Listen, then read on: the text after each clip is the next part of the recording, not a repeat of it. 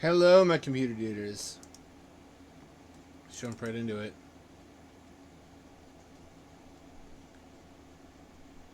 Actually, let's not. I don't have to, do I? We've done Under the Waves every time for a while now. I wanted to play the Resident Evil 4 demo.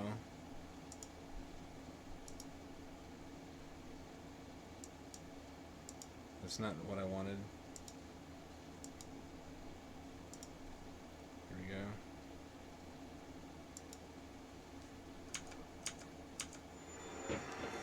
There we go.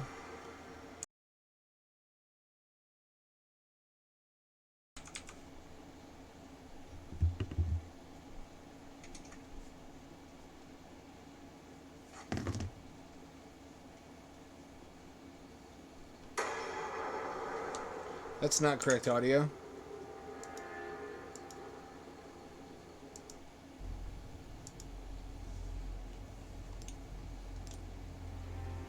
I've been looking forward to this. I had to restrain myself from playing this.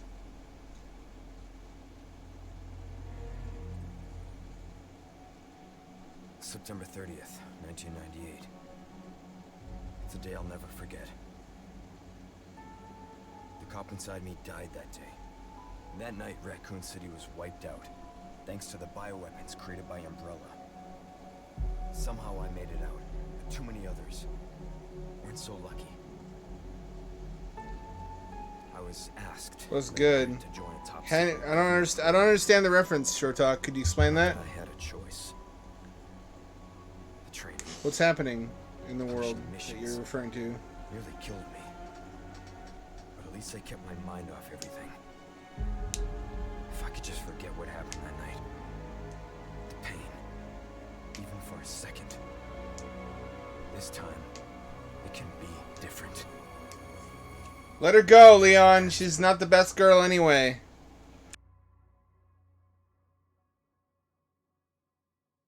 No, not Henry Kissinger. Fuck, I thought he was already dead. Not to be disrespectful. In 6 years. Oh, no. This isn't supposed to be the opening area, is it? This has a totally different atmosphere and mood than the autumn overcast day of Resident Evil 4 on every other platform. This isn't 1-to-1, is it? This can't be. This looks completely different.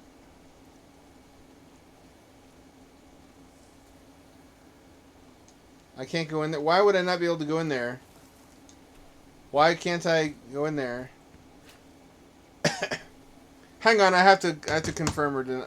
No, I have to confirm or deny right now. That's not what the intro looks like, really, is it?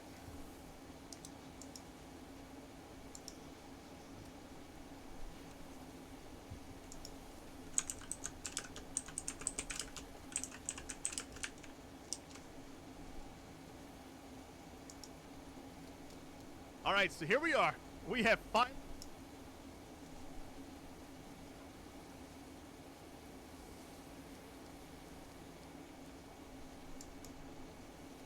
It is. This is just what it looks like now. What the fuck? What the fuck?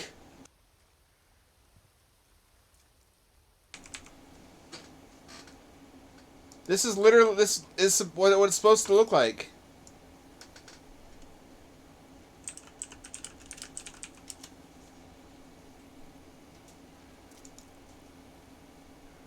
It can't be. It can't be.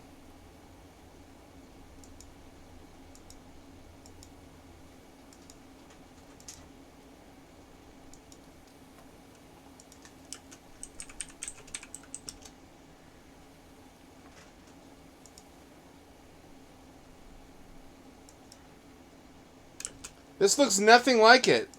Hold on, let's do a comparison. I don't mean to be a picky autist, just a living stereotype, but this was the Kino Crunchy Autumn Leaves Overcast Day Wii and GameCube edition. Wii Edition, I think, was a little bit more foggy. Are they trying to unify the aesthetic with Resident Evil 7?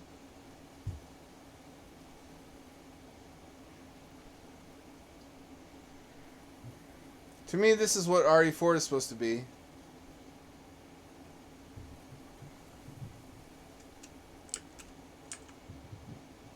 I don't know, man.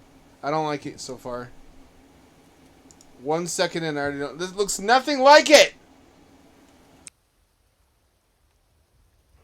This does not look right. This looks like RE7.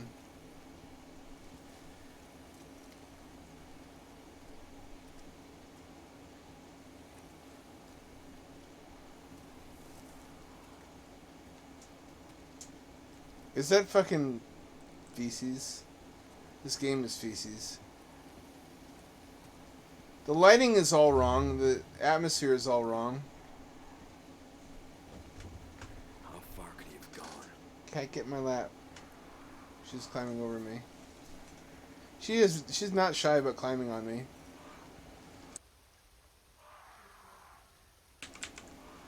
This looks, I mean, technically this looks good. I think the tree cover is what's fucking it up.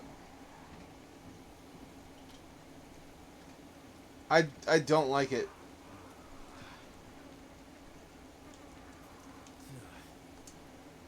Yeah. That's not the right button. That's from PlayStation. So PlayStation buttons.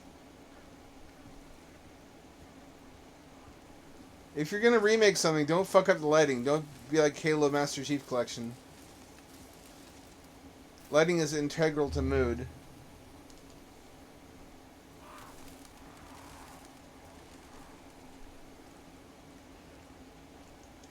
I like how serious the setting is and the vibe is for a game about a monster squad. That's what a Stars is. That's what Leon's a part of now, is the anti-monster squad. Monster Squad, assemble! The world needs us. In Eastern Europe. I don't want to go, do you? Let's draw straws.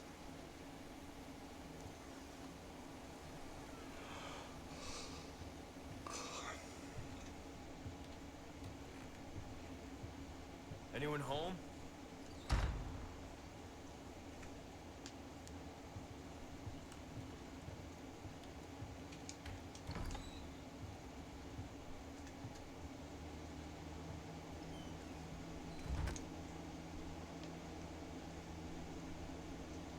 Anything's a dildo if you're brave enough.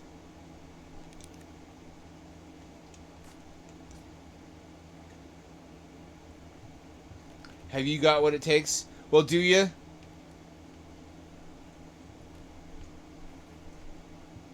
Can't reach the... Oh, that's not what I thought it was. Damn, girl, you live like this?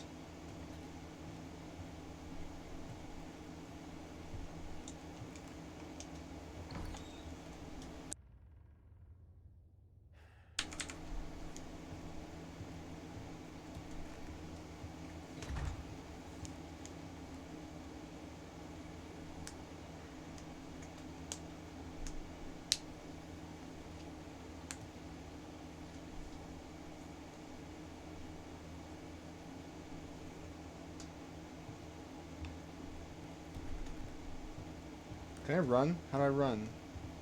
R1 bumper runs? What the fuck? Oh, it's a console port. I gotta be patient. Look at the hair. Is that really next generation hair? It's so shiny.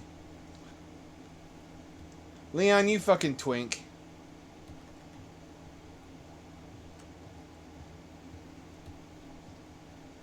I'm just jealous.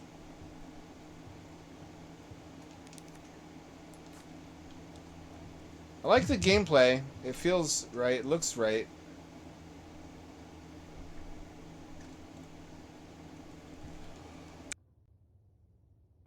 Resident Evil 4's characterization of a folk religion was just exactly what I wanted to see. at that stage in my life when I was still sort of edgy and bitter. The Ganados. I have a more nuanced understanding of it now.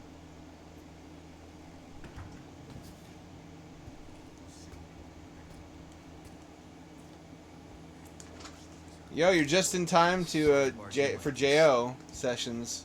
Charge your JO crystal, bro.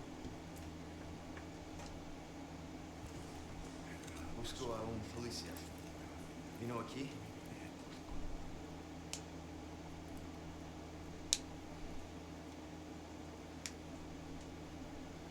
Well, get your dick out. This ass ain't gonna fuck itself. Uh-oh.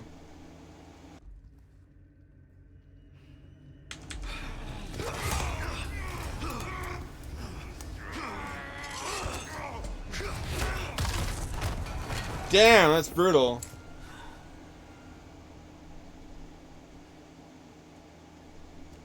You already killed a guy, Jesus, and you're white. Do you have any idea how this is gonna look in the media? There's gonna be riots. The whole fucking city is gonna catch on fire. Somehow. Peacefully. You really should have thought of small businesses before you killed a local POC, Leon. What's good, Ash? I can't pronounce that. You were here the other day, weren't you? Are you gonna become a new regular? Hamdad channel lore. Well, that's where your meat comes from, libtard. Don't be squeamish about it. You gotta kill animals to get meat. Cat, do you mind? You know, I made her a bed on a high shelving unit and she immediately stopped using it. She slept on the shelf until I put towels there. And she's like, well, now I'm not doing it anymore. Man, that stinks. That's just beef stew, bro. You're too good for beef stew. It's the food of the people.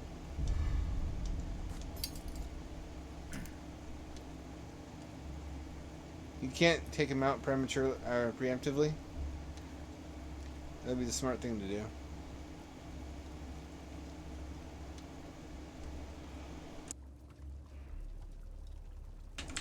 If heaven is real, it's probably an ancestral simulation being run on unfathomably powerful future computers using advanced forensic deterministic recreation of past states of matter, including human bodies and brains, in order to simulate historical persons. And it may well be that we face a courtroom of future people, whereupon we'll be judged by their moral standards.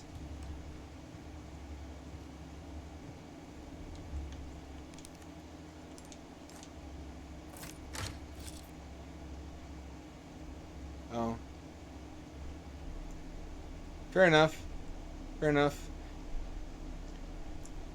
You know, if we as a society really want to de-radicalize young men, we have to address their grievances first. That seems to be the step that always gets ignored. Like, why is National Socialism attractive to young men in the first place? Instead of just beating them over the head when they run into its open arms.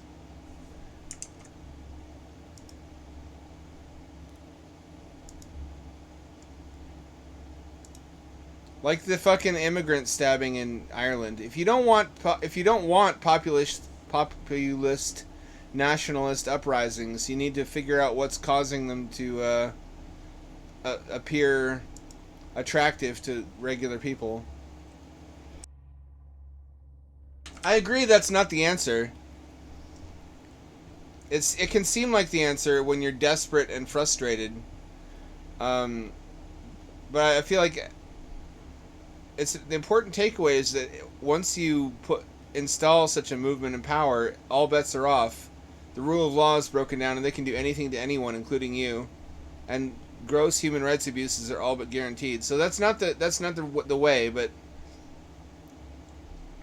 neither is just sort of sitting on your ass, twiddling your thumbs while Somalis fucking fill up all your hotels in New York, and nobody is asking serious questions about why they keep coming, who approved it, and why there seems to be some kind of agenda of deluging places that can't handle so many people with immigrants that don't have any marketable skills except for low-paid labor.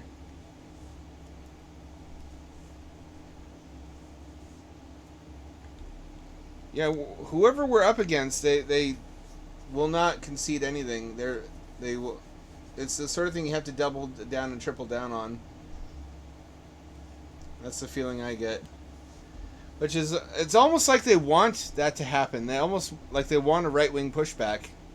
Like they're trying to provoke that to, and so they can squash it. Whoever it is, I'm not saying I know who it is. I know that the anti-Semite has their own favorite answer for who's behind all this, but I haven't seen any good evidence of that. When I look at the moneyed interests who want cheap labor, I look at the Fortune 500 and I see a pretty diverse mixture of faces and names. But somebody clearly wants cheap labor, and they're willing to force it on us by what seems to be an undemocratic means. But yeah, no, authoritarian uprisings are not the answer. That's people who say that on Twitter are all paradoxically often express libertarian sentiments too. It's like, how are you going to be libertarian and then get a boner to the idea of the government coming to people's houses and taking away their mothers and their children to extermination camps? That's the least libertarian thing possible. The right solution is not a gross application of force and human rights abuses. It's getting to the bottom of how this is happening, politically unraveling the identity of the interests groups who somehow keep managing to mass import people and deliver them to places ill-equipped to handle them. It seems as if they're just trying to get it done so that when we figure out what's been happening and why, it'll be too late to undo it. And one way or the other, we'll just have to fucking forge ahead with the new status quo.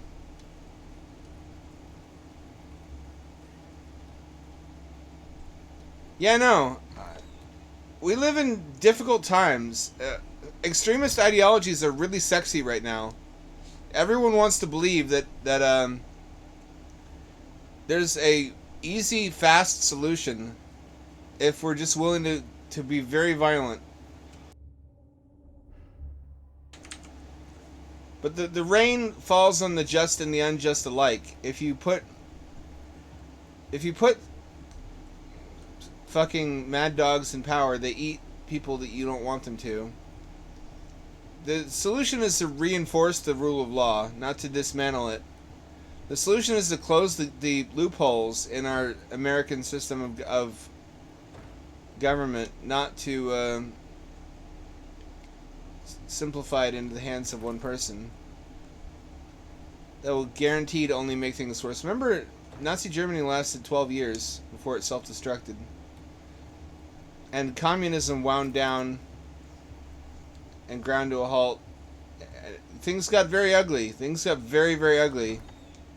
When you force people to put up with that state of affairs and they can't do anything about it, they just kind of starve and eat their kids during famines, and things get unbearably, unfathomably miserable. And there are people who see that and think, I have to pretend this is based because otherwise the chuds win, or I have to pretend this is based otherwise the liberals win. No, you don't. No, you don't. You can be a rational person instead of motivating all of your political decisions based on wanting to stick it to the other team. You can be a logical person and think, I would probably not survive a violent revolution. I'm not angry enough at my fellow Americans to kill them. I'm not angry enough that I would endanger myself and my family in order to get revenge upon people who have a different political ideology from me. So let's not have a breakdown of the rule of law. Let's try to preserve our comfortable, convenient lives instead of throwing them into the fire in exchange for an orgy of violence followed by grueling misery for decades. Me too. I mean, that's the corniest thing to be. That's such a corn dog way to be. It's like, that's such a dad thing, to say that we already had a good system. We did. Every developed country in the world copied us. Once upon a time, we had a really good working system government. We had strong unions too. Capitalism plus representative democracy plus strong unions equals a thriving and prosperous middle class. That's the utopia that many of us grew up in.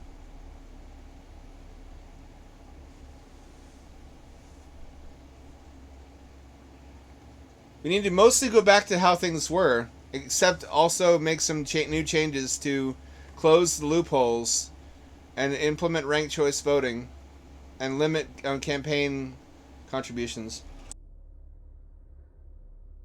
Because right now that's being used as a loophole to bribe elected officials. Or soon to be elected officials, I should say. We almost have it right. That we have been so prosperous for so long is evidence, and it's proof that we had it almost completely right. That's what conservatism was once upon a time. That's Barry Goldwater conservatism. Conservatives used to have the clever people.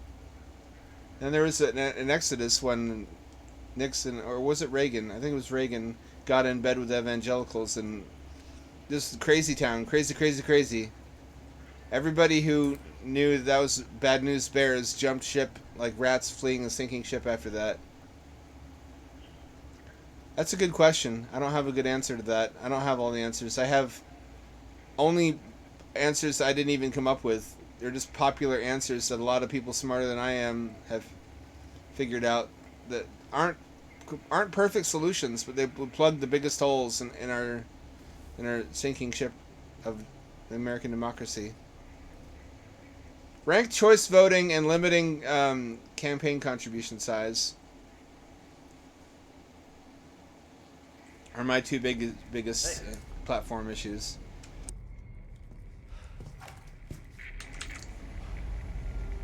No bribing and no forcing us to choose between two parties. Also, taxes. We should not have to guess how much we owe. TurboTax should be fucking BTFO'd, and we should have it the way Swedes do. In Sweden, the government does your taxes for you. They just send you the bill and you sign it. Takes 2 minutes. Can you imagine how much that would improve your life? Can you imagine even such a small thing as that is never having to do your taxes again, unless you wanted to double check the government's math? That small thing would be such a drastic quality of life improvement. What was that? Seems like they tried to make it spookier with the lighting changes, but in the process of making it spookier, they also sacrificed a lot of the uniqueness of the RE4 atmosphere. No fucking way.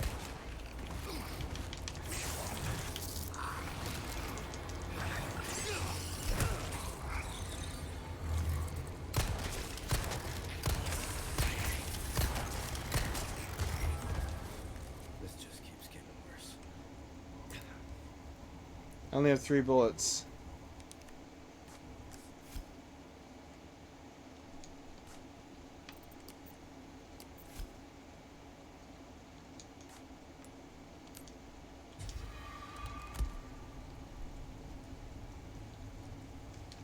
How do I reload?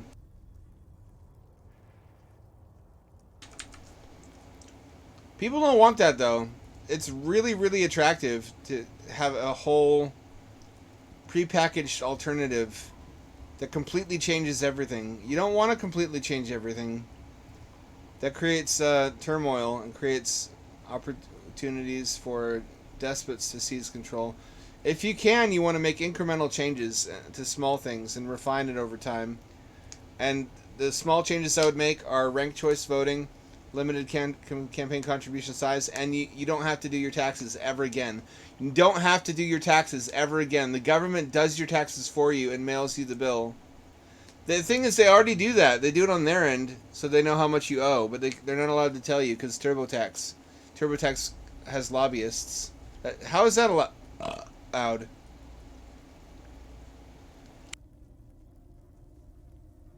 Why is the corporation allowed to manipulate the government in such a way as to ensure the ongoing necessity of their product?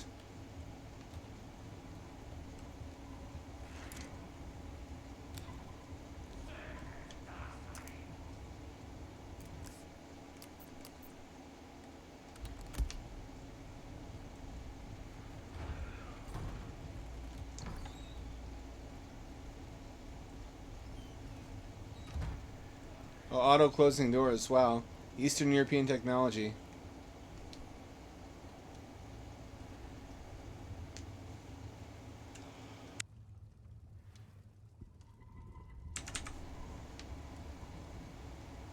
You're not wrong. That was an unfortunate time to misspell something. This doesn't feel like RE4 anymore. This feels like an RE7 mission pack.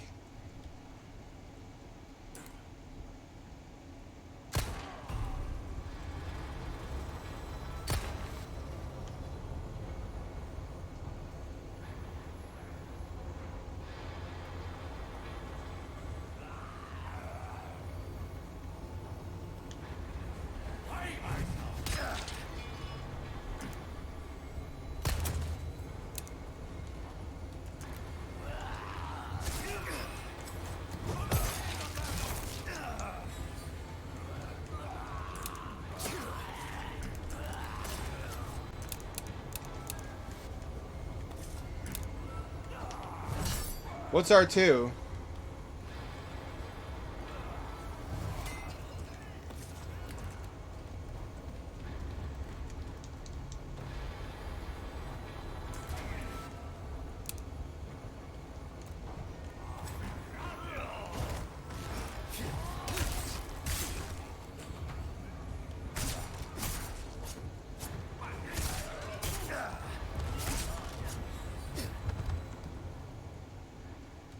The big reveal hasn't happened yet, huh?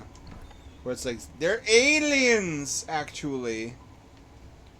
Well, it's not certain. There's something. They're like ancient parasites that may have evolved on Earth or may not have.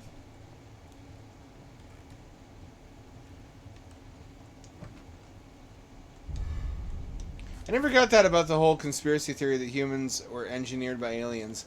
We would be able to look at our genome and tell. Anything not from Earth would stand out like a sore thumb.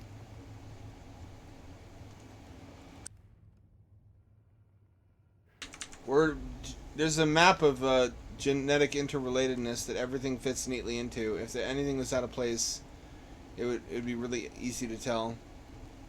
Also, if they were based on left-handed, or is it right-handed, chirality, they would be unable to digest food from this planet.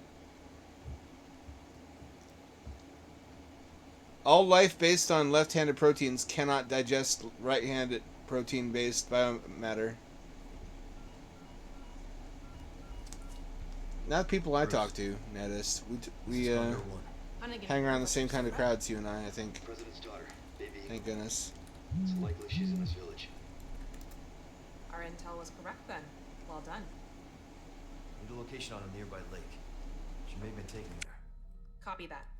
I'll see what I can find. Isn't this the one where they made Ashley less attractive? What's happened to the people here? My escorts are.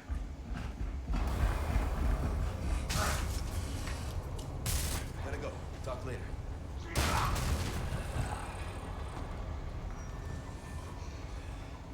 let myself out. Yeet.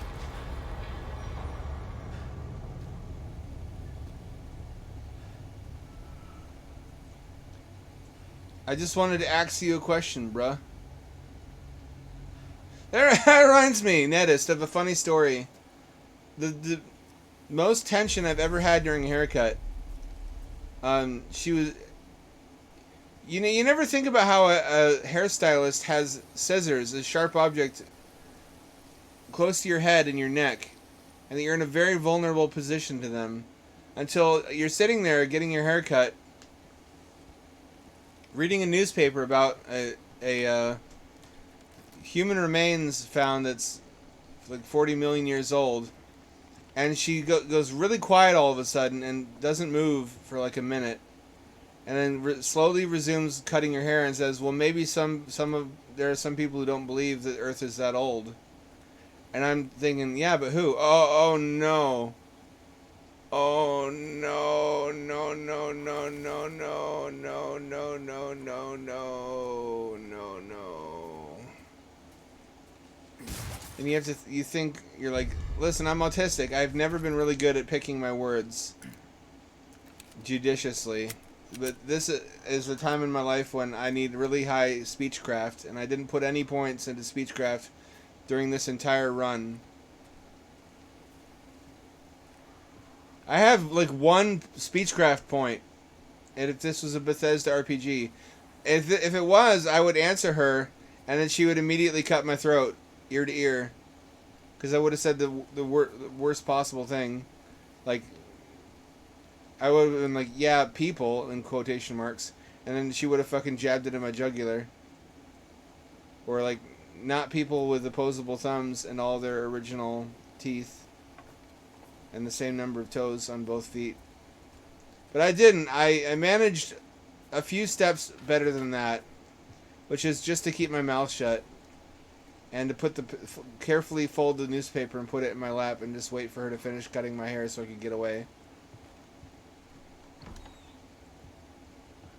That's not even the craziest thing it could have been. It's just I'm used to that on the internet. If it happened on the internet, I wouldn't even blink. But in real life, especially around these parts, you don't expect that to happen. Well, you can't save because it's a demo. I'm not impressed so far. This is what I would have expected. But it looks markedly different. Substantially different from the game that it's based on. I don't like that. I like... Okay, this looks more like what I expected. I'm reassured. This looks more like RE4 than I know. I'm a sucker for this style because I love autumn. It's autumn for like 75% of the year in the Pacific Northwest. It's almost, I mean, aspects of it. I mean, it's usually greener than this, but it's always kind of chilly and rainy. So it's a homey, familiar vibe. I can actually get on with people like that because I come from that background. If I have advanced warning that that's who I'm talking to, and I need to put on my creationist cap.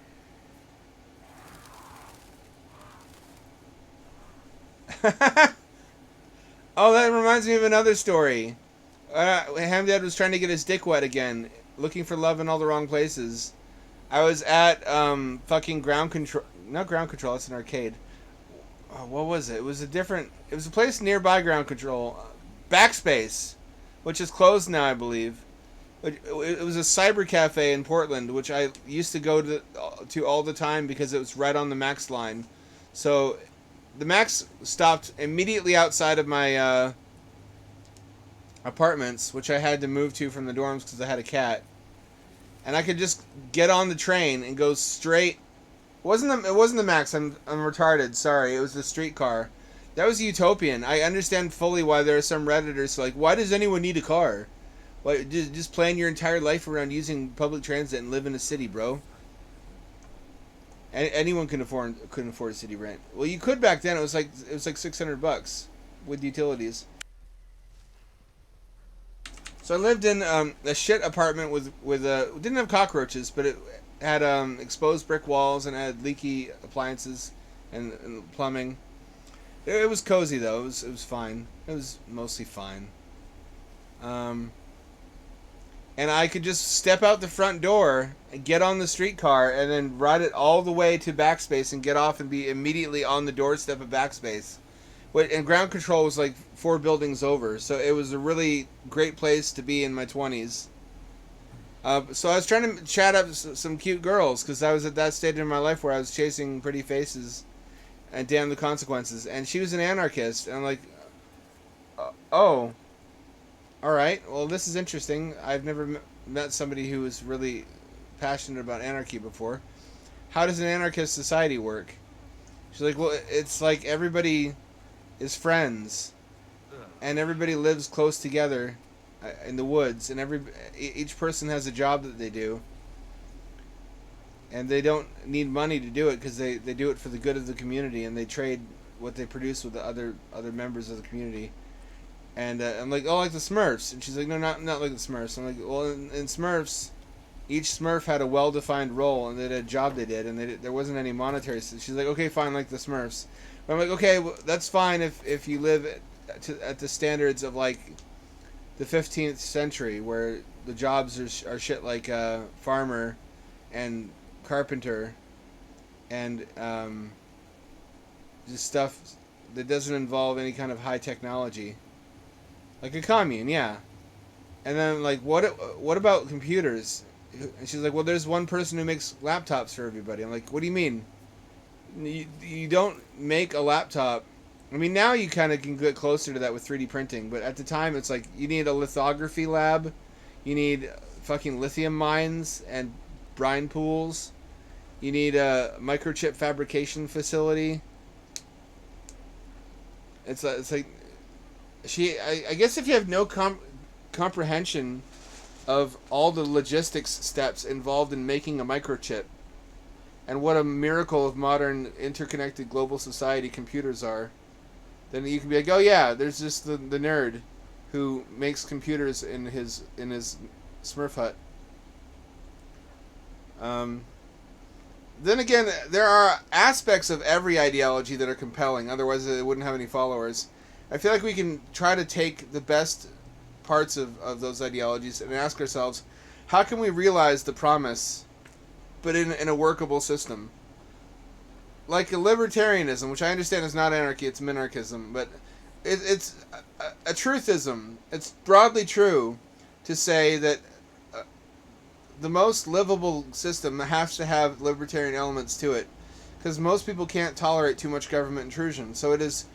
Although I wouldn't go to an extreme, I would say it's broadly true that you don't want a bigger government than you need. The only disagreement is over how big a government we really need for stuff. I think there's room for debate there. They're just not at the very extremes of maximalism or minimalism.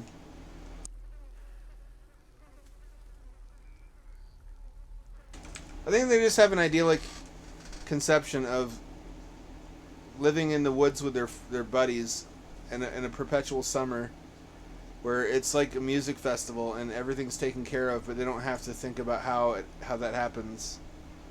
They don't need to have any money. They can just be young and hot and have sex and do drugs forever. Maybe one day when AI takes care of everything for us, if billionaires don't bogart it and make us all subsistence farm a pollution-cursed Earth, while their drones hunt us from the skies.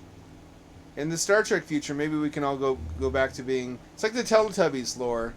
How the Teletubbies are post-industrialist techno-utopians who have such advanced technology that they don't need to understand it, and they have regressed to the emotional and mental state of babies.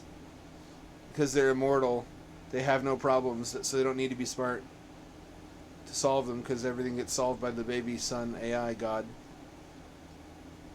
It's you can see what's so appealing about it. You can't really argue with something until you understand what people like about it and what its strong points are.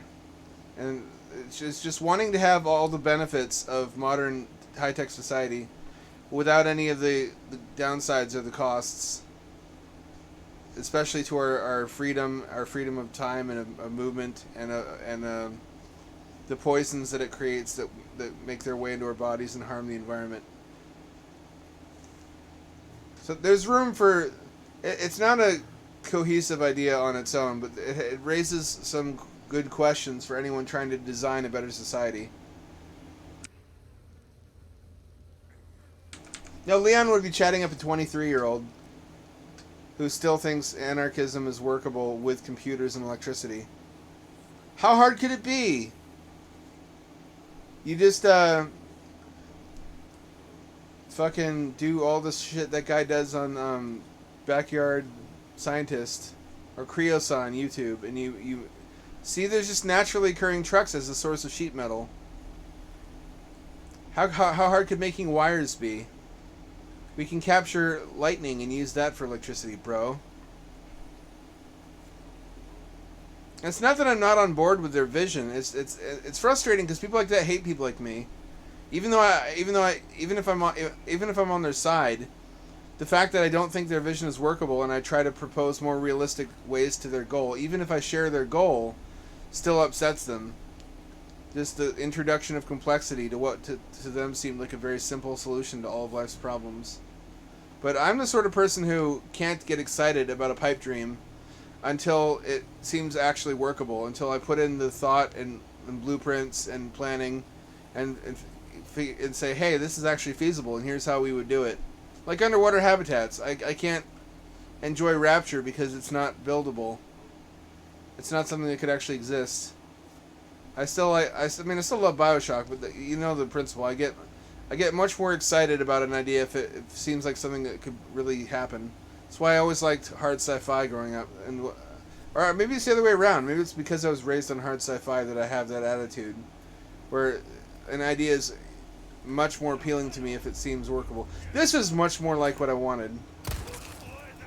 I don't even know if he was a bad guy. He could have. Oh fuck.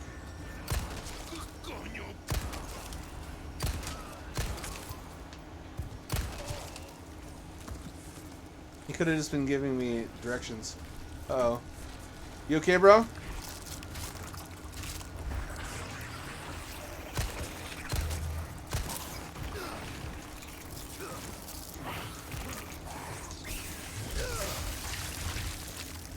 Well. Nothing of value was lost.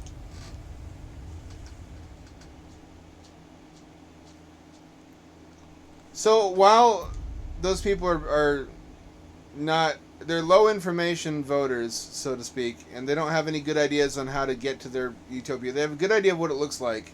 So they're not a good source of solutions, but they're a good source of visions. Like Jacques Fresco. Jacques Fresco has a bitchin' vision of the future, but no clue how to get there from where we are now. And a lot of what I do that people like is taking their childlike visions, like an underwater hamster colony, and actually doing all the engineering and research to make it real. So that's also what I want to do for a bunch of other things. By the way, some asshole beat me to building Kitty City. He got a viral TikTok too. It's basically just a heated outdoor cat hotel. I still want to build Kitty City. Maybe winter's the perfect time to do it. I'm not going to shoot a crow. I love crows. Crow, don't flee from me. I love you. You're my friends.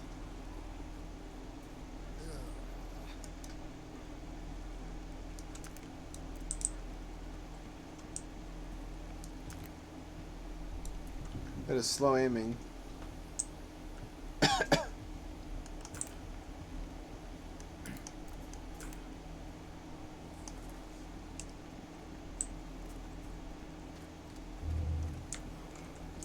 E is crouch? What the fuck is wrong with you? I gotta play this on controller. This E is crouch. This used to be a proper country.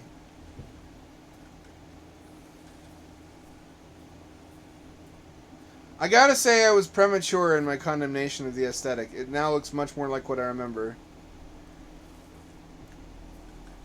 I don't like that they faked this out.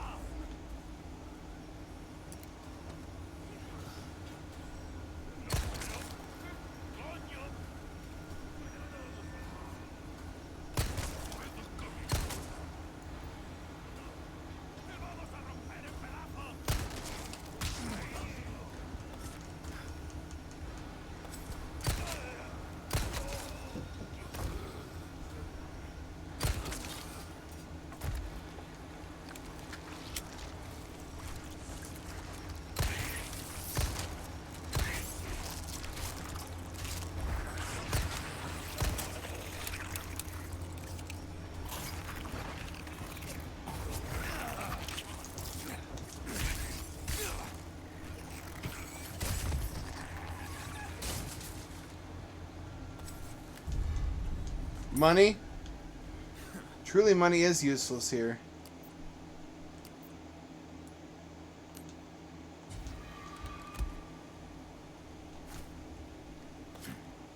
How am I doing for health? Can't even see. There's not a health meter anywhere. Is that more immersive or just a headache? It's like when NASA was building Skylab or the ISS, they didn't think, oh, here's a really cool fantasy of what we could build, but let's never actually build it or figure out how to do it. They sat down, they got their slide rules out, and they figured out how to do it. And it was much cooler because it was possible to make real, because they didn't get angry or upset at someone saying, oh, that's not going to work, that's not going to work. They're like, oh, really? Well, then what's going to work? And they figured shit out. That's what you do. That's the difference between being a nerd and being a guy with white guy dreadlocks and a tie-dye t-shirt who smokes weed every day. And oh fuck, are you kidding me? That would be much more injurious than that, actually. This was really loose. I shouldn't be able to walk right now. I should have broken my bone.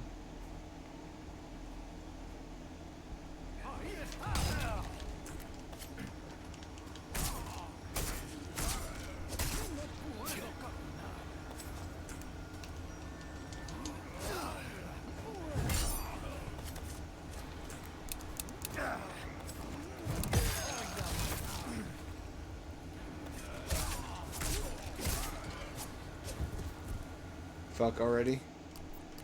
Injuries really feel injurious in this. You stumble around, you can't see clearly. You get a lot more, a lot less bullets.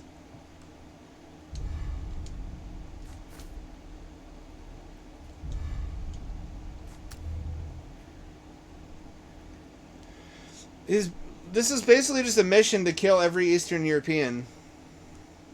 To clear out Eastern Europe for Lebensraum, for blonde-haired, lean, muscular twinks like Leon to move in. Is that the future we want? That's Bidenomics for you?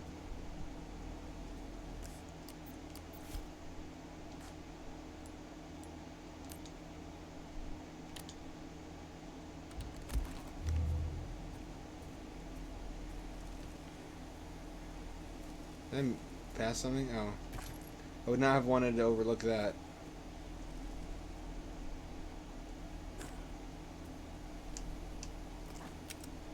Oh, that's what D-pad does. Okay. I like how they didn't even bother to adapt it for Xbone controllers. They're like, you can buy a PS5 controller for your PC if you want to play this.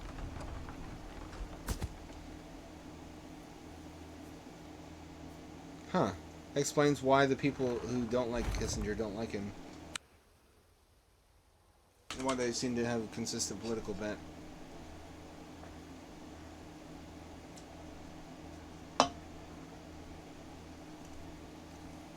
You see that one post? There was a Redditor post where it's like, he did that thing people do when they double down because they don't want to give any ground.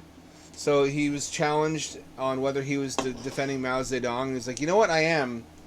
People need to get over the fact that he maybe killed a billion people. He wrote "killed a billion people" in alternating capital letters to make it sound like it was whiny.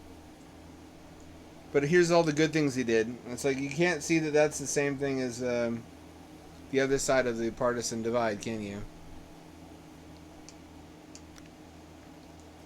I'd rather we not kill anyone too, but in order to realize that ideal, you need communists and Nazis not to get anywhere. I mean, ideally they destroy each other, but if you let them do that, they destroy a lot of other people in the process too. You could have stopped that, Leon. Theoretically, you could have rushed in there with a flashbang. The trains didn't run on time. That's actually a myth. Nazi Germany was not as miraculously efficient as it was made out to be. That's mostly an apologist talking point.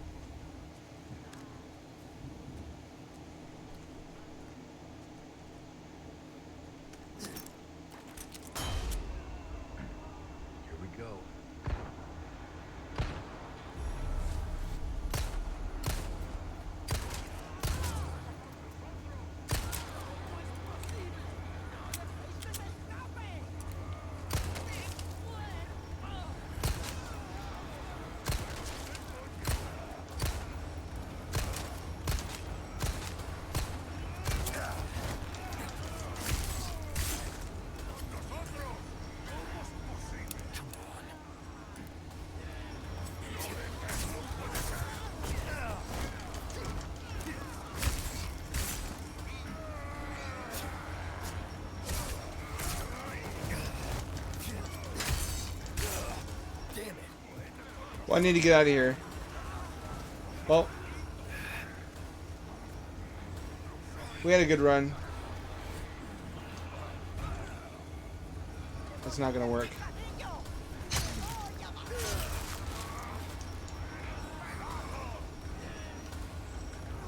I can't fight.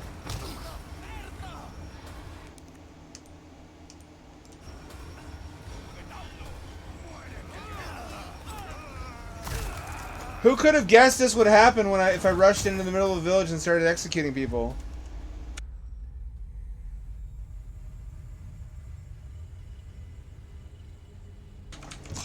Cat, could you not flip?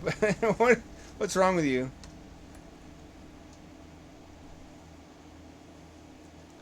Ethan's remarkably durable. This is a good opportunity to show some Skylab footage, which I've been doing research on recently just because it's really cool. It is really cool too.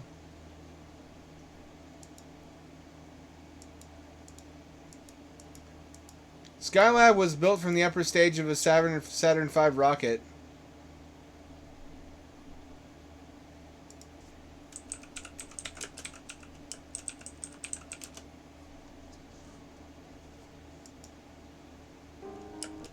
It's AI stabilized footage. Shoot, there's a cat in the way. Hang on.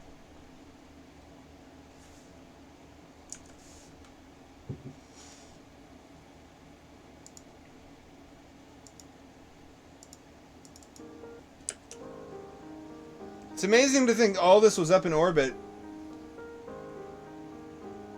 for like 2 years, like 1 or 2 years. Look at all that space.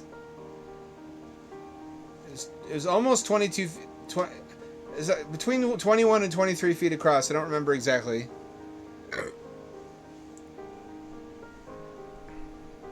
It's like 2.5 times the diameter of an ISS module.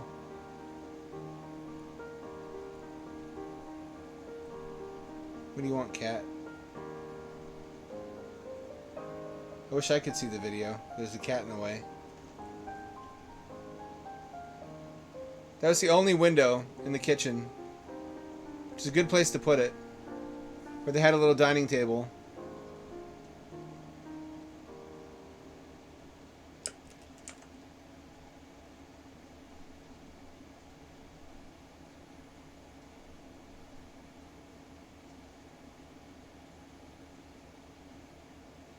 Wish I could see the computer to control it. The airlock, the docking structure, the solar observatory are in the final stages of manufacturing. It's originally launched in 2 missions, and the second mission had to be a repair mission because the first mission didn't go to plan and destroyed half of the solar array.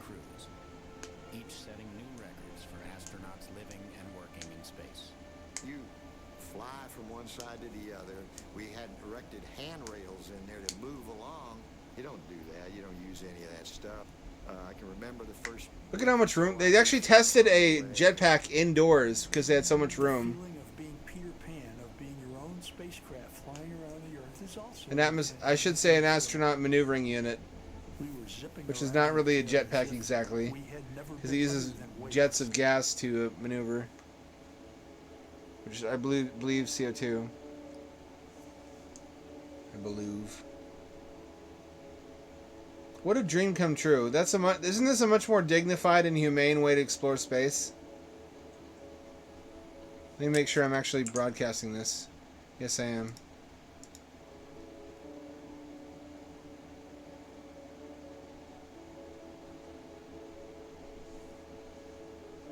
Originally, they thought they would have to flood this living section with fuel in order to get up to orbit, and then drain the fuel and vent it into space to get all the molecules out because it's noxious stuff. And then once it's perfectly clean, they'd pressurize it. But they didn't have to do that in the end. It turns out they'd be able to get it up to the orbit they wanted. They also wanted to save Skylab. The shuttle wasn't ready in time. The plan was to use one of the earliest shuttle launches to boost it into higher orbit. And I don't know what the concrete plans were to keep using it or just keep it there as like a space museum. But it was an enormous waste to just let it fall into the earth, and it crashed into Western Australia, which, I mean, that's not a problem. It can only improve Australia.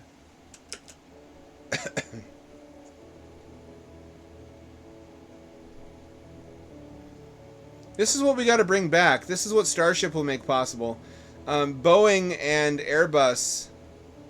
No, Airbus isn't. Is it? Is it one of the ones? I know.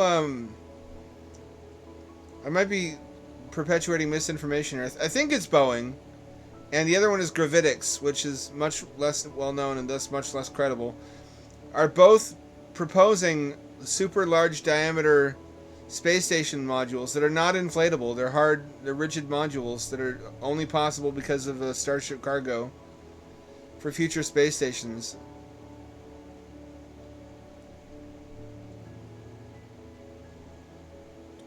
We might see scenes like this again, which we should. I mean, astronauts are American heroes. They shouldn't have to fit into sardine cans.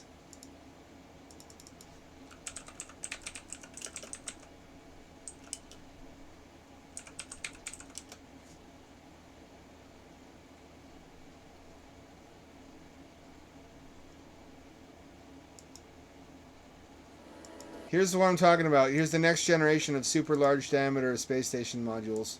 Well, the Skylab was a single module. StarMax. Completely covered on the outside with solar panels.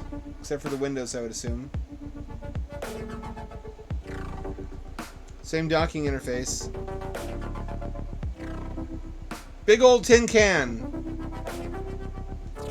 You're not going to show the interior?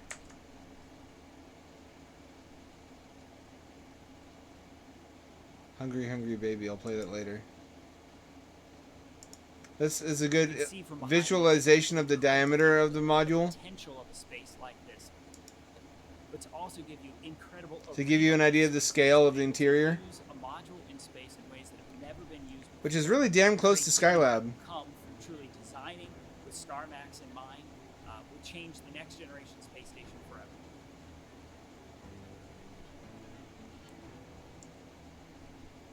Just as a demo, so people understand how big it will be. It's in this facility that we'll be building the first StarMaxes to take and enable the next generation of commercial space stations.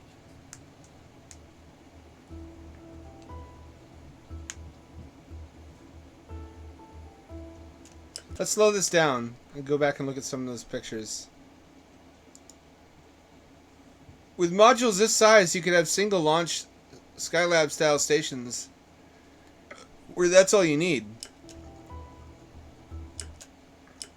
That's got to be an extremely attractive proposition, a whole space station in one launch for a corporation, given the cost of launching anything. And it's not considered to be a risk or an unknown like inflatables would be. Although, can you imagine how big an inflatable could be? If it fits, if you've compressed it into the Starship fairing? You can get a good sense there also of the scale relative to a human being. It's much more dignified, and our boys in white deserve the best. They deserve not to be guinea pigs. They deserve not to be expected to endure such inhumane conditions for months or years on end. We can afford to give them better digs. We have the technology. This is what Lunar Gateway should be. Lunar Gateway is atrocious. Have you seen the illustrations of how big Lunar Gateway is? Oh, whoa, what the fuck? I don't know if I'd arrange them that way. This doesn't make the good sense it seems to initially for spin gravity. Surely you would want them arranged vertically, the flat part. Maybe not, actually. It's hard to say. Anyway.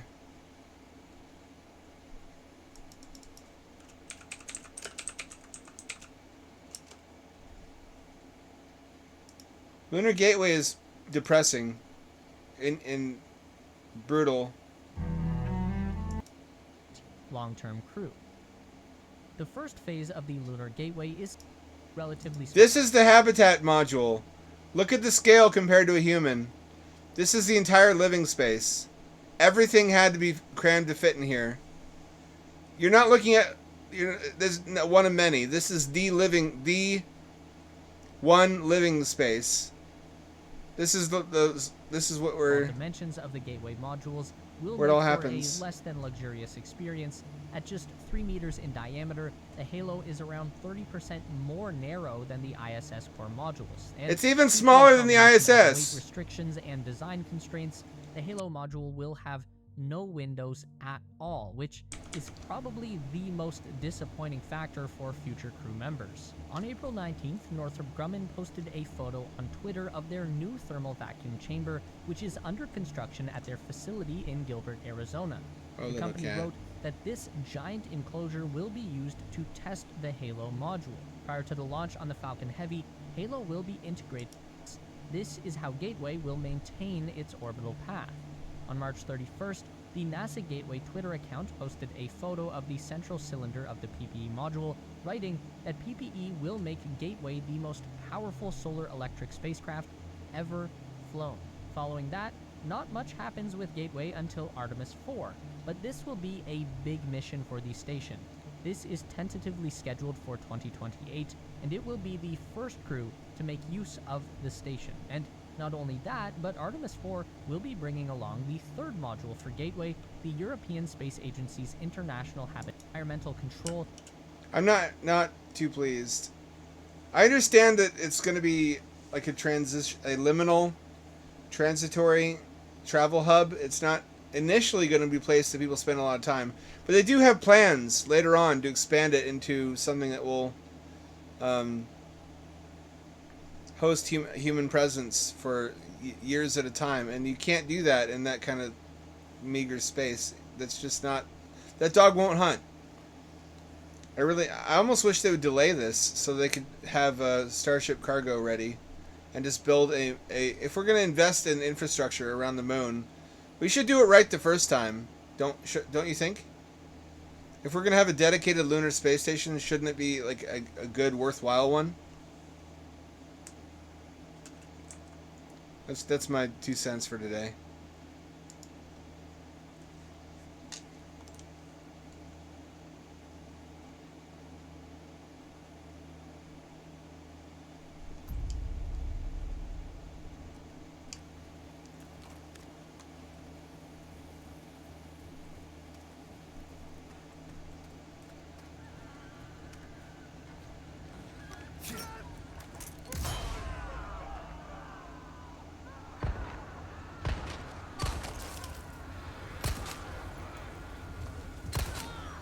Did she just kick the chicken like a football?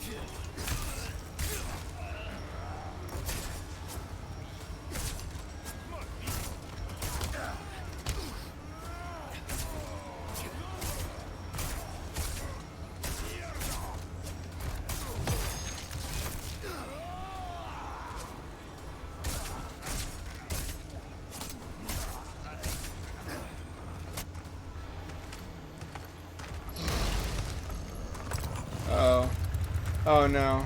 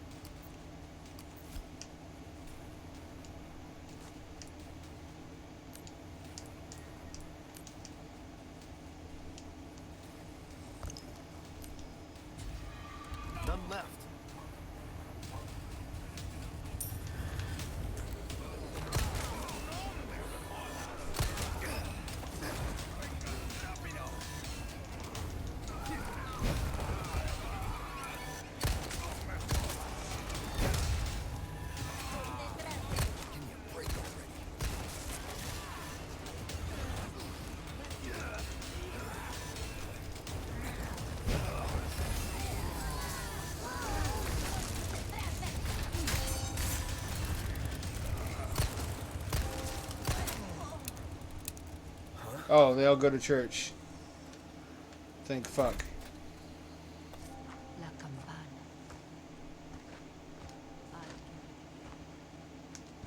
Los invoca.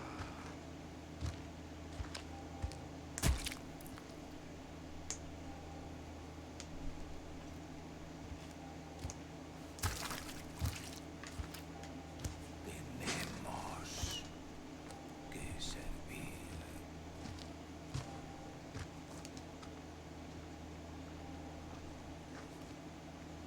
Al Saber Todopoderoso. Good, I guess.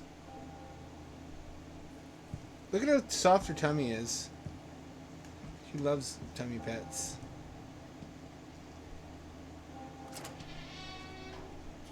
Your tummy is so soft, you soft tummy kitty cat. She makes air biscuits when I do this. It's so cute.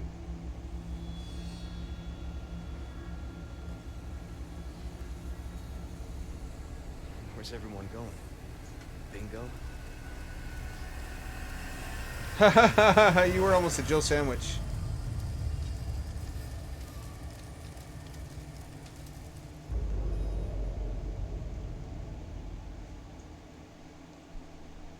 Is that the demo? That is the demo. Little cat, what do you want? Want to get in my lap? Why don't you get in my lap and get pet? This is where petting's happen. Little tiny kitty cat. Who's my little fuzzy wuzzy kitty cat? You're my kitty cat and you get in the way. And you fuck up whatever I'm trying to do. That isn't petting you.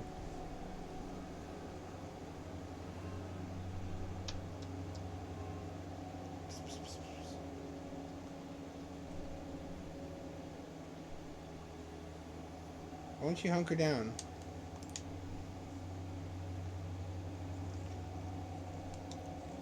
How big was that? That was like 30 fucking gigabytes, wasn't it, for that demo? Yes, that's about as long as the demo should be. Cat, when you're licking my hand, I can't do anything. Now you're licking my other hand.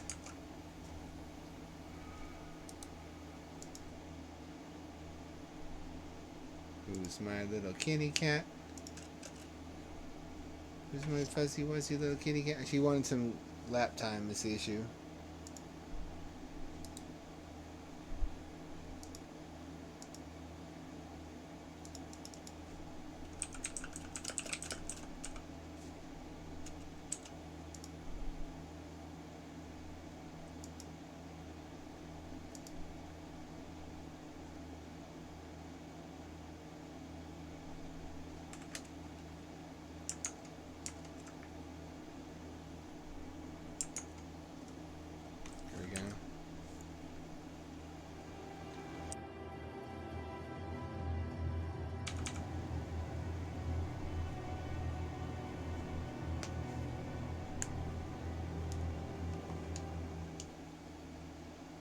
Time for more Zissou action. I should rewatch that. There wasn't actually any habitat in Life Aquatic, was there? Seems like a weird omission for something based on the life and times of Jacques Cousteau to not have his most famous project.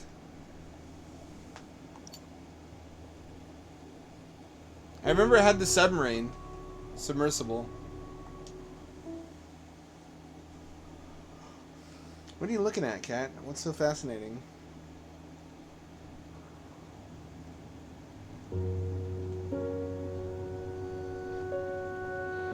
Cat, it's not real.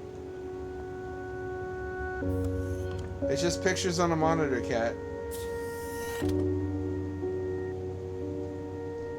Oh. She used to do this when she was a kitten. She's feeling very kitten-esque tonight.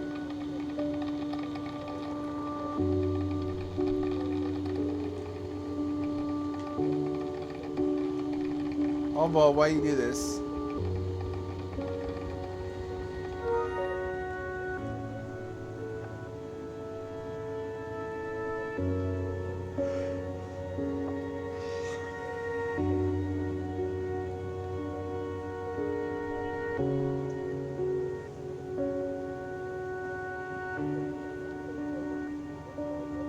there, Joe. Always nice to see a friendly face.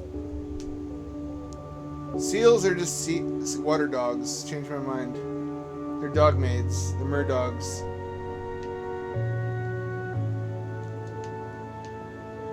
I'm stuck. I'm stuck. I'm stuck. No, I don't want to do that. I didn't want to do that.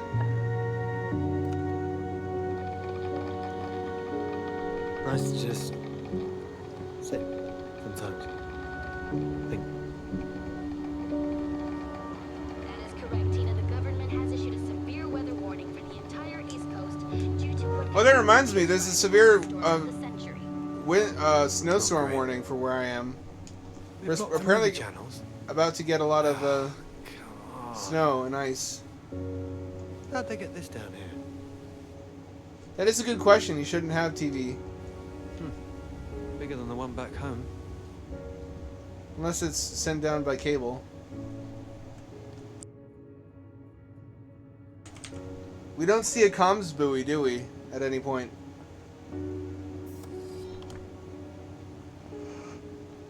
Also, the storm shouldn't be an issue. Is it gonna be? It shouldn't. Because we're quite far underwater. What are these? What are these pipes about? Is this part of life support?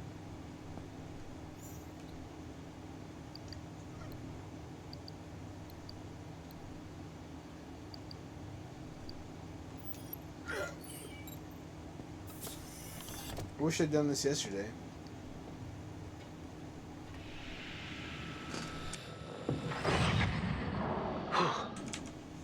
No messing around today. Let's get to work.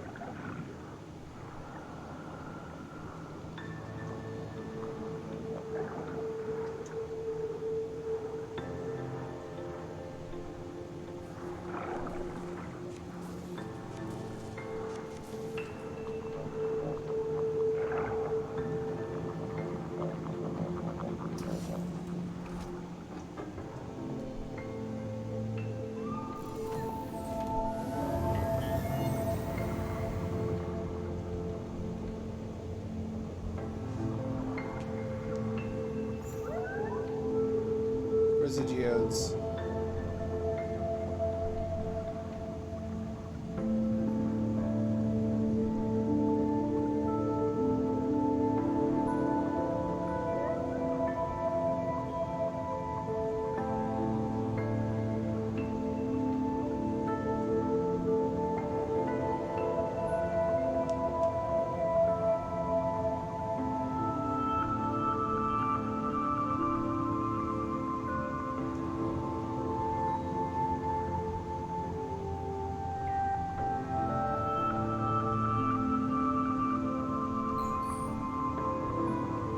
Which way?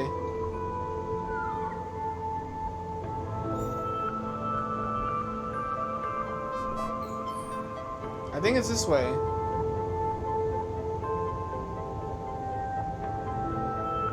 Look how pretty. Look how serene. Why would you not want to live here every day?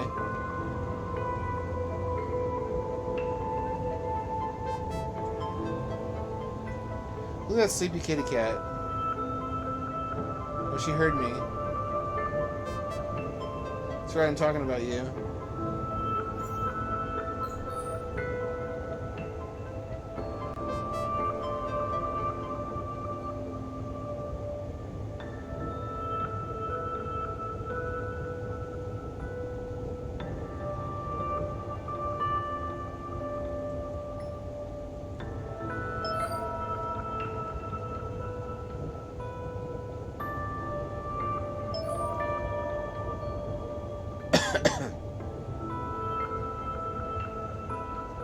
So yeah, snow and ice.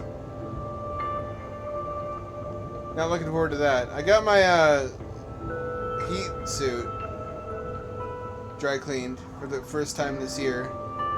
I should explain what that is. When Bitcoin was doing better, I invested some of the Bonanza Bitcoin money into heated clothing. I already had a heated jacket. It was 5 volts. It was the budget one. But I had a bad experience where I got caught with my then girlfriend on the mountain highway up to I forget what it's called. Tacoma Lodge, Tillamook Lodge, T something Lodge.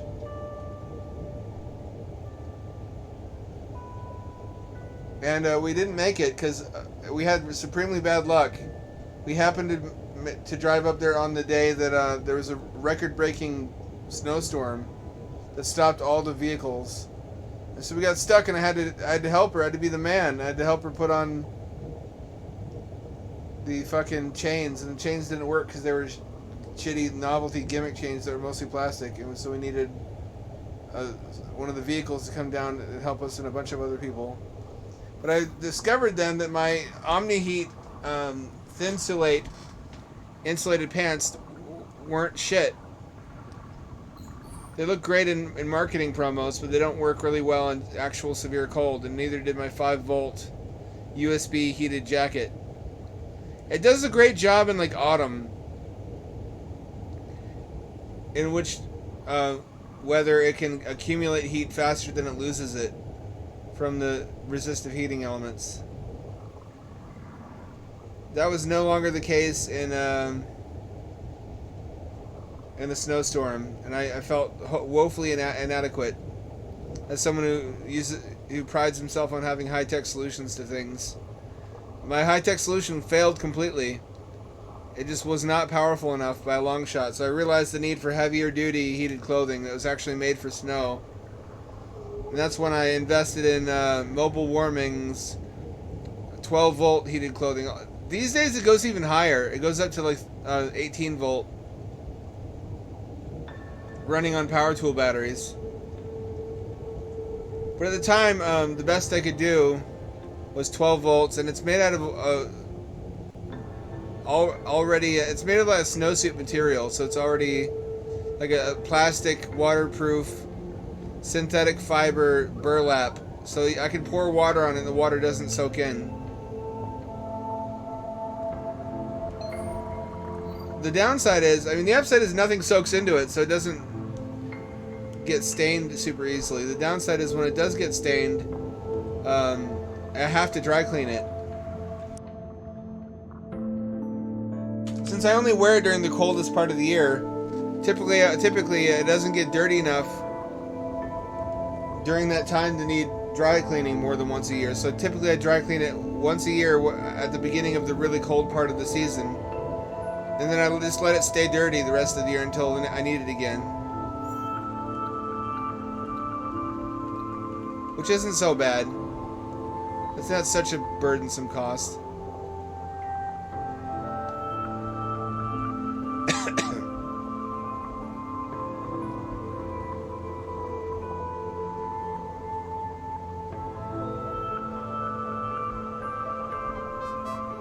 Where was I when I found the geodes?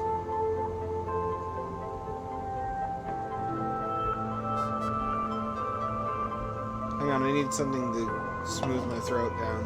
I need a beverage. Beverage.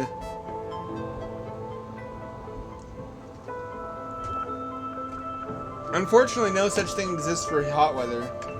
Well, kind of. I have a liquid circulated vest that doesn't work very well.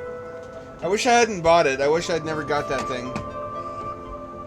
The reason is that when you're wearing it, you can't wear a backpack. And they make a version of it with a backpack built in that's just a cooled backpack. I should have gotten instead, which will probably sell this one. Fix it up, sell it, and buy the backpack, and then solarize it. I am proud that I solarized this one. I've used a fabric hole punch and some fasteners I've made myself out of watch bands. It actually looks really... It doesn't look as jank as it sounds. It looks really professionally done. I'm really happy with it. I'm just not happy with the vest itself. Extra oxygen. Because I need a backpack when I'm on my bike. But it has a solar panel now on the back. It looks like it was always part of it. Very neatly integrated.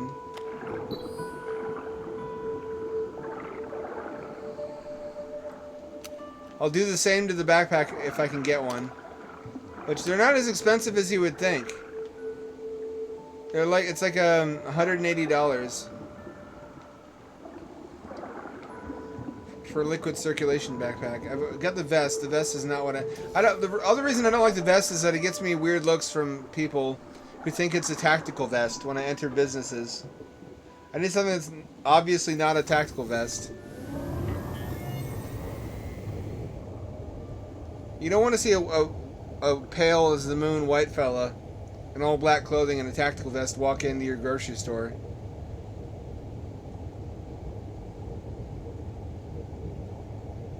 It's an alarming sight these days. Where did I find the geodes? Was it in here?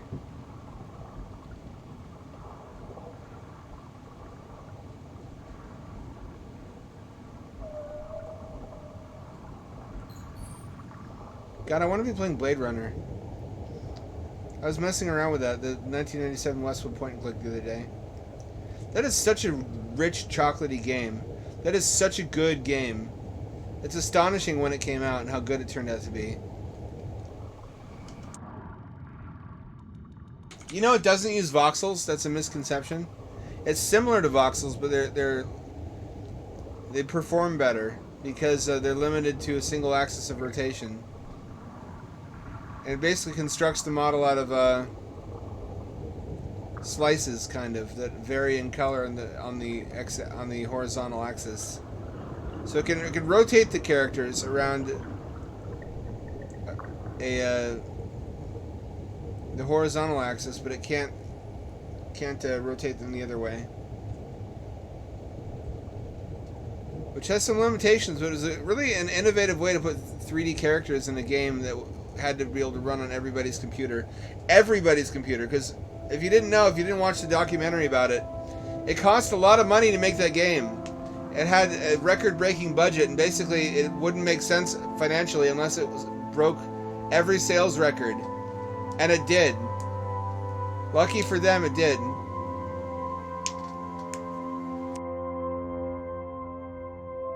That's why it's so unusually rich and chocolatey, is because it was risky. It was a risky level of quality.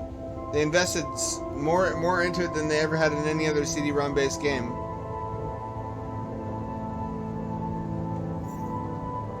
Where am I?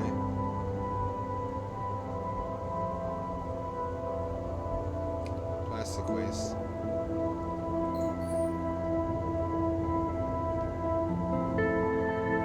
Can I land my sub here?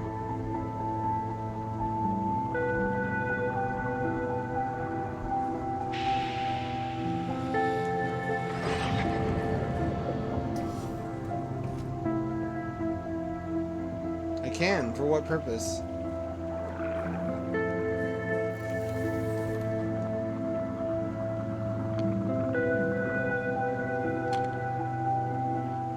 Oh, beacon. That's a little workshop. Handy dandy.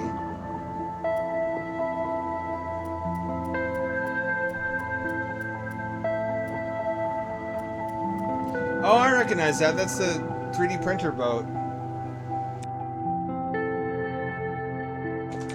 You can 3D print a 3D printer boat.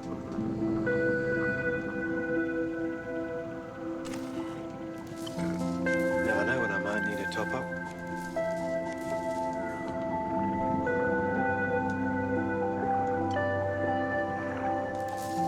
No, that's Beyond Two Worlds. Beyond Two Souls, I mean. Which is made by the same dev and also has a Chinese underwater ghost base, which is just a fun sentence to say.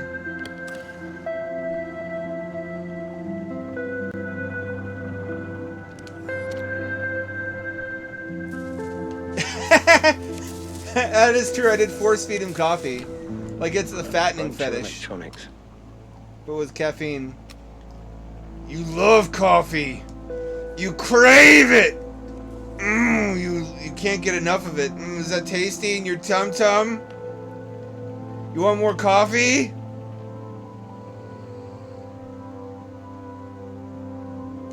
There's even a... You can't kill him, no matter how much you try, but you can make the game react to you, to what you're doing. They thought of that. Notice how the light inside the sub is redshifted. I think that the devs misunderstood why that is. Because if I get into the sub and I go first person, it's still red shifted, which it shouldn't be from inside the cockpit.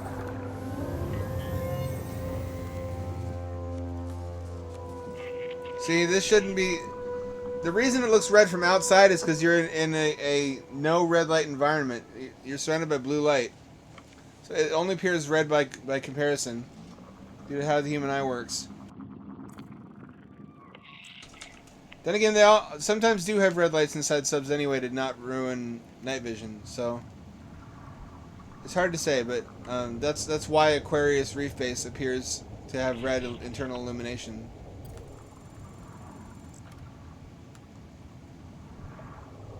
To the nobody that was wondering.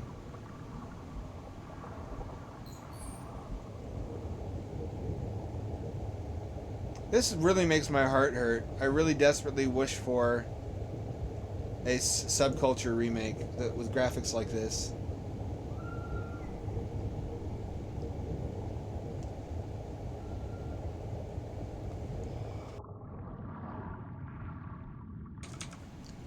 Maybe modders can make it. Then again, this practically is subculture. Oh, invisible walls. Boo! Boo! Sometimes I cringe when I think about how much pussy I missed out on when I was in my 20s just because I argued with attractive anarchists instead of fluffing their ego. Instead of, like... Now, in retrospect, I understand what I should have done is made their ideas sound smarter than they were able to. People love when you do that. They love you because they often have felt that they've had these good ideas locked in their heads their whole life, but they never had the skill with language to articulate them. And that's a large part of what grifters do, is they act as an intellectual exoskeleton for bad ideas to make them sound more defensible, and thus make people who imagine they're smart feel vindicated that they really are smart, that it's just a language skill issue, not an issue with their idea. If I had done that, I would have never had a dry penis for even 1 microsecond of my 20s. Would have been constantly drenched.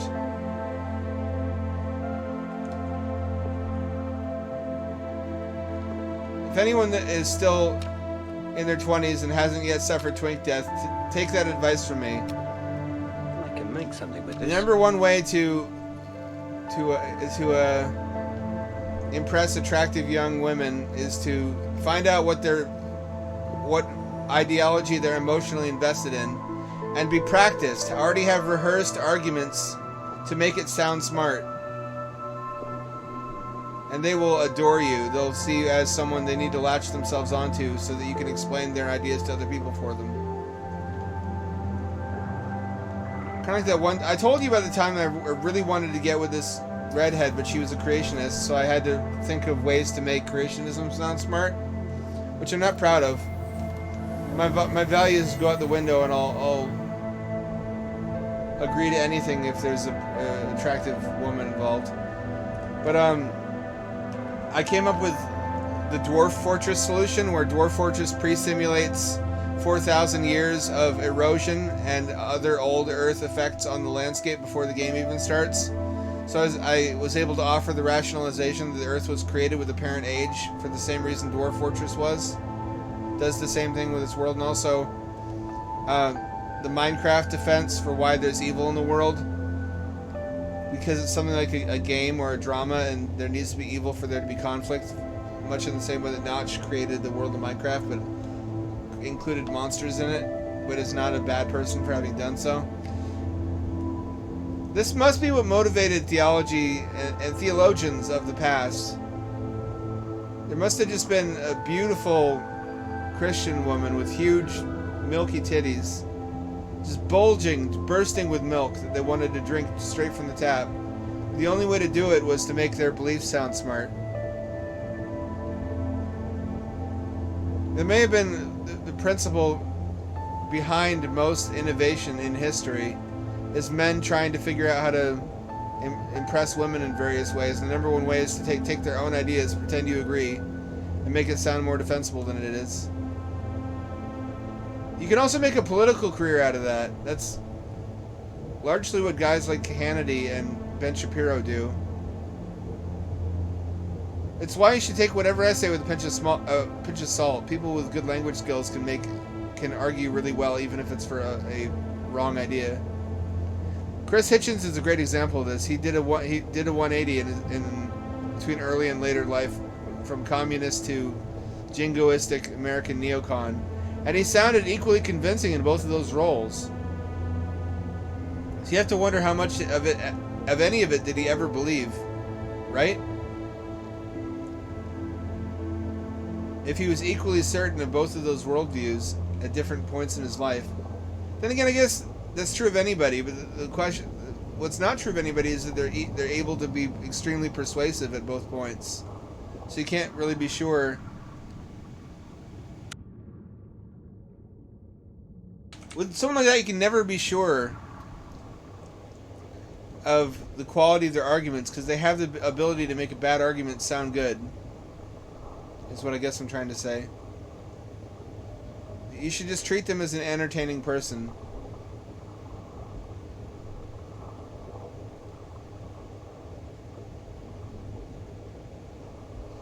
Except Neon Hot Tea, haven't seen you here in a while. I think you might be a newcomer. Fuck me if you've been here before and I didn't remember you. I try to remember everybody, which is only possible to do so long as my streams stay small. Won't be small forever though, and eventually I won't be able to know each of you by your name.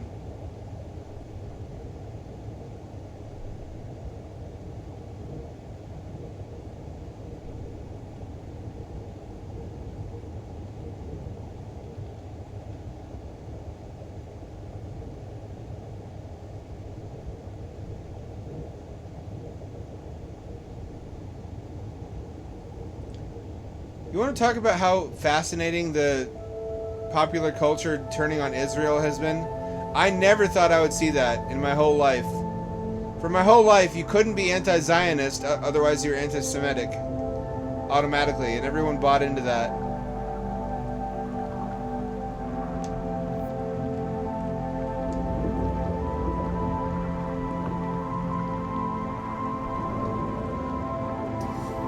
But now that it's being turned on progressives, suddenly you see a lot more people arguing against that proposition, and people listening to that.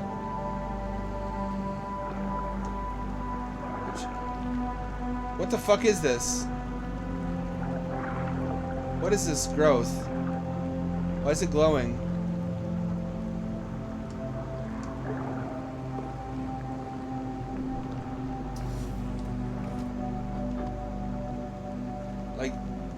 From childhood up until like my mid-30s, it was just assumed anybody who said anything bad about Israel was a Nazi. Now you see people you never thought you would see saying stuff like this, asking why the United States funds universal health care for Israel when Americans don't have it. Yeah, and why Israel gets to pass laws in the U.S. There's weird stuff like that was not passed by progressives, but by evangelicals who want a cozy relationship with Israel for weird, sweaty theological reasons that the average person doesn't agree with.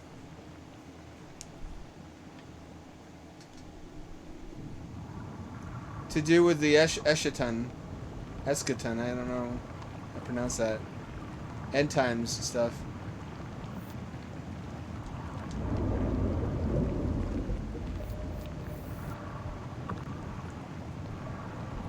I can't get it, whatever it is. I think it's a ROV.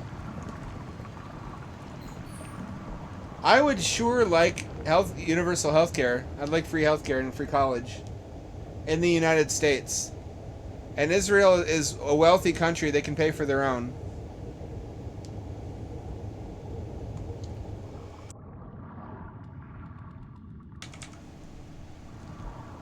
A lot of countries that have nice things, like free college and free healthcare, can afford that because they don't have to spend on their military because the United States protects them.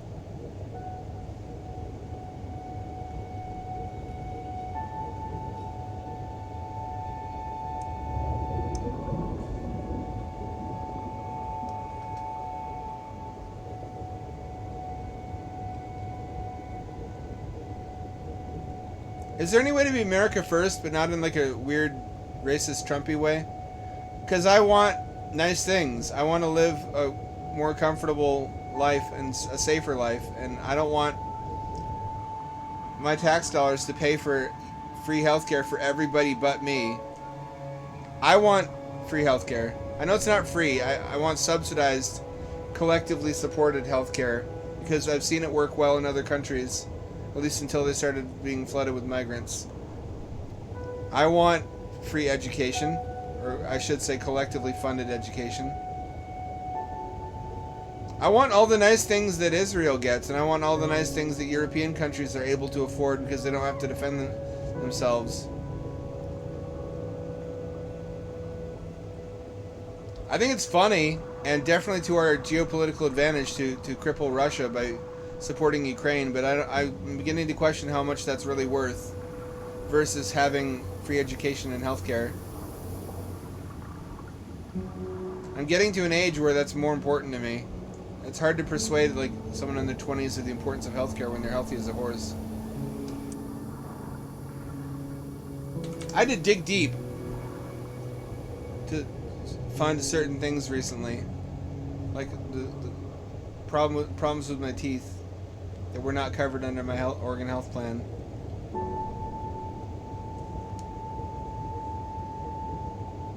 And that's bullshit. A lot of bullshit things about this country.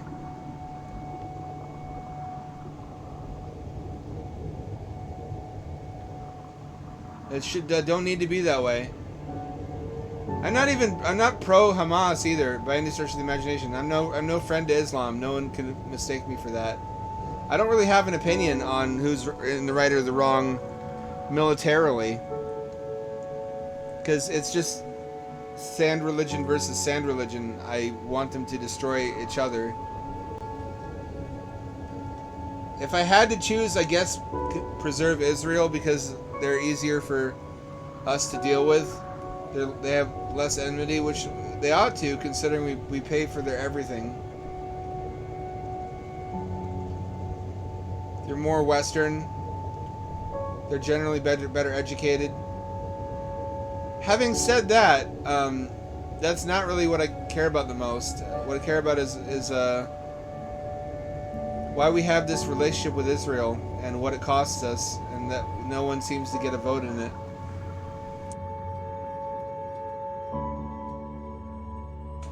Yeah, no, let's not forget Israel got invaded first this time.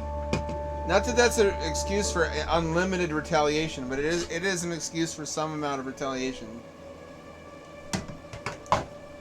Which eventually that runs out and you have to start questioning their actions again.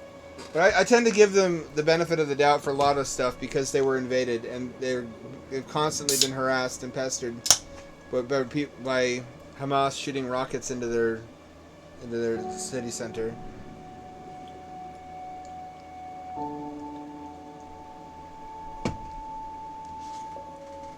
I did pretend to be not pro-Hamas, but virulently anti-Israel because I met a really attractive Arabic girl who's one of those Western Muslims who thinks Islam is actually about women's rights.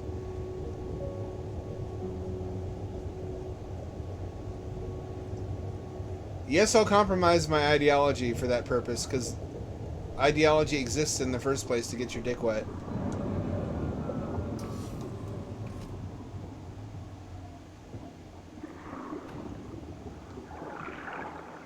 Not if it's a dude, though. If it's a dude, then fuck him. I'll argue for several IRL years. They're still sticky. Giggity. Sticky like semen. I'm a man in the sea. I'm a seaman. Do you see the joke which I have transpired here? I have perpetrated a funny upon you.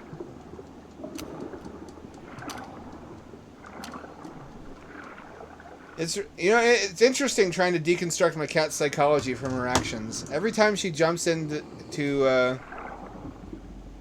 through the flap, she comes in, and then she's been outside for hours, right? So she's hungry and she's cold. And she's attention starved. So she has these different drives that are competing with one another. And she has to make a choice. She stands on the edge of the bed, looking back and forth between me, my lap, and the food bowl. Do I want attention and cuddles first to warm up, or do I want food? Do I want lap? Do I want food? Do I want lap? Do I want food? I'm sorry to say, most of the time, food wins out. Most of the time, she eats before she cuddles. Lights are all Sometimes she cuddles first, though. ready to go. I'm thankful for that. By which I infer that I'm about 70% as important as food to her.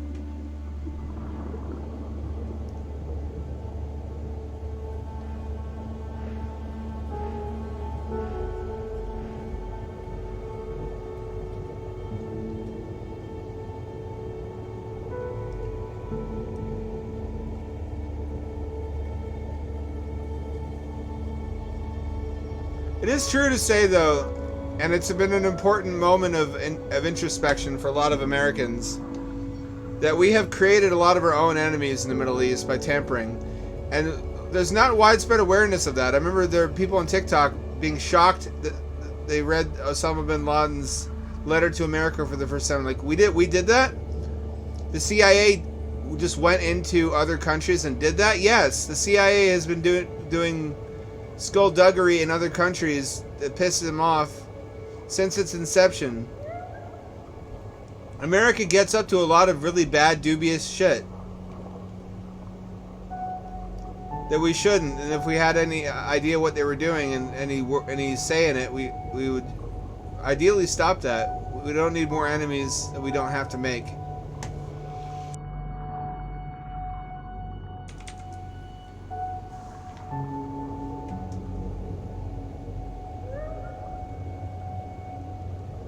That said, I'm biased on the matter. It's hard to feel bad for people who are functionally insane.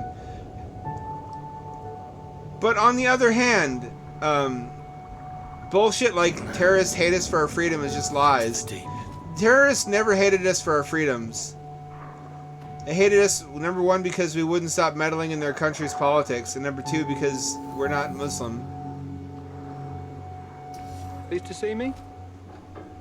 The first one is our fault. The second one is their fault. Having said that, it would have really helped if the government was more consistent in their messaging to the American people after 9/11 that we were not at war with Islam, that most Muslims are I won't say good people. They're very similar to Christians, more so than Christians are comfortable admitting. Like, if you sat down in a Muslim household as they're having dinner, or you followed them to mosque, Christian families in the Bible Belt would be like, hey, they're just like us. They talk about the same things we talk about their kid's report card, and about whether or not they can have a pet, or their dance recital. It's just a family. It's just like my family. And that really, they're not the maniacs that we were at war with. It was the Wahhabi Muslims, the Salafists, which were a very different group. They're the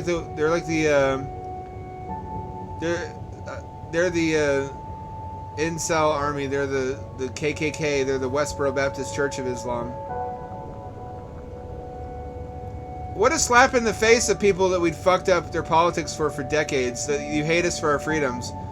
No, they hate us because we toppled legitimate leaders that were beloved by the people and installed our own puppet governments.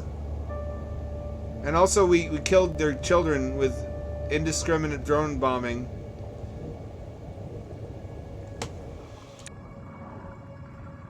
I know nothing about Algeria, but if an Algerian drone killed my mother, even accidentally, I would probably dedicate the rest of my life to fucking up Algeria. So we made broader enemies than we needed to. The average Muslim is so much like the average Christian, and the average Muslim family is so much like the average Muslim family, that I think communicating that to the American people after 9/11 would have been really constructive and helpful. But also telling them that they're not wrong to feel hatred. It's just that they should be surgically precise in where they direct that hatred. Not blasted out in all directions like a spotlight, but more like a laser beam. Hate can be a good and valid and constructive emotion, but only if it's directed at deserving people. That we should definitely hate Wahhabi Islam and Al-Qaeda and Hamas and ISIS and Hezbollah. We should not hate Muslims because there's almost as many Muslims as there are Christians. That's like hating a gigantic chunk of humanity.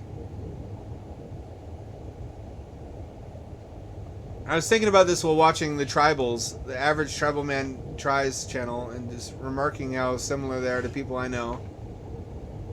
We're more alike than we are different, and we really should be very careful wielding as much power as we do, having the largest military in the world by a long shot, not to accidentally or carelessly, recklessly, negligently make enemies that we don't have to. It's easy to say, oh, it doesn't matter if we make enemies, nobody can hurt us, until shit like 9/11 happens. It turns out actually they can hurt you. And even if they couldn't, you should still care about not making enemies out of them and not accidentally fucking oopsie doodle killed your mother. Whoopsie daisy. A drone dropped a bomb and killed your daughter when she was in daycare. Could happen to anyone. It couldn't happen to anyone. It happens to us because we're reckless with the amount of power we have, and we have well-deserved enemies who hate us for good reasons because of that.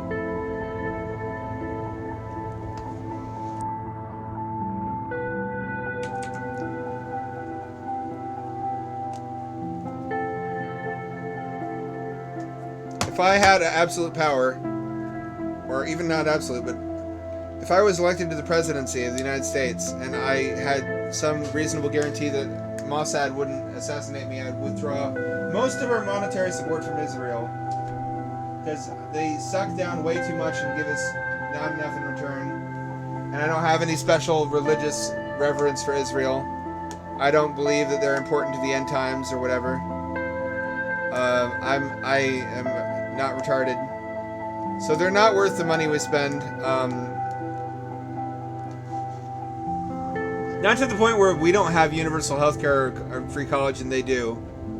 I'm not hostile towards them. I'm just not so eager to suck their dick. I'm not tripping all over my shoelaces to suck their dick like evangelical senators are.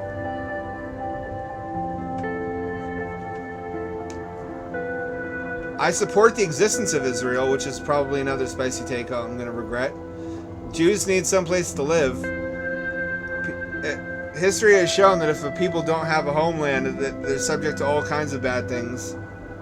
They need the power and the base of wealth accumulation and the base of geopolitical support that their own sovereign nation affords them. If Catholics can have the Vatican, Jews can have Israel.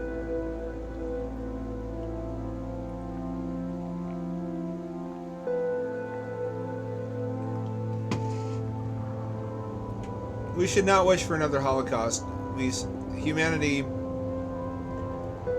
became irreversibly stained after that.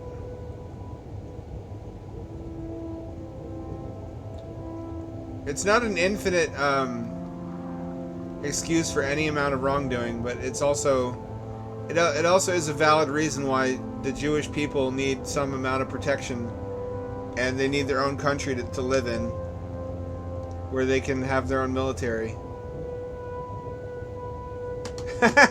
Yeah, I feel ashamed of that, but also kind of proud at how fucking devious our CIA is. Like, if you ever wanted, for whatever reason, for the United States to be bigger bastards and strong-arm other countries and throw their weight around, don't worry, we do. You just haven't heard of it. The United States gets up to all kinds of skullduggery. Don't you worry.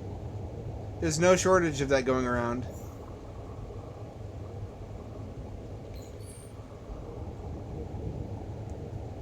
It also seems like a really fun job if you're a sociopath.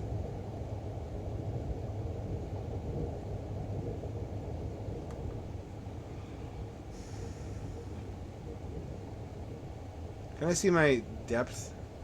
Is there a there's fuzzy dice, but there's not a depth meter? They didn't even put a fur shader on the fuzzy dice.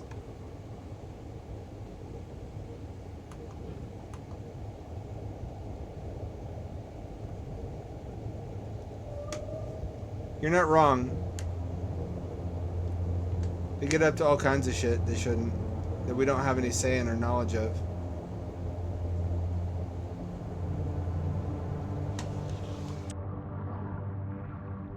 Honestly, the government does some shit where from time to time I just want to send back the tax form and be like, no, I'm not paying this. You had $3 trillion that you spent on the war in Iraq, and I mean Afghanistan, I guess both, and you have nothing to show for it. You also left a bunch of expensive equipment behind. Why don't you go repossess one of those Humvees, and that could be my taxes for this year? Why should I pay you taxes when you squander it? When you constantly lose large sums of money? Boy, I just hate the government more and more as I grow older. Funny how that happens. I believe in the necessity of a government to counterbalance corporate power. I'm not sure what I believe in terms of how large and powerful the government needs to be to do its job. I know that a lot of libertarians answer that question with it shouldn't exist or it should be very small just because they want to get wealthier and they don't want to have to deal with regulations, which is not a good reason. But there are some good reasons why we should wish for a smaller government.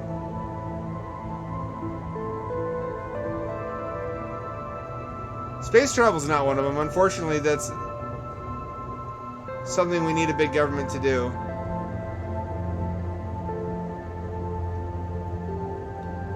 People are like, what about SpaceX? SpaceX doesn't fund their own launches. NASA does, mostly. Also commercial satellite customers.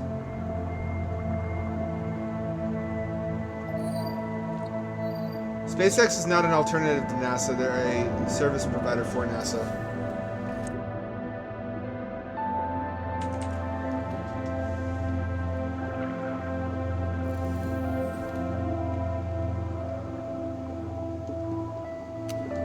Heavy.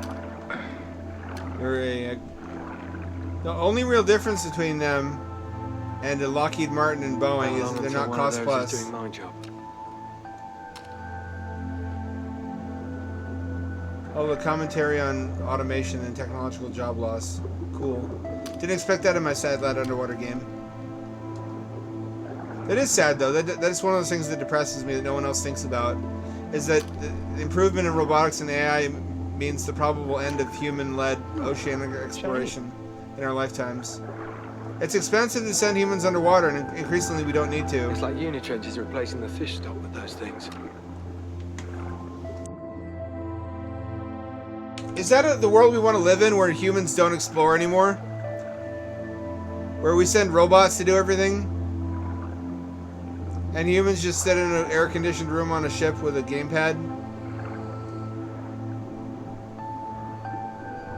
It's hard to get anyone to care about exploration if there's not a man in the can at the tip of the spear.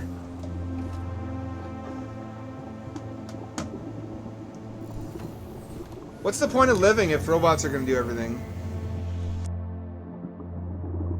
I thought the idea was to have them do the stuff we don't want to do. Not just the dangerous stuff. Sometimes things are dangerous, but we still want to do them. Ocean exploration is one of those things that's just so fucking cool it makes my pee-pee hurt. And that I definitely don't want done by robots.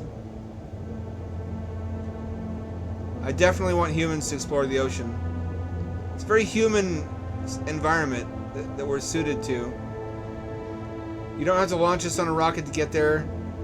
We evolved alongside the ocean. We have a relationship with the ocean. We have eaten out of it.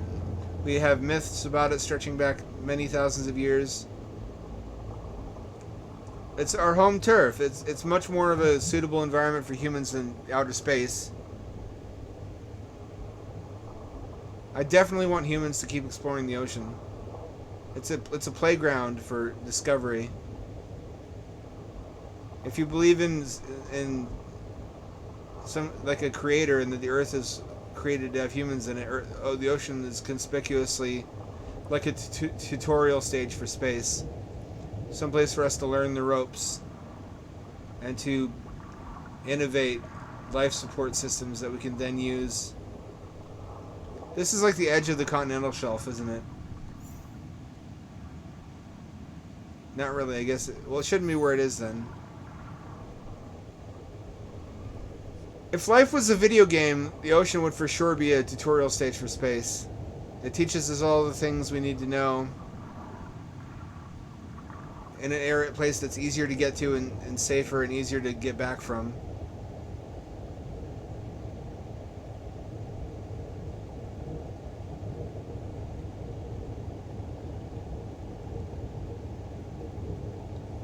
I've seen a video that there's a submersible you can hijack in Grand Theft Auto 4 and 5. But the ocean isn't really developed in those games, which it wouldn't be because that's not the focus of them. Can you imagine if there was a GTA game where the ocean was this developed as a totally optional thing you never have to even pay any attention to?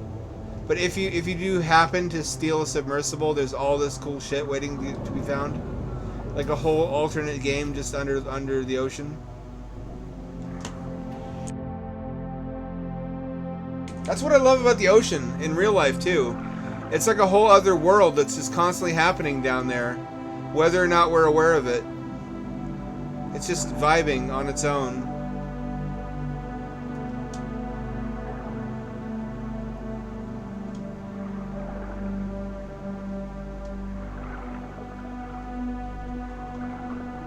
Randomly explored tunnels like this. Oh, geodes. I needed to get these anyway, didn't I? Huh. A geode. Definite crafting potential.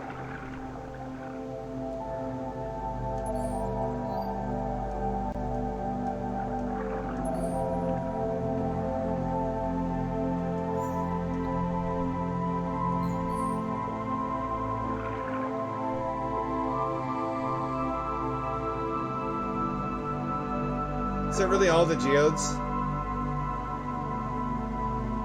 It is. Oh, there's more there.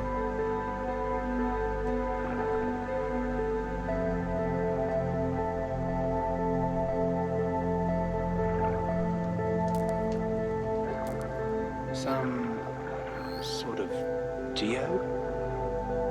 You already collected these, so why would you not know what they are? This is really growing on me. Once was I unreasonable? I was the unreasonable one. I expected it to be perfect. Of course it's not going to be perfect. This is still way better than almost any other game attempting to depict this kind of setting.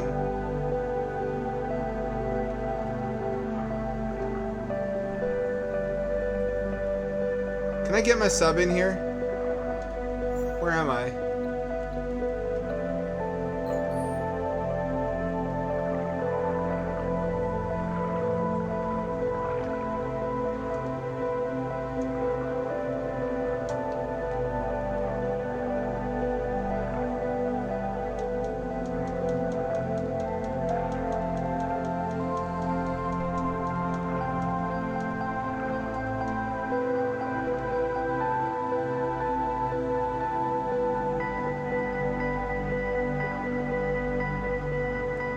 This is mostly what I wished for. Apart from Subnautica. Subnautica was the first big wish fulfillment for underwater games.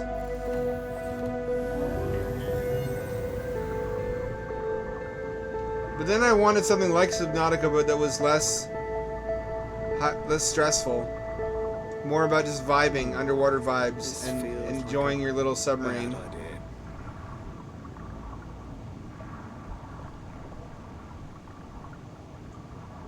And collecting stuff and doing science. This is a good relaxation underwater game. Where you don't have to worry about the Leviathan Reapers. More like the Leviathan Rapers.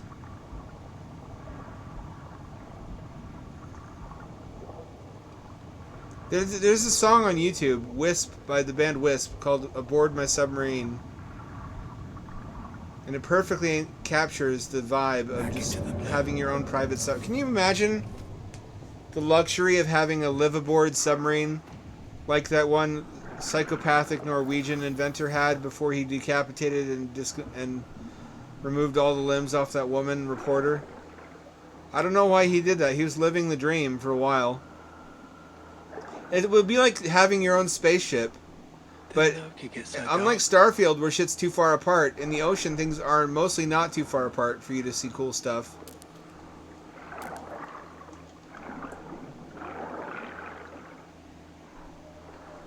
It's like your own little mini cosmos, but with actual close together stuff that you might potentially be able to find, like shipwrecks and treasure. More rubbish. Left here by Unitrench. It's the ultimate otherworldly playground for someone who has their own magnificent wonder vessel.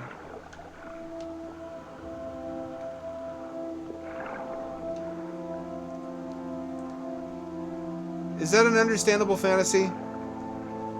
Like buying a Atlantis tour submarine and ripping out all the seats. Although I guess you can't because the middle seat is where the batteries are.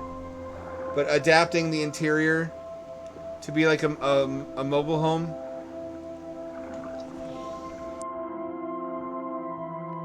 With a toilet and shower combo, a desalinator, lithium-ion batteries. You could fit a fucking ton of lithium batteries in there, and it greatly increases endurance.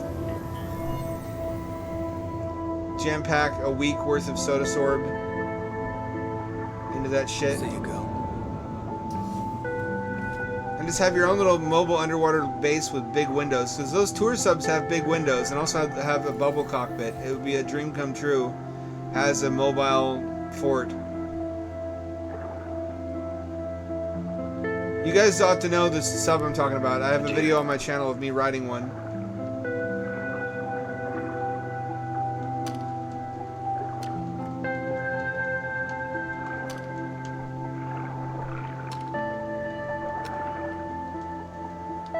Plus, you're safe from Somali pirates.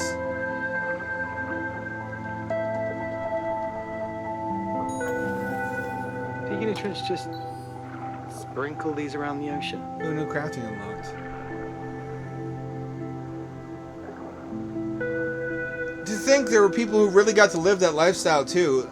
I was reading some of the Skylab and Conshelf and Hydrolab Aquanaut logs, which you can also read in Jan Koblick's Living and Working in the Sea, and also there are excerpts in Eric Seedhouse's Ocean Outpost, both of which are available on Amazon.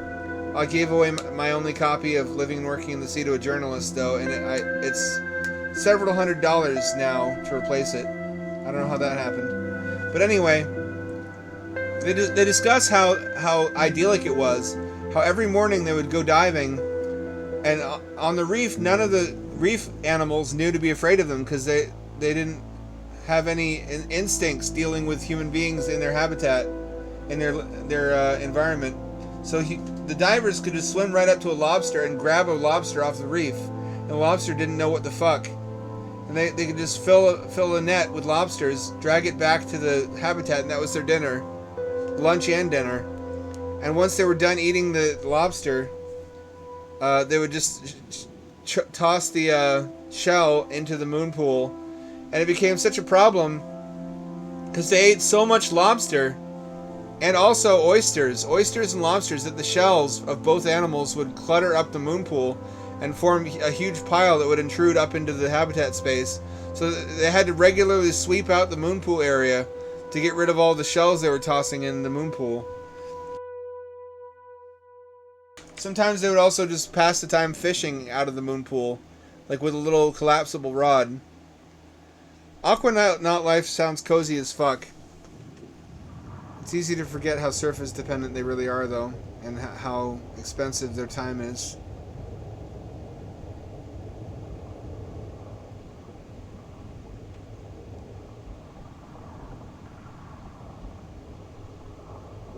Like a glove. Oh wow, this is in the home area? Where am I? I'm really, really close to the life pod module.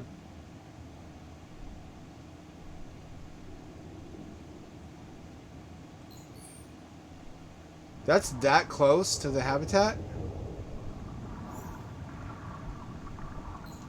I complain too much about this. Now that I have a more forgiving attitude, this is really hits the spot. This scratches an itch I had. Which reminds me of a discussion I had with my buddy the other day. We're looking at all the fan remakes and remasters out there.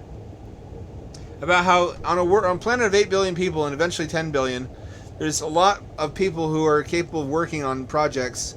And with AI tools lowering the barrier to entry for game dev, just about every game you could wish for is going to exist at some point. No matter how obscure, if enough people are aware of it, and enough people have the tools, and the impetus to learn the tools, and the tools are easy enough, then eventually whatever you could possibly desire that's digital and virtual will come to exist.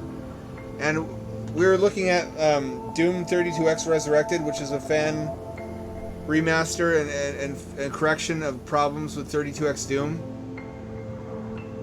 There's also one in the works for Jaguar that fixes a lot of issues. And we're looking at another time we were looking at a VR chat world based on a Power Rangers TV set, the Juice Bar from Angel Grove. And just thinking, how obscure is all this shit? And yet somebody out there existed with the tools and the knowledge and the desire to recreate stuff. It's like Akinator. How Akinator keeps thinking of stuff you think no one could possibly guess.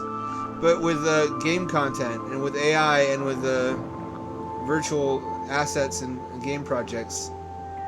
There's an English translation of Dead of the Brain, which is a cult classic PC 98 horror game. Everything you could possibly want. If you can dream it, someone will make it. And that's kind of utopian. I wish that was also true of all. Wish we had other shit that figured out. I wish we had our politics that figured out.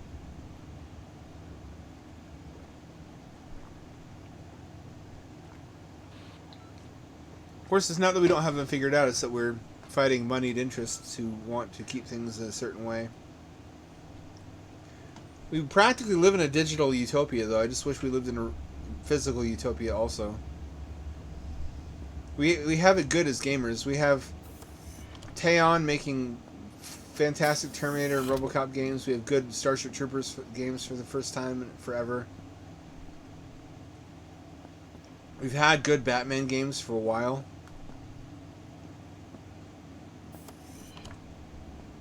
I almost feel like if I wish for something, like I wish for Sim Ants to get remastered, but there's two Ant games. There's one called Empire of the Undergrowth, and there's another Ant game coming out for PS5. It's like a manifest shit with my mind. Anything you can want already exists or will exist. Put something together.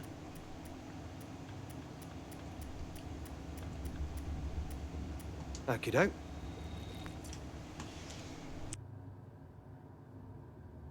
You ever feel that way when you're just amazed at how expansive the gaming and entertainment industries are, and how much more expansive it's going to get, and how much creative capacity is going to increase, and how that's manifested in a wider diversity of projects being done by fans on their own time, or even just as indie game projects that you would never have expected? Even if things don't get a direct sequel, they often get a spiritual sequel. Like how Robotron got Nex Machina and Breakout got Shatter. And there's a billion Zelda spiritual sequels, and there's a billion Metroid spiritual sequels. We're spoiled for choice. There's now, for the first time in history, not more games than you can play. That's been true for a long time. There's now more great games than you can possibly play. Stickers come off. Could be anything on here. It's a wondrous feeling, but I feel like it's going to increase. It's going to increase to absurd, unbelievable levels in the future. Everything will be preserved. Nothing will be lost. Nothing of value will be lost anymore. Every classic in any medium that people love will not only be conserved, but will be remastered and improved upon. And sequels will be made to anything, no matter how obscure it is. Like Hello Down There, that movie we watched the trailer to, that someone will remaster that with AI. If you can imagine it and anyone likes it, you'll get more content. No matter how niche, no matter how obscure. We don't have a, let's see, what don't we have? We don't have a modern Power Rangers game yet, based on the Generation 1 of the show. I'm sending my thought beams out into the ether. I'm manifesting, according to Oprah Winfrey's The Secret. I'm predicting that before long there will be a Generation 1 Power Rangers game with the level of quality all seen in the likes of RoboCop or Hogwarts Legacy. And also, we've had some good Transformers games, haven't we?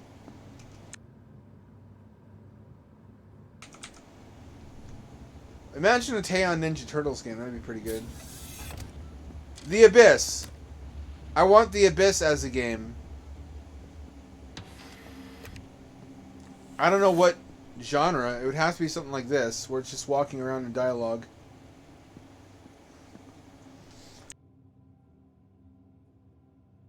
But also, you'd have to fight Lieutenant Colonel Coffee.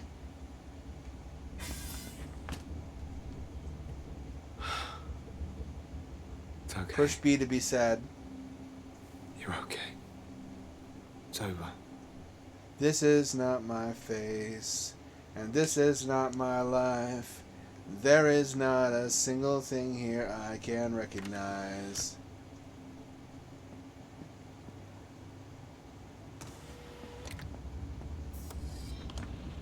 None of this is real. I'd give anything. I'd give anything. Head down. Too late for that. Let's see.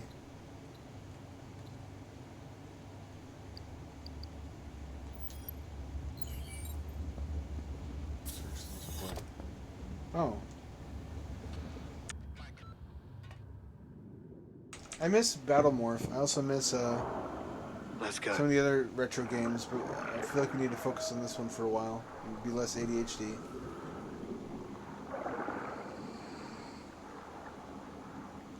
Look at the sea life. The sea life is really well implemented. Structural support. You mean restraints, right? These are not supports, these are restraints. This is actually one of the correct things about the habitat design.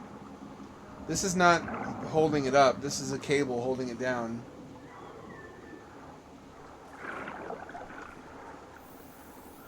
Okay. Seems clear. Because those tubes really, really want to float. Let me tell you, there are unimaginable, unfathomable, monstrous forces of buoyancy on those tubes. I don't know why it's on the top of a tower like this, though. That part's never explained, I don't think.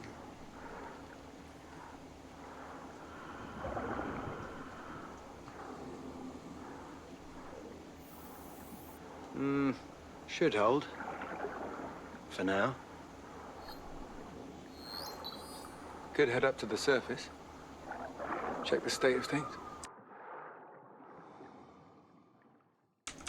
Is that a suggestion? In the trench.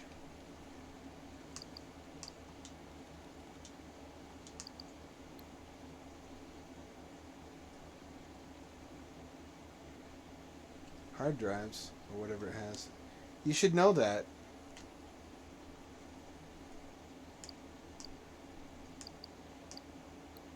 I haven't been reading any of these.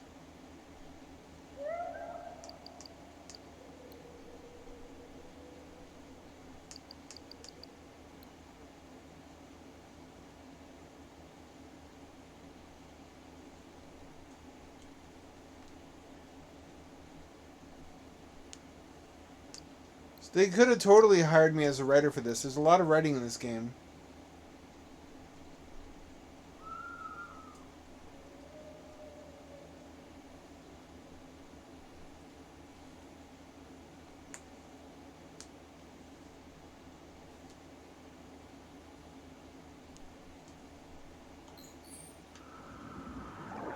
I think I'll ignore that. Is the hatch... Is the hatch stuck open? The hatch is stuck open. Look, I don't think I'm calling you now. Stan. I don't think it's supposed to be that way. New task. The brass don't Is want it? the storm to affect the bottom line, but regulations mean we can't run the refinery in hazardous conditions. So, we're upping the extraction rate until the storm really hits. Maximum output. No, Tim, bad idea. The pressure alone is going to... I know, but orders are orders. My hands are tied. Just get to the refinery. I'll walk you through the procedure. That seems like a bad idea. Is this commentary on what happened on that one oil platform where they flouted safety procedures and resulted I didn't mean to. in a spill? How are you? Must be. You know, generally. I'm fine. Good, I think. Keeping busy. Helped. How long has it been now since... well, since... Since Pearl. 3 years, 2 months and 17 days. I'm still so sorry, you know. I can't even imagine what it's like for a parent, well. And Emma, is she... Emma's Emma? Tough. You know, I always liked that one. Remember when you and Dad first met her? You were both 3 sheets to the wind. Don't remind me. She drunk you both under the table, as I recall. But we had a good 5 rounds on her. Good times. I miss... well... best to get back to, you know, things. This was the wrong direction. Yeah. There we go. I should have used the map. So easy to zone out in this game.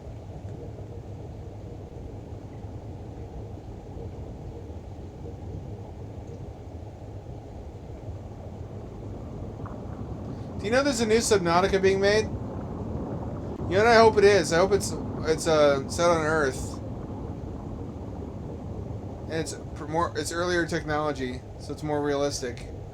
A game like this, but with habitat building and respect paid to physics, and also nitrogen narcosis and the bends as gameplay mechanics.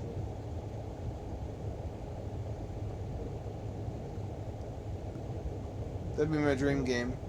Subnautica's already damn close, along with this, to my dream game. It's a good thing where I don't have to do anything except write. You know what I realized recently? I get better feedback from ChatGPT on my writing than from humans. I partake in a couple of different writers' discords, and GPT just gives better feedback, and seems to understand my writing better. I don't think that means GPT is intelligent or smarter than the smartest people, but it seems to be do a better job than the average people. What should we make of that? What does that mean?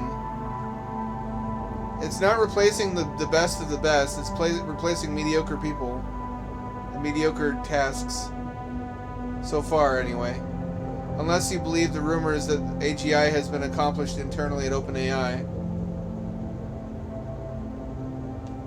In which case, all of our lives are about to radically change. But I tend to subscribe to the rule of boring, and I think that was just their rationale for ousting Sam Altman so that their stocks don't plummet. Can you imagine if that's true, though? If I really believed that was true, I wouldn't be here streaming video games. I'd be making big changes in my life and preparing for social unrest. Because real shit would be about to go down. Really serious shit would be on the immediate horizon if I believed that story. the world would be about to be revolutionized forever.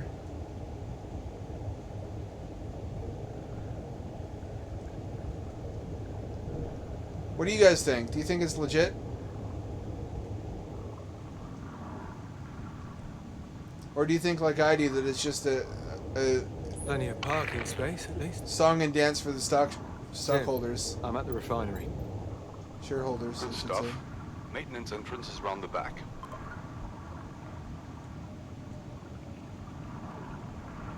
All right. Showtime.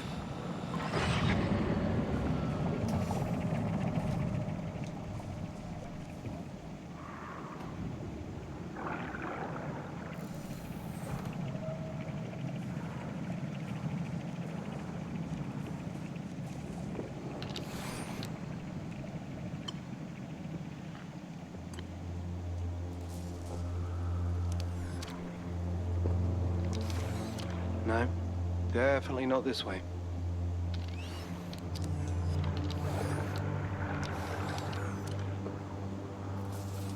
Little robot bros. Robot bros. Robot bros! Beep boop boop. Robot bros.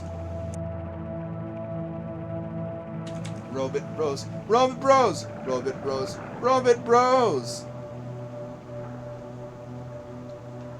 So much cool stuff that I think is about to come to an end. Most space exploration will be done by robots. Most ocean exploration will be done by robots. I don't want it. I want to live in a more romantic age of humanity where everything is done by people.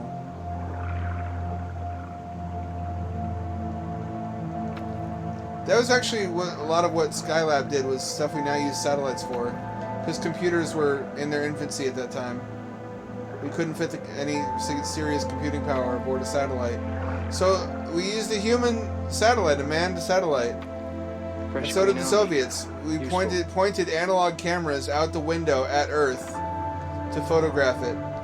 That's a real thing that happened. And it's coming to an end. I guess that's a good thing. There are more efficient ways to do stuff, but efficiency isn't all that the human heart cares about.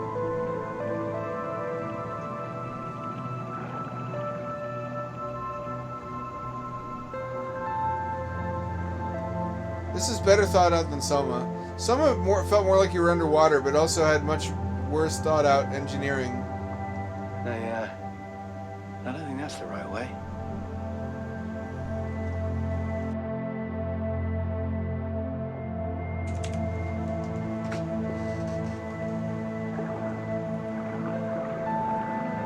This is definitely more accurate than a lot of games. I don't give it enough credit. That's my usual love-hate cycle with something. Is number one, it's not perfect. It's not perfect, so I hate it, and then I think about it for a while, and I get more reasonable, and I'm able to see its merits.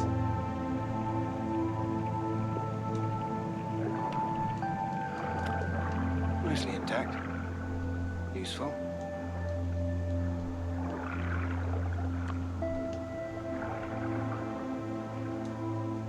Huh. This feels like the wrong way. What do you mean feels like?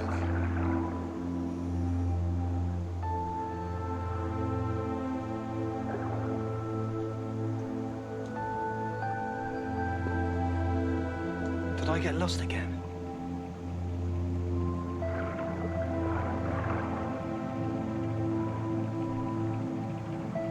Oh, I've been here before.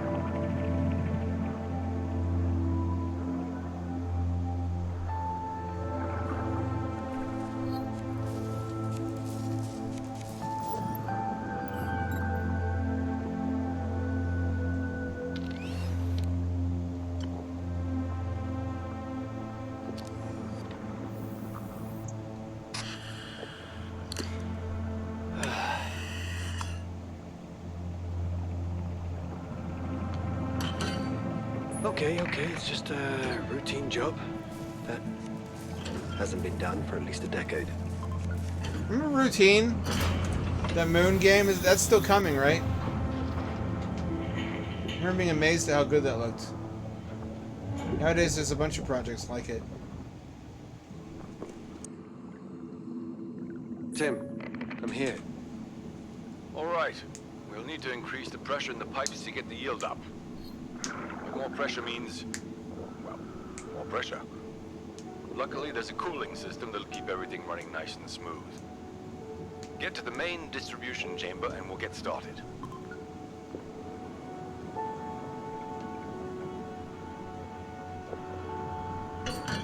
Are there any other habitats? Or is there only one place to be in air?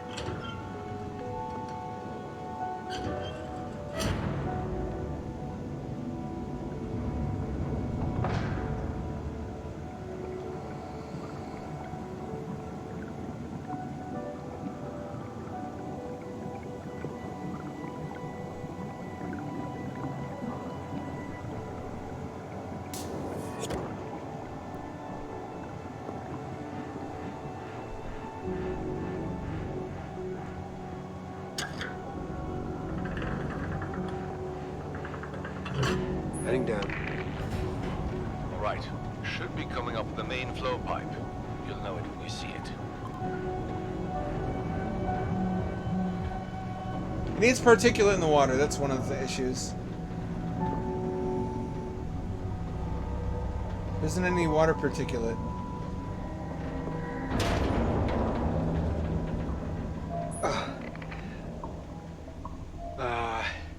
Tim? Minor issue here. Oh, damn it, I see. Getting a red light from the central lift. What did you do? Nothing. Well, besides pulling the lever for down. Bloody thing. Maintenance told me someone had... Right, no problem. I'll have to swim there. Fantastic. Jeez. That, lad, is the heart of it all. You know how many thousands of dollars of crude comes through here each and every second? I certainly don't. But it's more than you and me'll ever see. It's terrifying. Ha! That it is. Now, get to the pressure valves and let's step it up a notch. They should pop up on your sonar right now.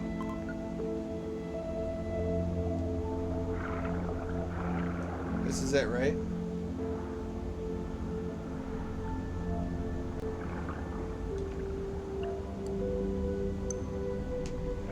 Done. Something about this seems unwise to me. Can't help but feel as if this is a precursor to a disaster. Especially with the hurricane coming.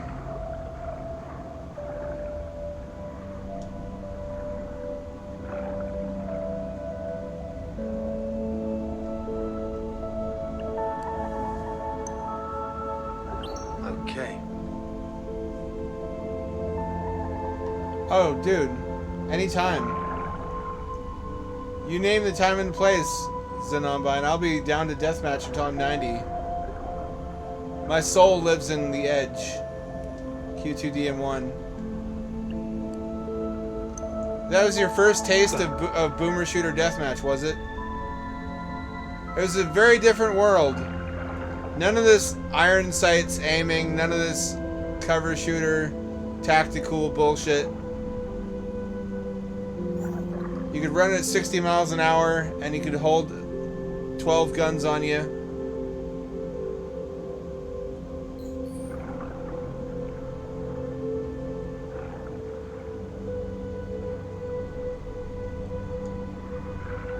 What did I not do? Is this it?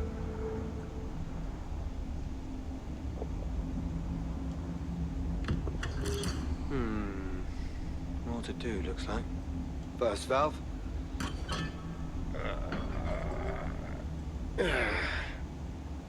What's the puzzle?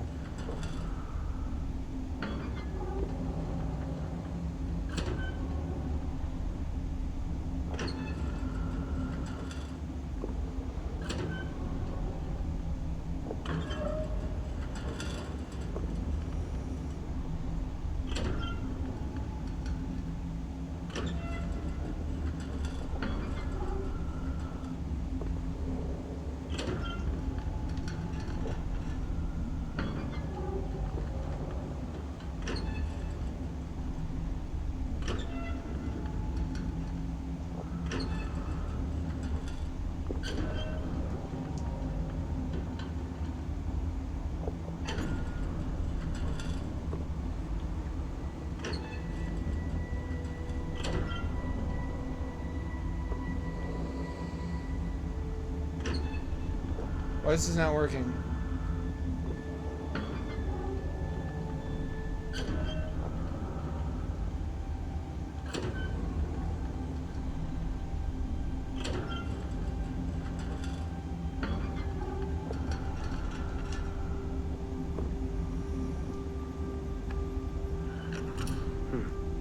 No.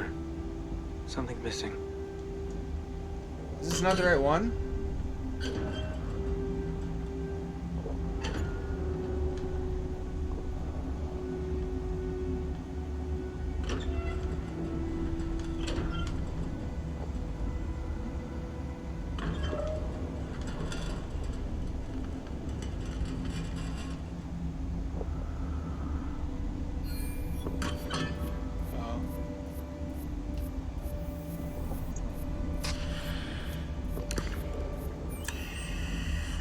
I've been wasting these until now.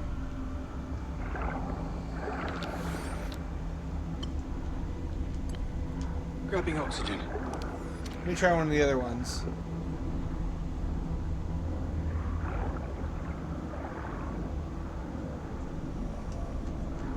UT2K4 is the most goated of all time. I know that's a redundant term. Unreal Tournament 3 never did it for me. 2004 was the best it ever got. Because it has vehicles, and the vehicles are really fun. Especially the different roles the vehicles played in a battle. And some of those Capture the Node maps were sprawling. Like the size of a country.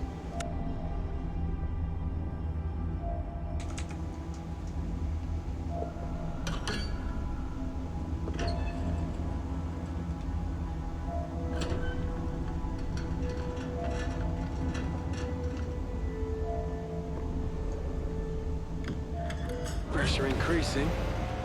Okay. That was pretty easy. On to the next. Suspiciously easy.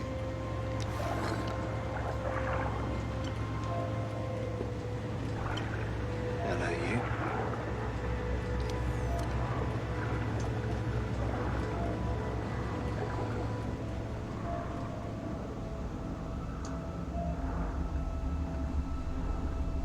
I almost got stuck in GBJ there. You know, one thing no one talks about gay baby jail is that one of these days they're going to break free. All those gay babies are going to break out of there and they're going to have a revolution. What'll we do then? Valve number 2.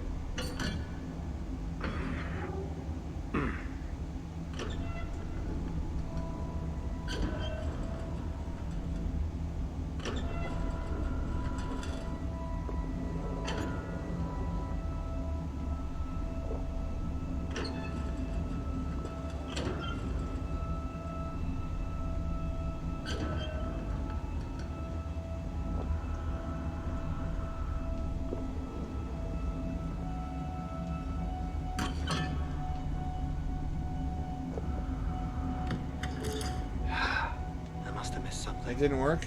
Fuck. I used to spend hours playing UT2K4 on one map in particular, the biggest one. It's like a medieval castle map, but there were castles strewn across the landscape that were like miles and miles. It's just unbelievably huge and expansive. It was the sort of game where you could spend all afternoon playing the same match as nodes were captured, and it was like playing an RTS from the standpoint of one of the little troops, kind of.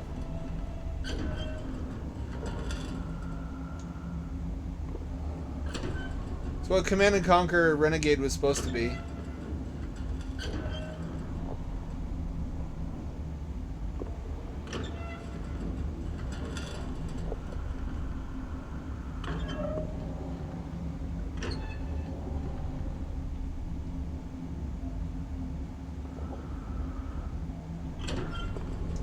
It doesn't go the other way. It returns to 0, interestingly enough.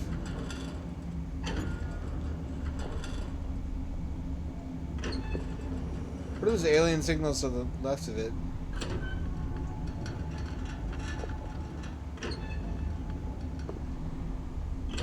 Is this a puzzle? Is this even qualify as a puzzle?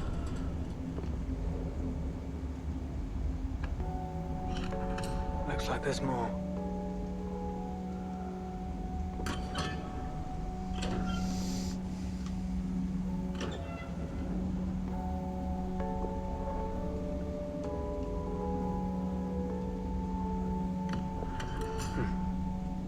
Must be something I missed.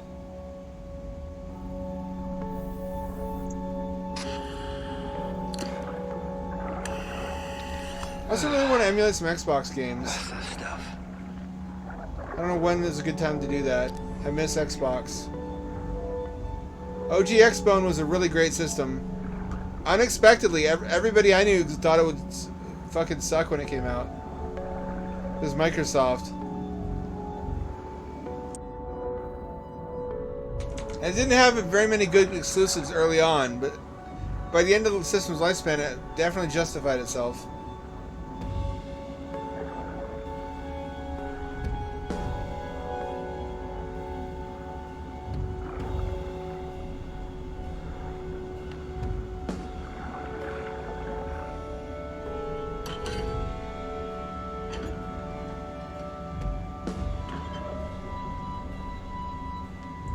You know what I've been drinking a lot of this winter is beef broth. Have I talked about my fetish for beef broth?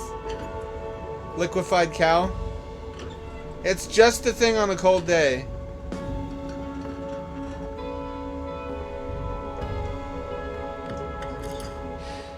Not done yet. It is so nourishing. It gives me life. It warms you from the inside too.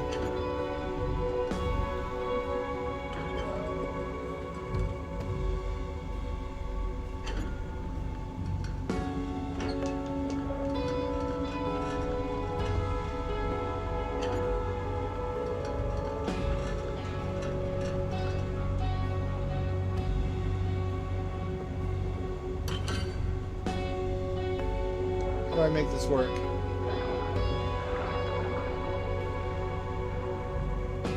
Wish is more practical. There's a lot of cleanup. I guess that's what Bovril's for. I should do Bovril ads.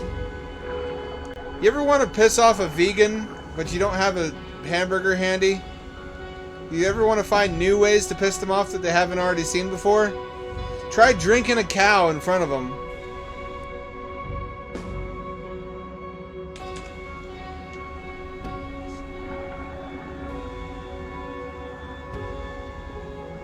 Drink an entire cow in front of a vegan.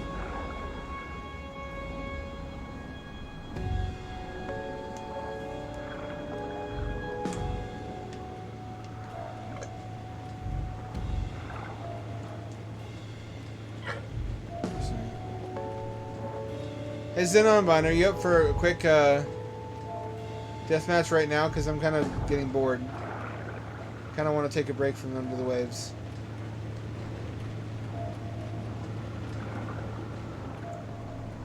At one time it was beef bouillon. Is beef bouillon really beef or not? I guess nowadays it's vegan. It didn't used to be.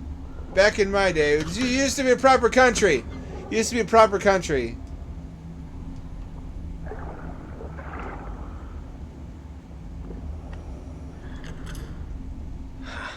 Not done yet. There's something missing.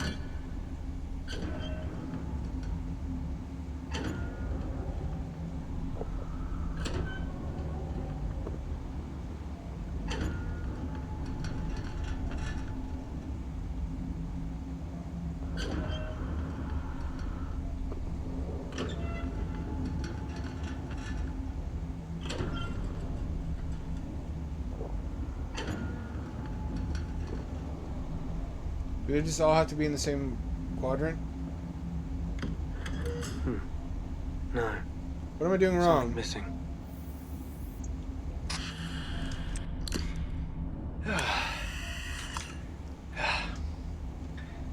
Fresh air. I'd be happy to play a quick round of Quake 2 right now. This is not what I consider riveting gameplay. So there are a lot of rivets present, actually.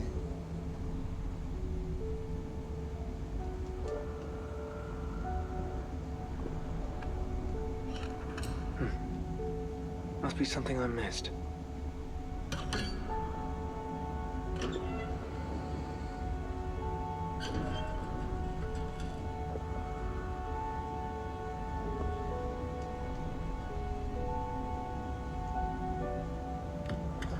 Looks like there's more.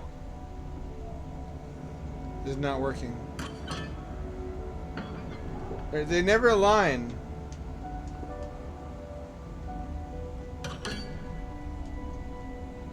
There's no other mechanism.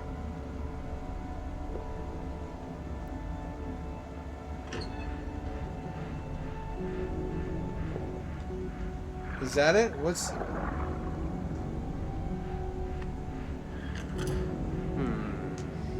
More to do, looks like. Is it out over here? Maybe?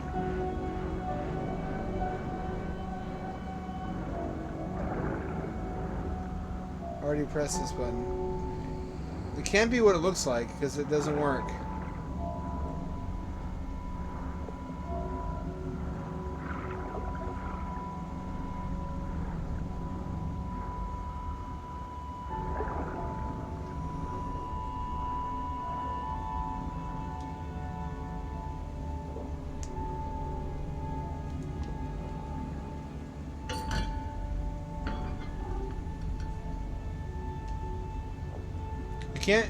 Can't screw it backwards is one of the problems.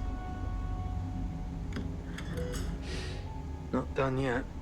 What the fuck, man?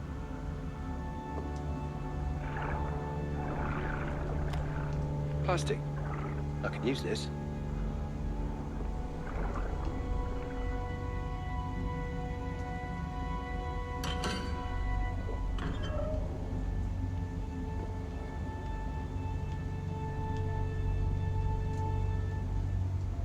Does that count? Come on. No, that come on, that totally counts. That totally counts.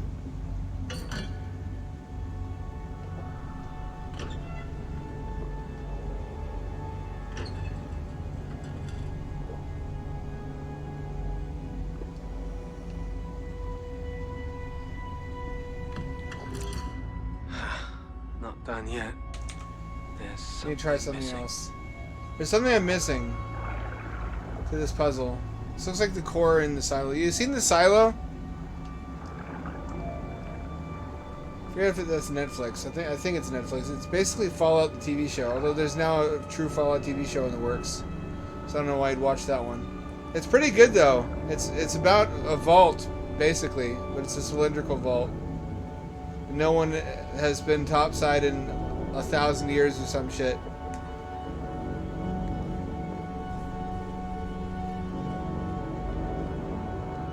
And the show leads you to believe it's like a hologram outside the window or something. But then it fucking pulls a double twist on you.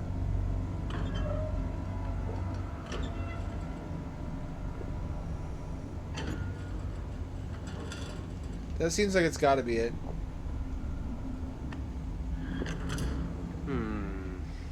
More to do, looks like.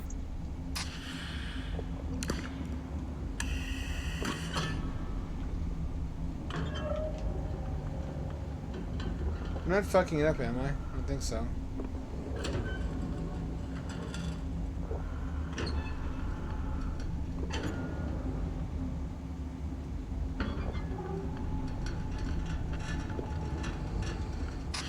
Let me look at the symbols over here.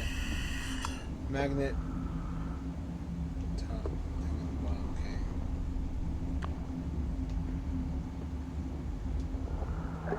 Let me look at the one I succeeded at.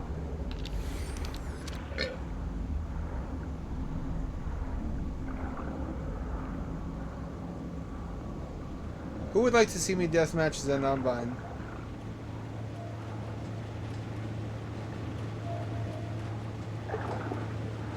Rather than watching underwater sad lads struggle with valves.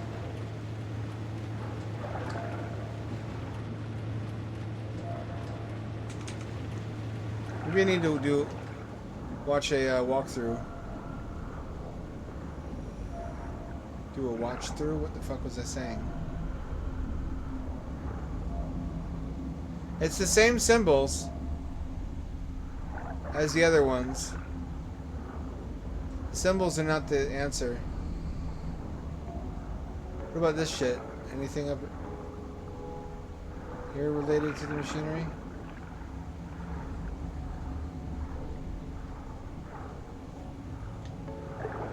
No.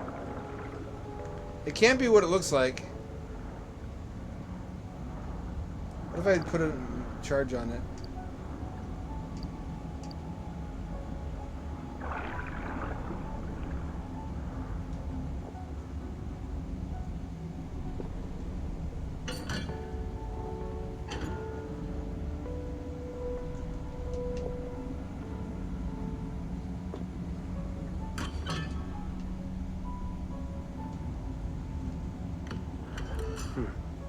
No.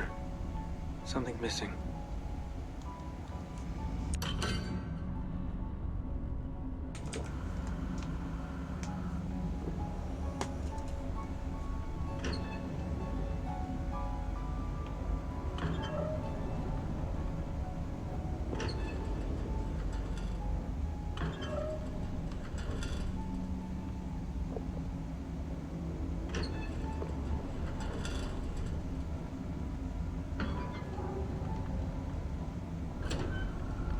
Why is this so difficult?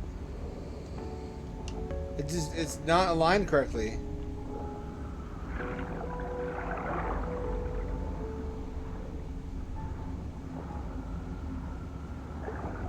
What am I missing?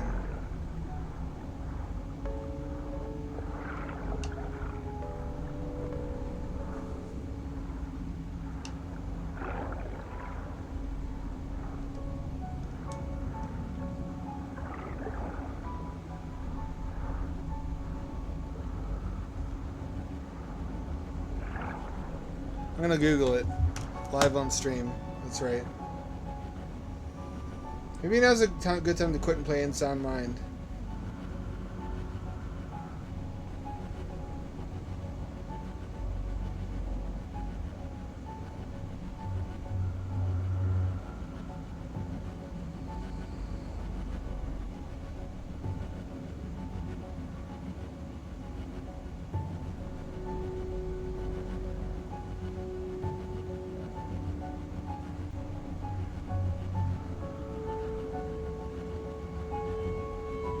Okay, the lights need to be in different locations. Confirmed. That's the issue. They're not all supposed to be in the middle. Oh, I see. It's on the screen. Now I get it.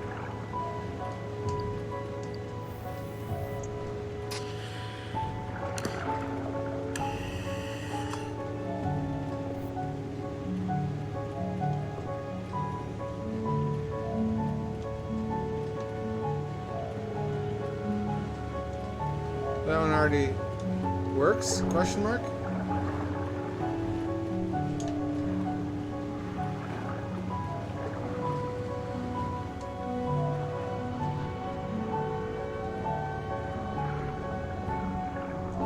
One low, too high. That was the clue all along.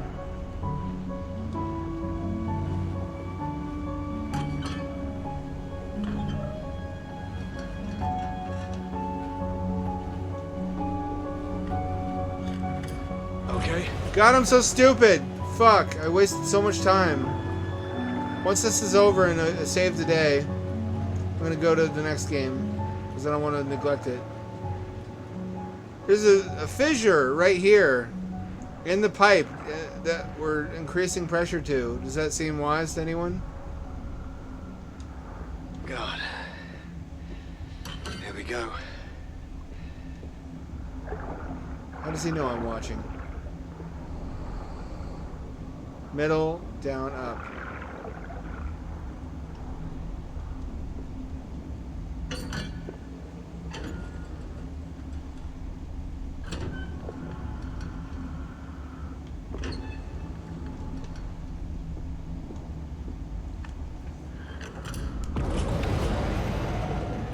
Pressure's going up.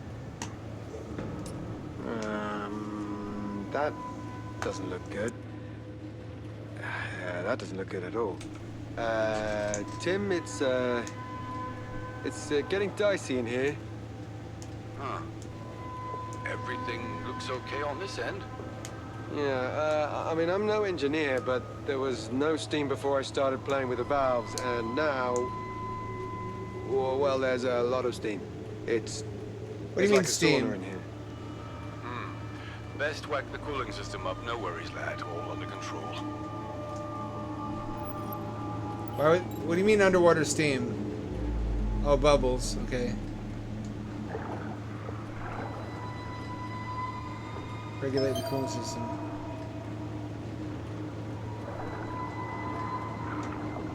Fuck, I'm hungry. Might stop to cook something.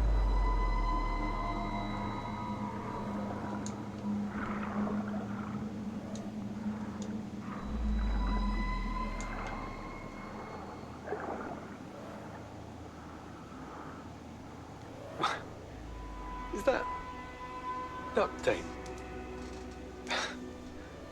What sort of operation are they running down here?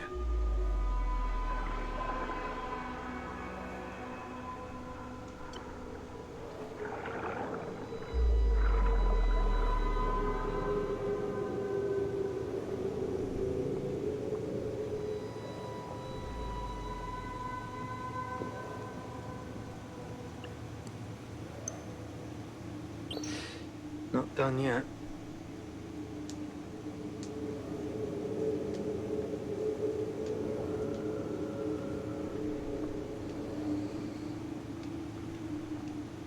Am I not? What else is there to do?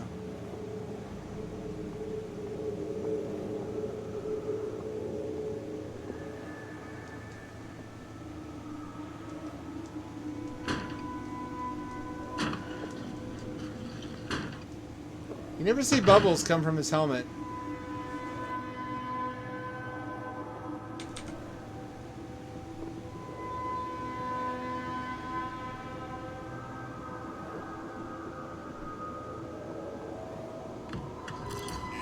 There we go. Right.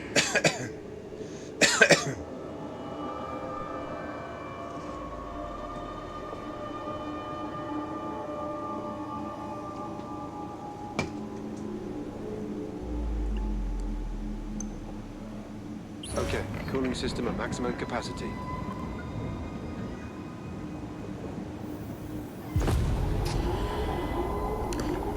Tim? It's... shit. No, this is all okay. We're still fine. Just let me... Very far from fine, Tim. Fine's a far off land at this point. This place is about to blow. Give me a few.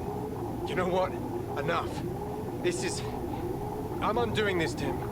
They can fire me or sue me or do whatever they want, but I'm not dying underwater covered in someone else's windfall. All right, bugger them.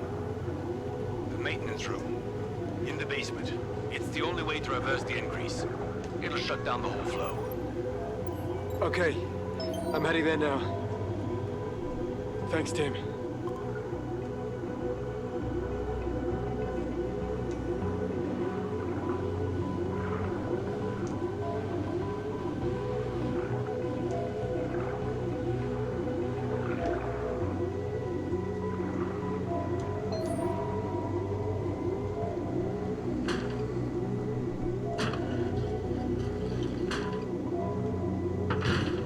Through here.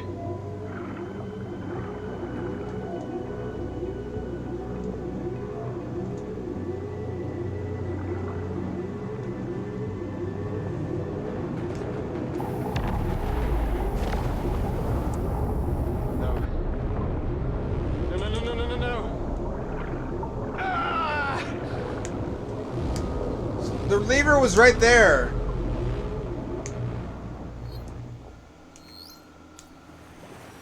This can't get much worse. Surely. You were 2 seconds away from saving the day. Why is there fog underwater?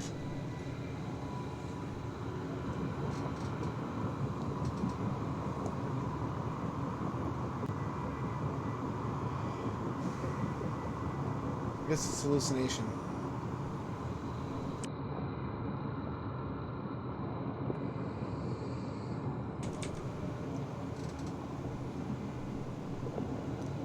It's a little ghost. It's not my fault! He drank the coffee of his own free will. You saw it.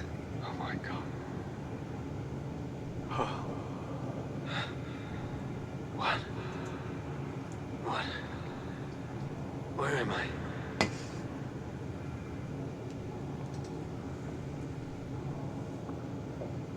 You're in semen hell. Otherwise known as a sock.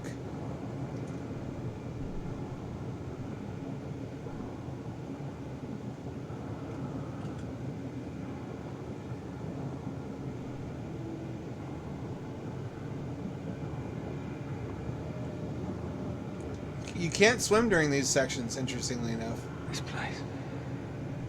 What is this?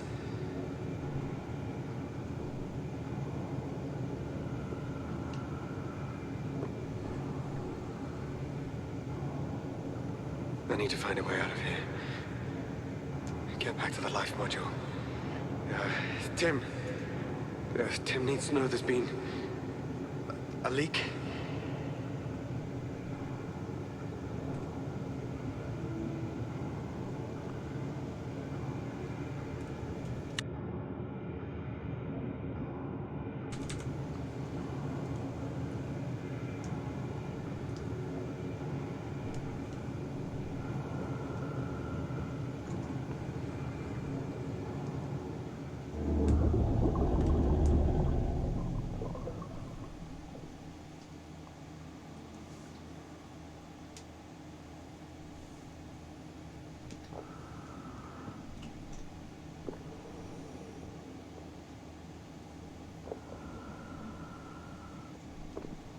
What is this place? I don't know if I like the cartoony style. Come here, cat. Give me that. Time for that cat. Cat's in the way. Can't see. There we go. Now it's just What are you doing here? narcosis. It does not apply to Halo 2. No. At some point, yeah, but not during the stream.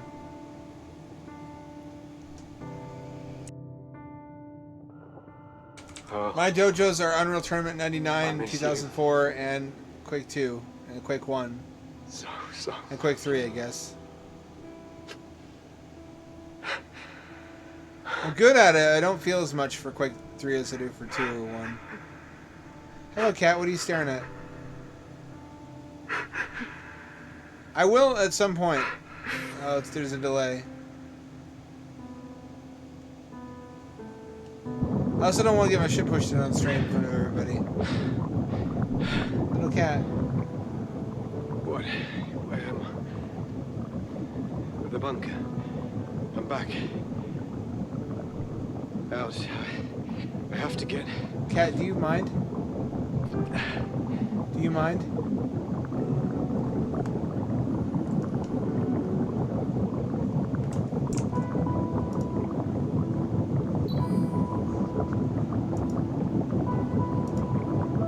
This is what I have to deal with.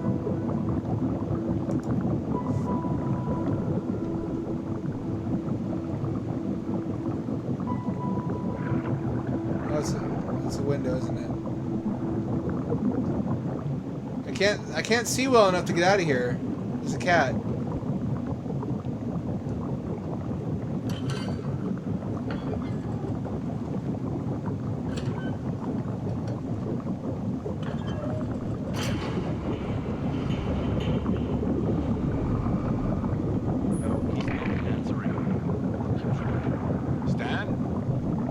Come in. Stan. I'm here. That way. What happened? There's oil. Oh, thank God. Thought we'd lost you. There was an incident. Look, it's neither the time nor the place.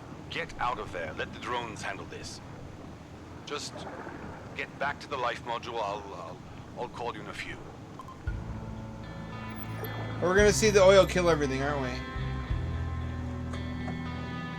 No, I don't. I use the trackball when playing trackball suitable games, such as Centipede. Or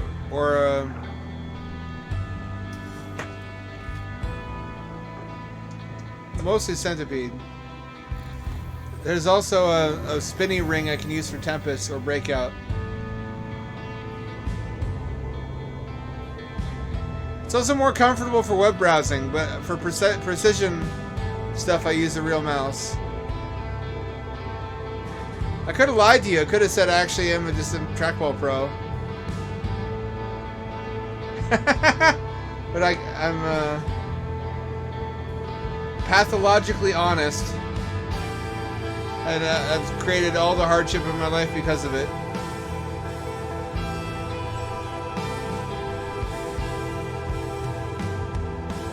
You know me.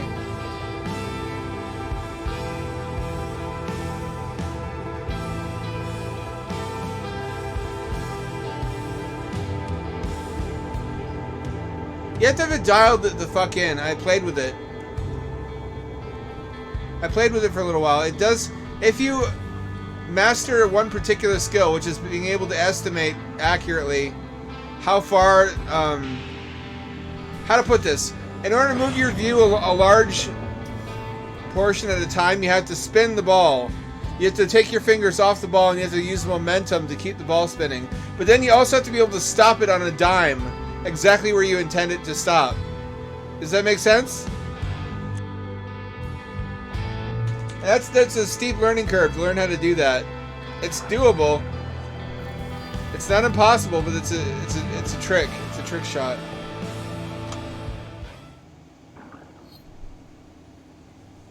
You also need a pretty big trackball that's with a lot of weight to it. Oh, now for the first time he showers. What the hell is wrong with you? Why can't you just be normal? Emma's moved on, but you stuck in your self-obsessed spiral of... And now you're seeing things. Get it the hell together. You're losing her. Just like you lost... Like we lost Pearl. Shit. What even happened back there? Last thing I remember was... oil. If you master that one skill, though, then you can kick everybody's ass with a trackball and make them feel like they're nothing. I'm doing it now. It doesn't work with a small trackball, though, very well. Except my can of Arizona. Yes, it is. I drink the most Kino Vaporwave beverage. The official beverage of Vaporwave as a genre. Why would I drink anything else? Sweet tea sometimes. Mostly green tea. Tempting, but no. Also, where are these doors sliding into? Is there room enough in the module for that, I wonder?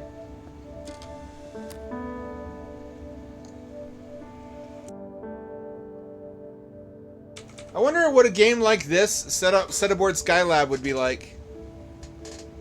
Has there been a realistic space station simulator, early space station, where you have stuff to do, like Mission ISS?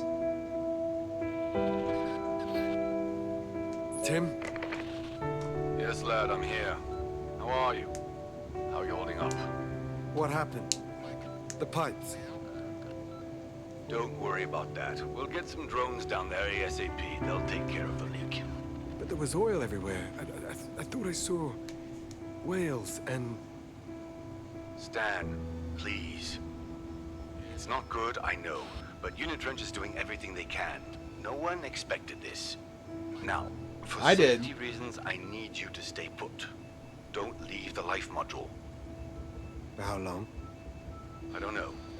Until you hear from me. Got it? Oh, she doesn't want a belly pet right now. Yeah, I got it. Stay safe. I mean it. I need a drink. Time. Time for coffee. Time for 11 coffees. No, you're not having alcohol-free beer. You're having coffee. Your favorite. Yum yum in your tum-tum.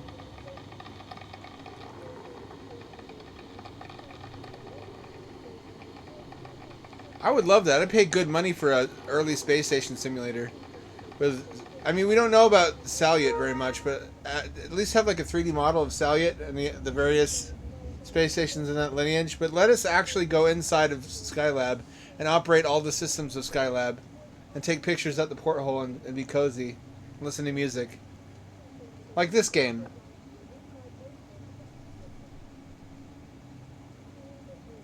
Some of the landing doesn't write. Some of the writing doesn't land, but some of it does. Some of it makes me want to cry, which I guess is a success. But it's almost more offensive when some of the writing does make me cry and others just makes me cringe than if it just didn't have any emotional overtones at all. Oh man, how do you live? Can you have energy drinks at least to get your caffeine? Can you drink coffee flavored stuff that doesn't use beans? I don't know how I love coffee flavor. Too much ever to not have it. More coffee! Coffee for the coffee god. Beans for his throne. Little cat.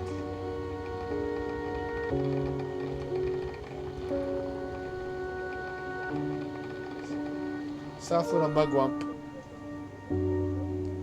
You're just the first lab.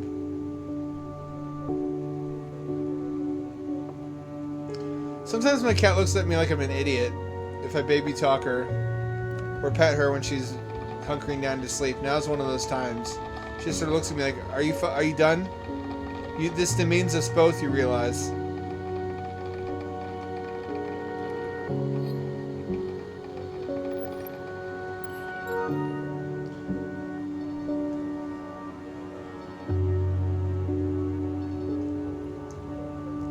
I have anxiety too. I never knew there was any option other than to just keep on trucking. My solution was to just endure it and internally mangle myself. I'd say I'm pretty well adjusted in spite of that.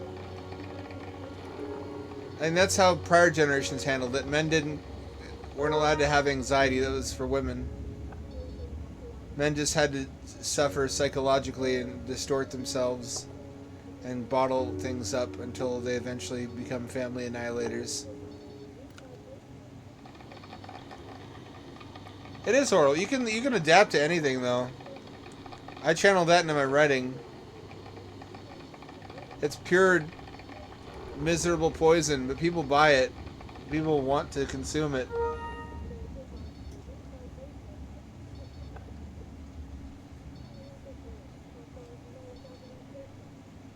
More coffee! More coffee! Is Tim calling us? Let's hear the good news. I haven't seen anything like this since I was a nipper, and it doesn't seem to be going anywhere. Our forecast is now another week of hurricane winds and typhoon rain, so now would be a very good time to dust off the old wellies. Either a huge oil leak That's my forte. The trick is you just allow it to pass through you and to transform you inwardly into a creature that's capable of thriving under the new conditions. It's evolution, baby. Stan, come in. I'm here. Everything all right? Instead of resisting it only brings pain. No, not particularly. Yes, quite a mess back there. Look, this is outside of protocol, but we're sending down some more blueprints. Drones will be with you soon. Blueprints for what? You'll see. Head outside and rendezvous with the carrier.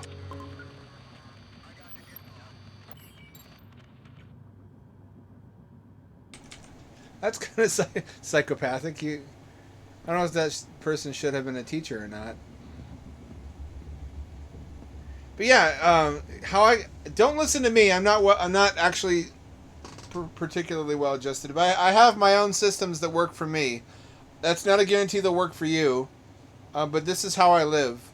You know how when you're walking in the rain and you're trying to avoid getting wet, it's a lot of suffering. It's a lot of activity. It's a lot of dodging, and you feel colder than if you just surrender.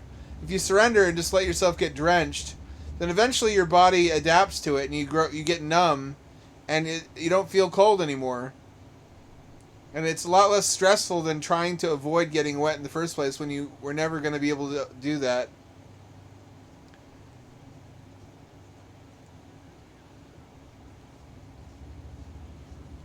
It's like the Freeman's prayer from Dune. Fear is the mind killer. Fear is the little death. I will let fear pass through me. And after it is gone, I will look back where it was and there will be nothing.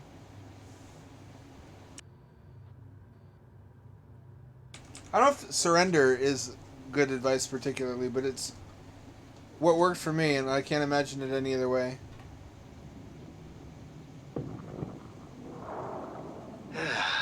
Let's get out of here. Bad news. Bloody drones dropped the delivery. What? The whole hive has been acting strangely recently. Failures. Hang on. Did it tell me what time and date the last save was at? Should have been in the habitat. We're going to play some Insound Mind. Insane Mind. Insane.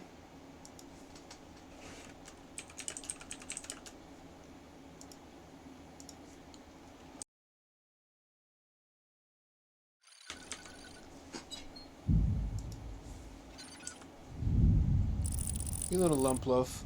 Look at this Loafington. Who does she think she is?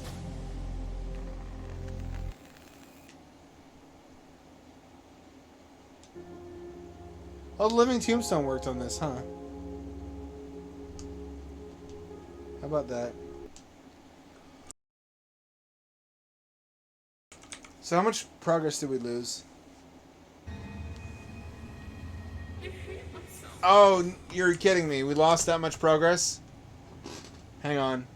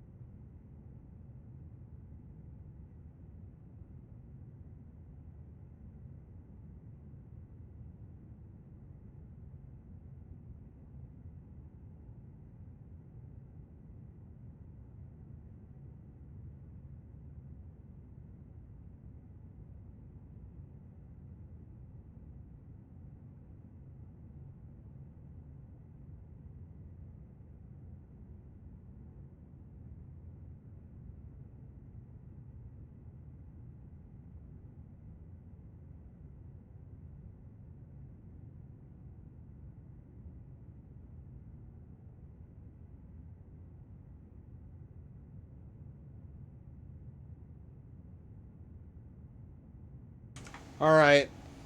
We'll have to redo the whole thing. Oh no, actually, I take it back. Thank God. I was really worried we're about to have to... It saved after this fight. Okay, cool.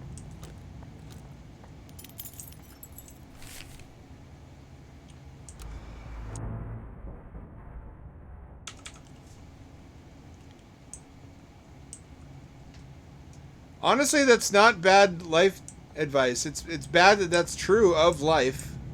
That shouldn't be how the world works, but that is an accurate characterization of how it works. If you learn early in your life to lean on others for relief from your own suffering, then a lot of people will over-rely on it. And they won't know how to manage their own problems.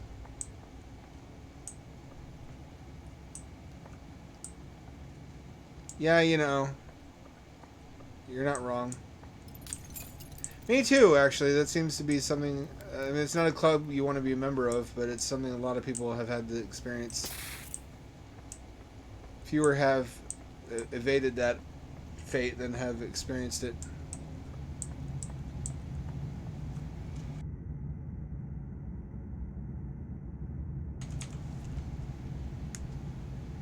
Some people should not be teachers who are teachers, and I don't know what persuades them if they don't know themselves. Maybe they discover that about themselves after they become a teacher.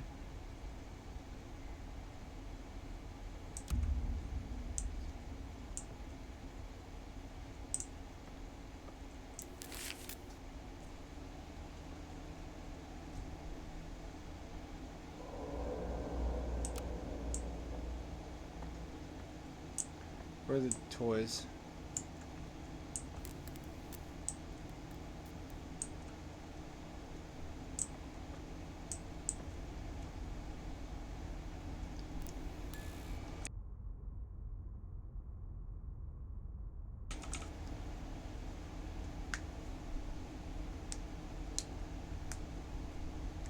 It's depressing how common a story that is. That just terrible teachers.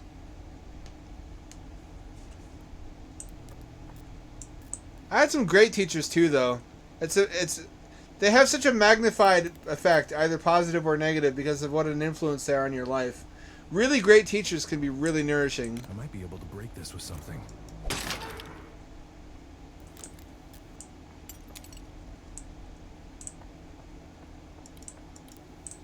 I'm really thankful for certain teachers that I did have that were good.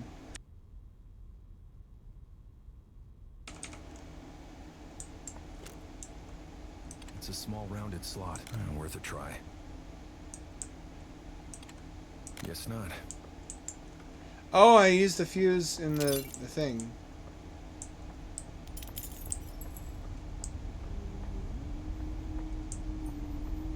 It's a fuse box.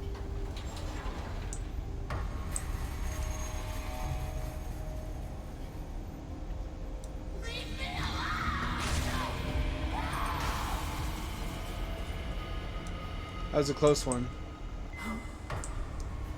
A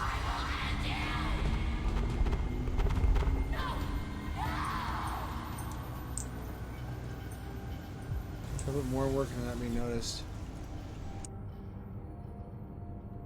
I can't see shit with the light on, but I also need the cat cam to be able to see the cat. She's the real star of the show.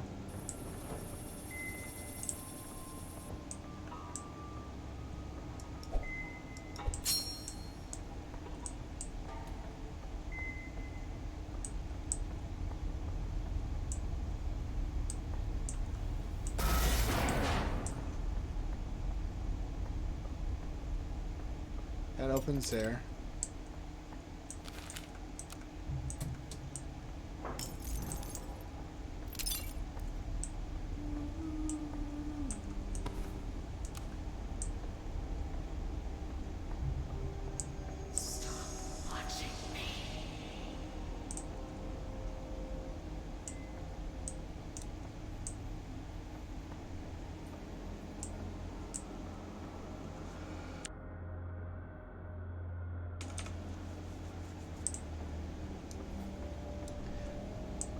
Stop watching me is the opposite of what Pitch is be saying today.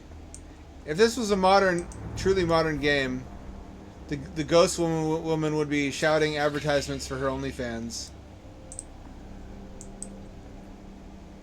That reminds me, one of the movies I should not have been allowed to rent as a kid was Revenge of the Nerds.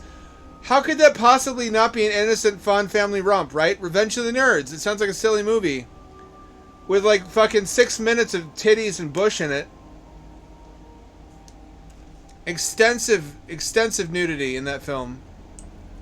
Where the nerds install secret cameras in the girls' dorm. But of course, secret cameras in the 1980s were like the size of a suitcase. So they had to use a hole saw to create a hole big enough for the lens. Somehow the women didn't notice this. Implausibly.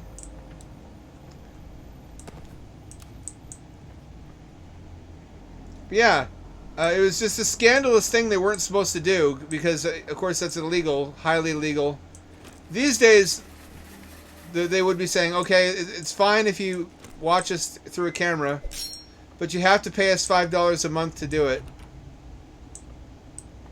then they're not only totally happy for you to watch them through a camera, but they'll encourage you.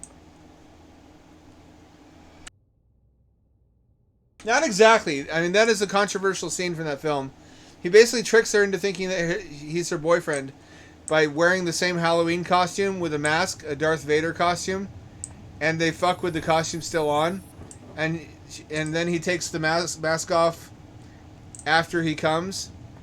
So yes, that is definitely not consensual. There's some trickery involved. These days, as long as he told her he was the opposite gender, then everything would be fine. It's okay to do that if you are one of the special people.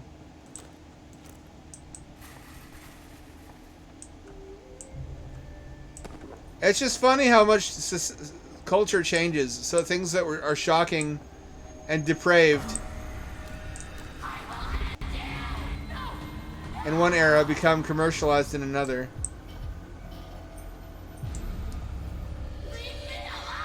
It's like, how dare you peek in my bathroom with a camera without paying me $5 a month?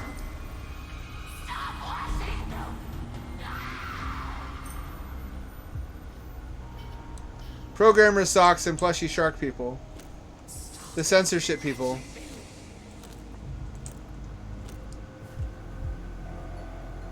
Imagine OnlyFans Ghost. I want to see a comic of that character. Where she haunts you and she keeps like shaking her titties around and saying, you know, there's a discount.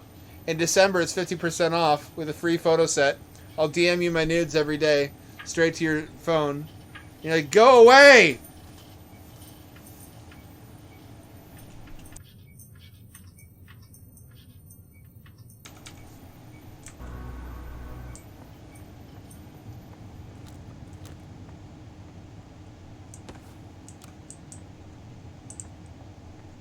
What am I trying to do here? Oh yeah. It's a coin slot. Oh, come on. Doesn't it also need a fuse?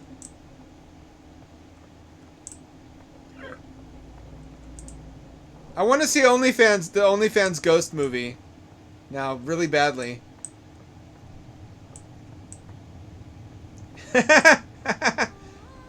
Because they kind of do haunt Twitter comments. On every major Twitter comment thread, on any topic, there's OnlyFans chicks. Getting their baps out, waving them around.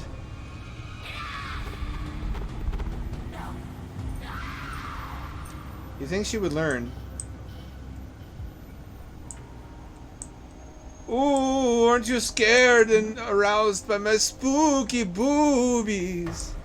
I don't know why she's a vampire.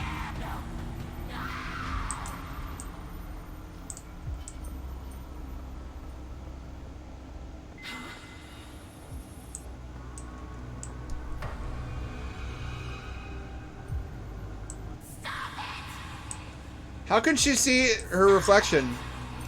Wouldn't that require photons to hit her and then hit the mirror and then bounce back into her eyes, which would have to be physical to receive them?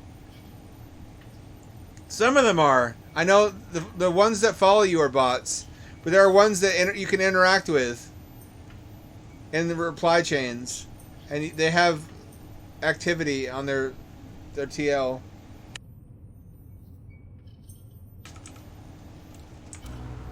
So, some of them are fake, but some are like SoogSX, SOOGSX. I know she's real. She interacts and she has takes and is a human. It is like being haunted, though. You see how that would fit into a ghost movie? Especially if the dude is gay. And he just gets haunted by a sexy ghost lady who won't put her tits away. Guess not.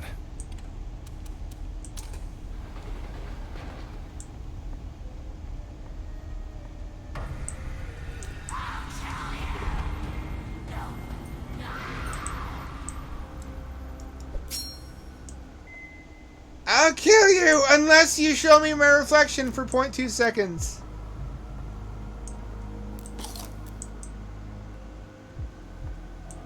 That is too realistic.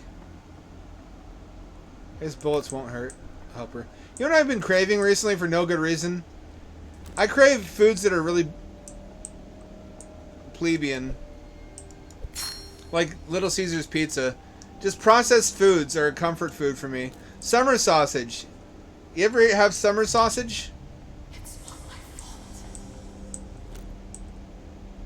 It's a dry sausage that is named that way because you could carry it backpacking in the summer and it wouldn't spoil because it's dehydrated.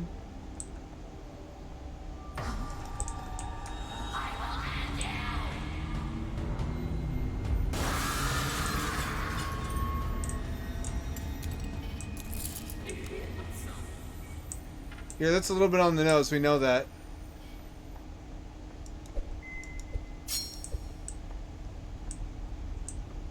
West maintenance key.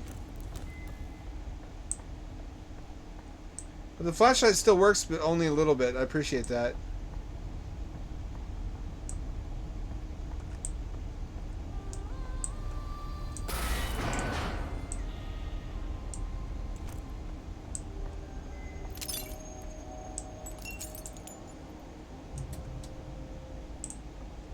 Where's the key go?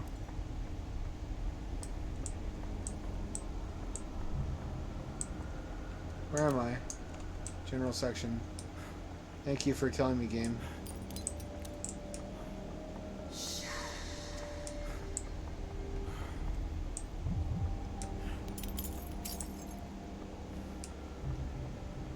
Shinitsu exhibit. I have no coins so far, should I?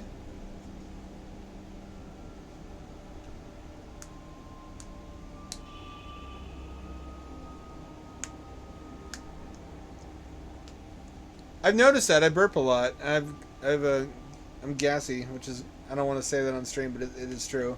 That's why Rick Sanchez burps constantly. Sheldon should probably do that more. If I were more intelligent about choosing my diet according to that, I would probably not have the issue. Or if I use probiotics, or if I had like a fecal transplant to change my gut bacteria, I would need money for that. Is it fixable? It seems like it's fixable. People change their gut flora all the time.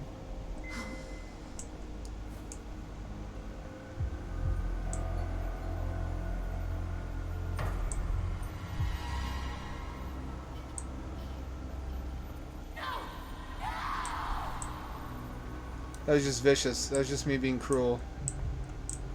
I didn't need to do her wrong like that. Oh, here's the other one, isn't it?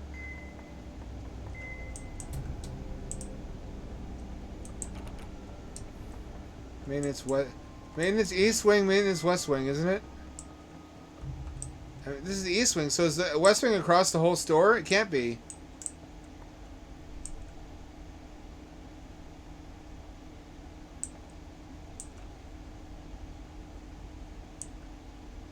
Maintenance west wing. It is across the whole fucking store. Shit.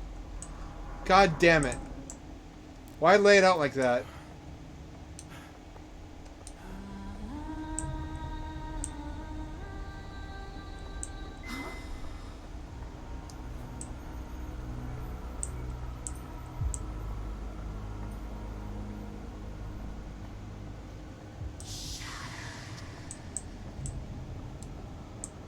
This is pretty cool and creative, though. Gotta hand it that.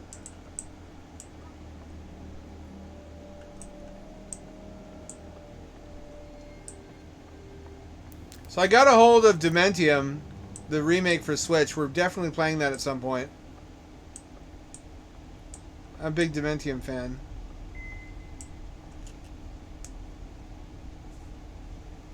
Is that why?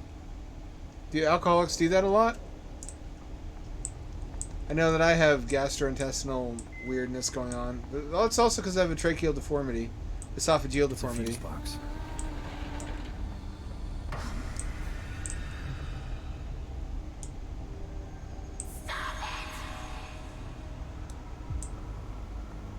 Oh shit, you know what else I've been looking forward to lately? Albino Lullaby Volume 2 is coming out.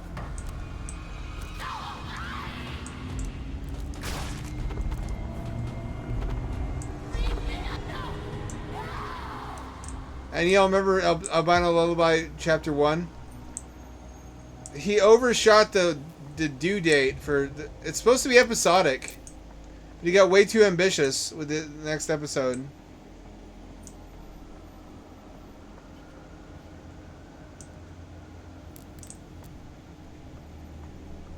For one thing, he changed out the armless, legless enemies for ones that have arms and legs, which means he needs to rig and animate them.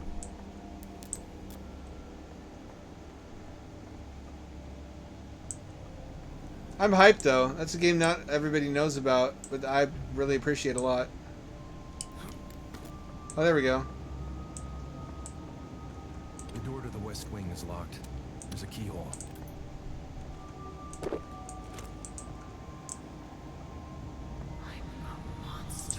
You are a monster. You're right. Affirmations, that's what she needs. This is a pretty cool game though. It's really polished, but it has sort of an amateurish storytelling vibe, like a creepypasta. Like that shit just right there. You'd expect to see that in an Itch.io horror game. But in a good way though, in a positive way. It's still got the sauce. So to stab into your abdomen. Press neck. Virginia rule.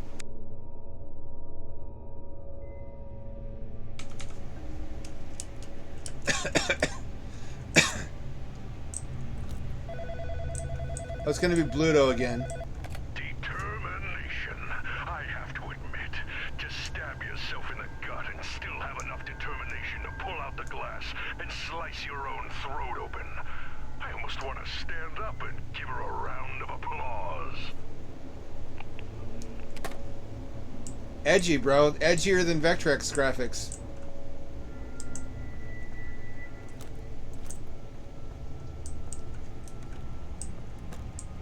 I feel like Dementium would have been better adapted to Oculus Quest, though, considering the free-moving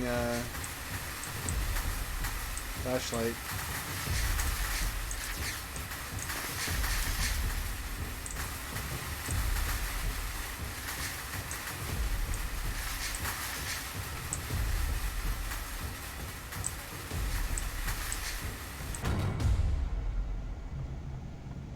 Spooky, spooky. Were there more dolls in there? Collect all pills. Have I collected any pills? I don't think I have.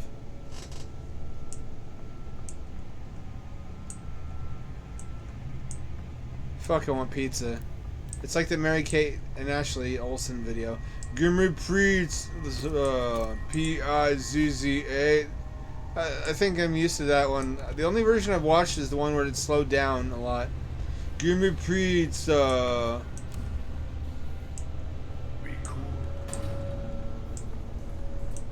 Yeah, that's not very cool of you, ironically.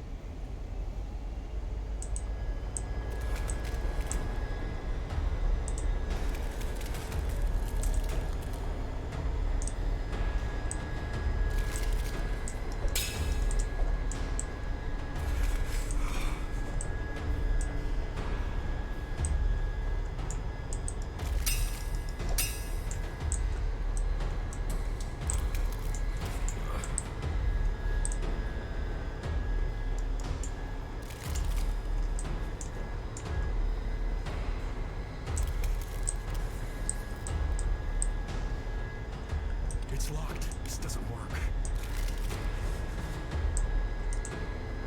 I don't know what to do.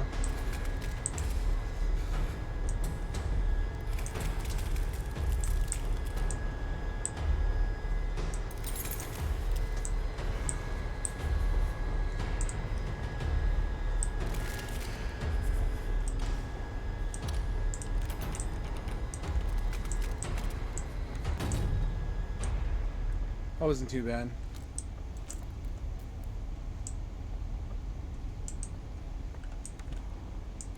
I want to play it, but I'm afraid I'll get copyright struck.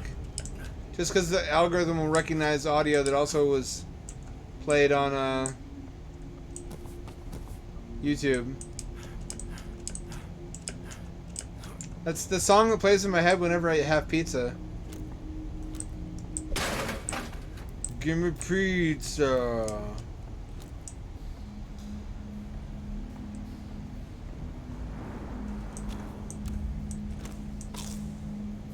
It's giving me a lot of bullets. Is that good or bad? I got bad fifis in my tum-tum about this. I think I live up here now. There's real ghosts in the world. I don't really want to come out from here. That's a problem with me in a horror setting, is I would just build a fort someplace and never complete the main storyline. Because I would be all about min-maxing and just evading the spooper.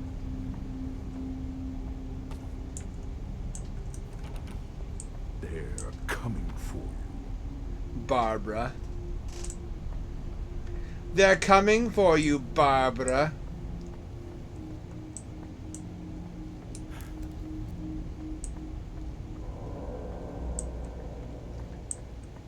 Another thing I was thinking recently, as my timeline gets inundated with porn bots, is how remarkable it is that we live in an age when all pretty girls are prostitutes. And I'm supportive. I think that's their right to do. And it's empowering that they can make the kind of money they need to buy a house. They're the only ones who can make that kind of money that easily. They can make house money in a week if they're really good at it, if they're really attractive. That means that the dream of an unspoiled maiden waifu who has not shown her baps on the internet is now completely unrealistic. Unless you're like just turning 20, if you meet an attractive girl, odds are better than like 90% that she has nudes on OnlyFans. I don't like Borderlands. I'm not a Borderlands guy. I don't like the humor. I don't like the graphics.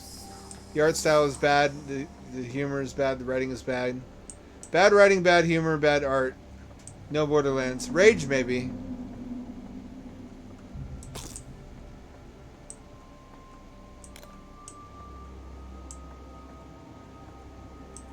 Weren't there supposed to be pills at some point?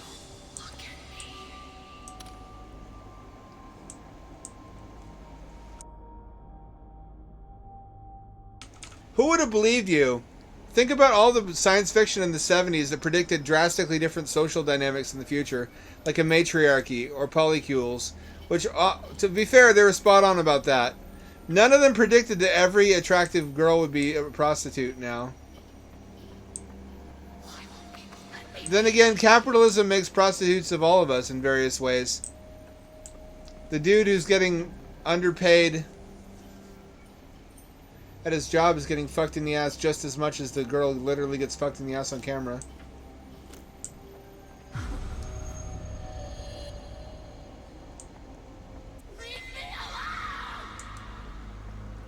If you're beautiful and you have your choice of, you still have your choice of partners. It's not like you're an actual streetwalker in LA who has to accept a wide variety of men. If you're an OnlyFans star, it's you and your boyfriend basically having enjoyable sex you would have anyway. It's just that people get to watch now.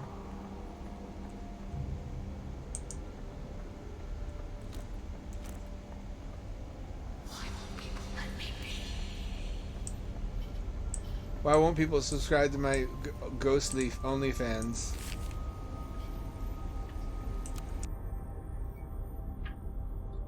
What do I have now? Brother doll, mom doll. Okay. What's wrong with you, cat? What do you see? What do your cat eyes see?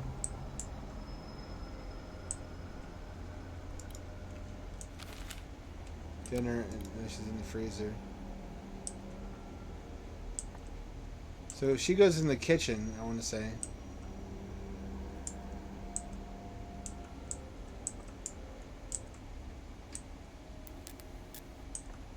It's a small rounded slot. Traditional gender roles in this house, I guess. Here's the boys' room, I think.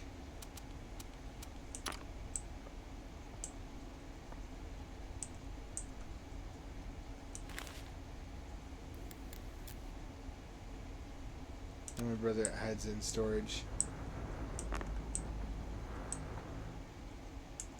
in the attic. So the brother goes in the attic.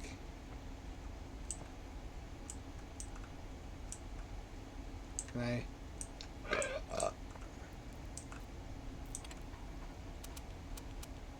It's not where you think he'd go. Now she's in the freezer.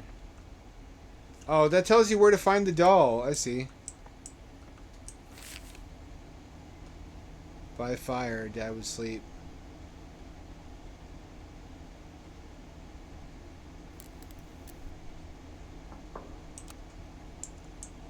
By fire? What fire?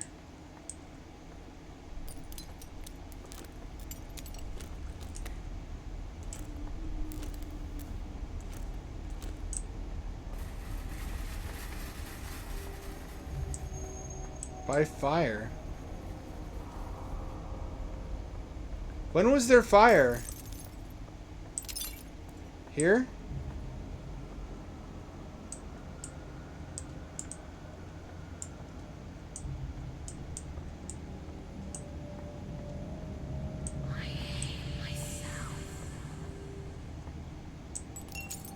I understand that, thank you. I'm just trying to focus on the puzzle. It's actually challenging me somewhat. It probably shouldn't. It's probably simpler than I think it is.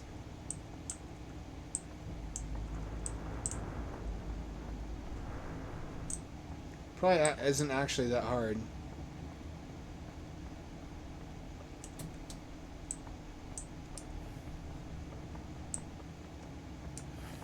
Does anyone feel as if we should have better for PC by now than keyboard and mouse? I don't think it's the mouse that's the problem. The mouse is a fine pointer device, but the keyboard feels like keyboard should have something built in for movement that works better. It's analog movement. I think I've seen some peripherals like that where it's like a big thing you put your hand on and you shift it in different directions to move your player. I don't know if that's actually better though. If it was better, I feel like we wouldn't still mostly have keyboard players.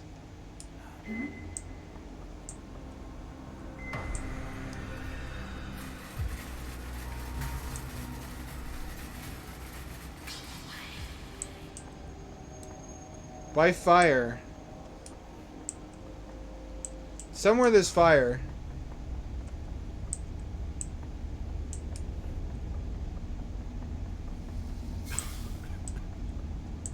Compressor room. Power room.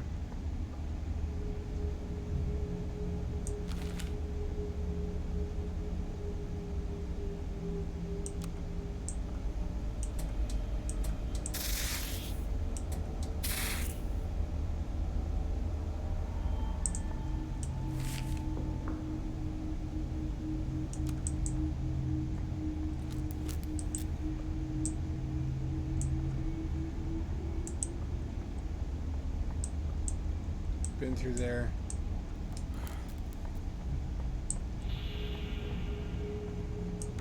It's blocked from the other side.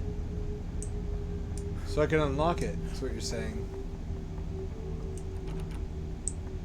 Or is it just a real fake doors situation like in Silent Hill?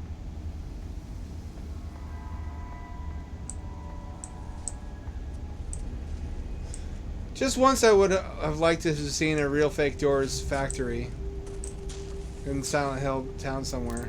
Like that's where they're mostly employed. They all had jobs at the fake door factory.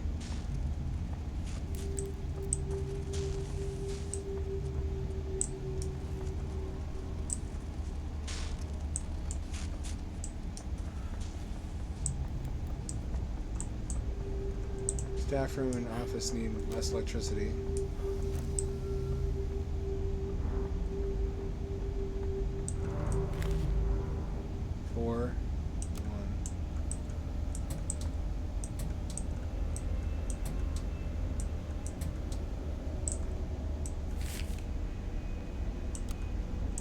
What could be the downside to having it all off?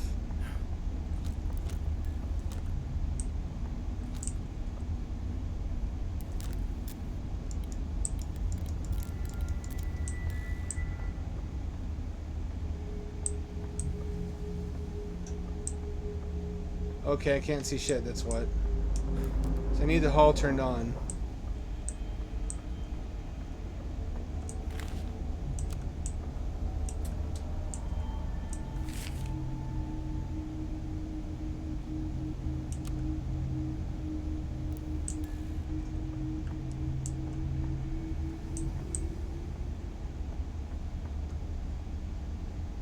Pretty good atmosphere. There's not a lot to ding about this game. It's mostly pretty good. If what you're looking for is a horror-based puzzle game, this is, you can do. I guess it's not super scary. The ghost is like a Luigi's Mansion ghost.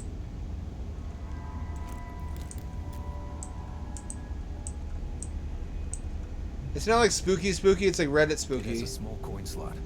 This doesn't work. But it is fun. I'm entertained and intrigued. Is there any money in any of these? Where was I ever supposed to find money?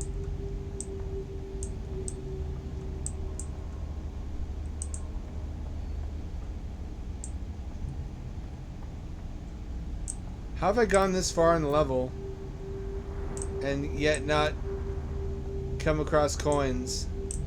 Where would I find coins in a supermarket, actually? Come to think of it.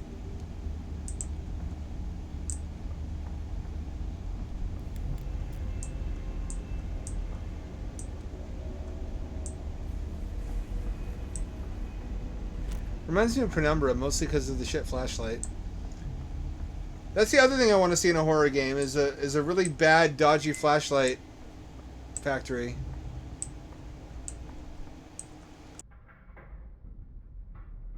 Called 5-minute flashlights. State-of-the-art illuminators. Speaking of which, I got some writing done on Terminal Sunset recently. That novella I'm writing in a world where the sun has gone dark inexplicably and now Earth is infested with ghosts that take on the appearance of people who've disappeared. I'm having a lot of fun fleshing out the setting, like the heterotrophic farming and the grow lights and the fact that everyone has to take vitamin D.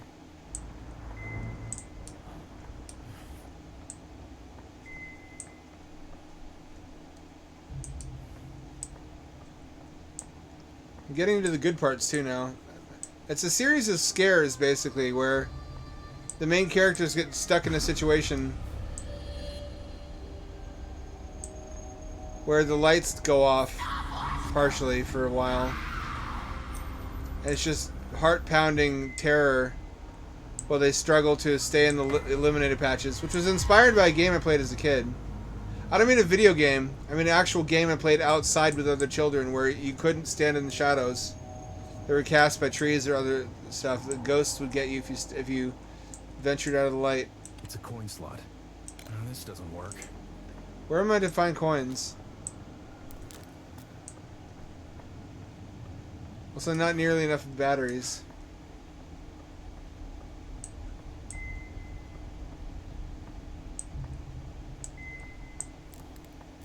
Did I adequately explore the East Wing? That's the last place I unlocked, isn't it?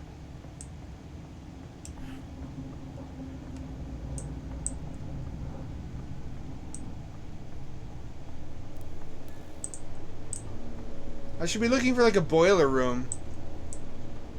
Because the third doll is by fire.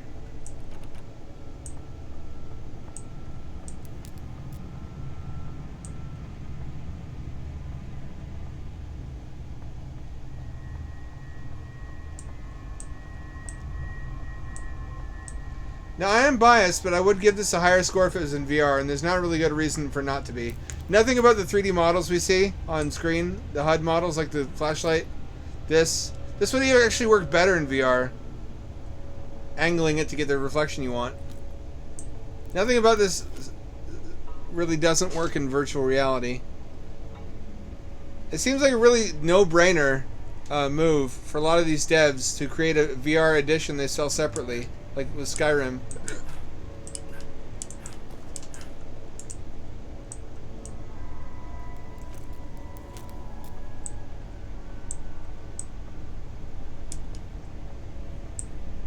Did I find a doll up here or not?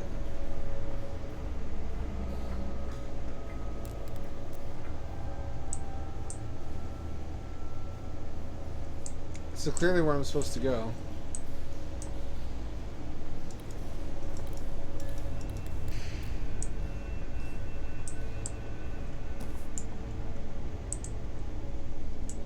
I don't want to quit because I'll lose progress. Why is that not open? It seems to imply that's where you go to get in there.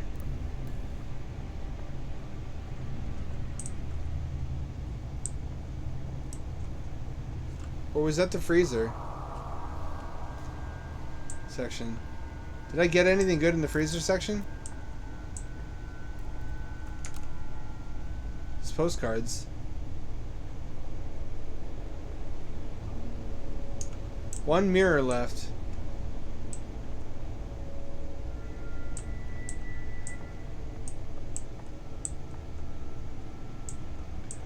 Homer. Lenny. Homer. Oh, Lenny. I can't do Homer. Fuck, that'd be so good. I could do an audio Homer X Lenny / fic live on Twitch. That's what my audiences want. Today's audiences want Homer on Lenny gay / fics. I got my finger on their pulse.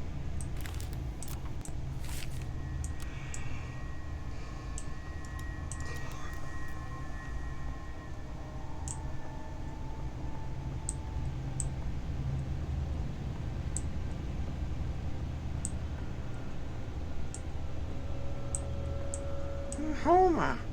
Faster, Homer! Lenny, I'm fat. I can't go faster.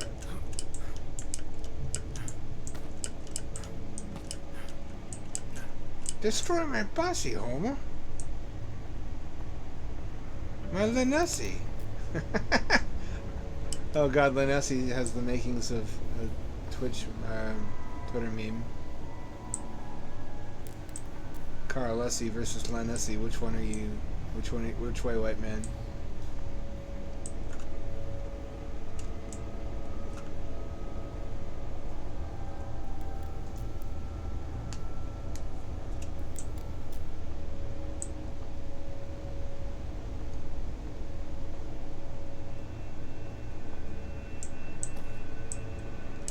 I'm misunderstanding something.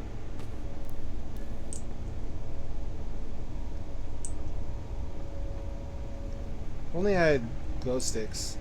In Penumbra, that was your backup, glow sticks. This is the freezer, never mind. Okay, I've already been in there.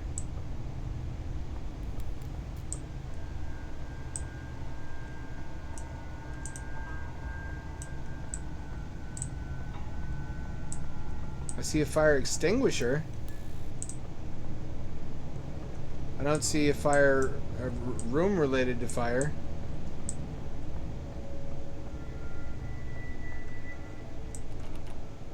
Storage room does not open.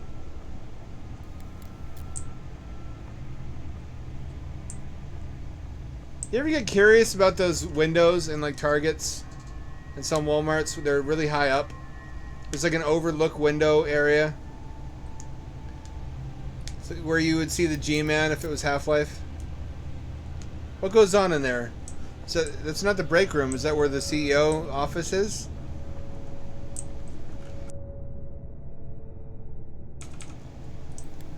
Who's in there? What do they know?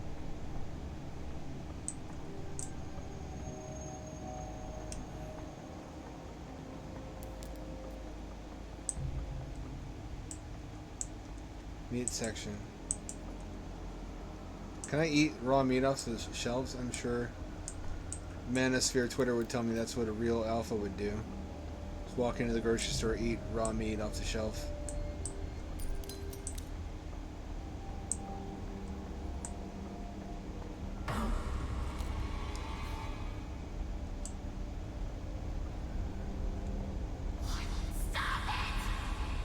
She looks cute too. Why does she gotta be so shy? I want to clap them ghost cheeks. Even though they're intangible and immaterial. I guess that makes ghosts like the original waifus, because you could only look at them.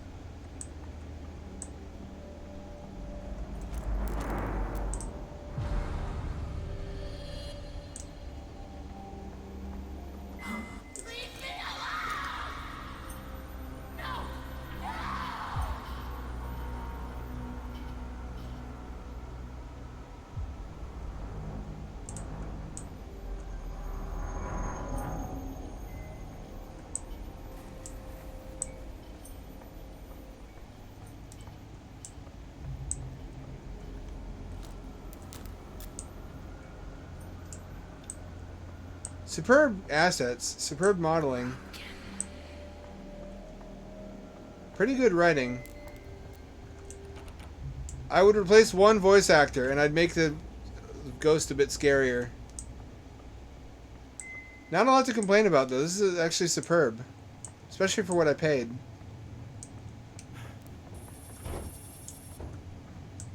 Did I miss the coins?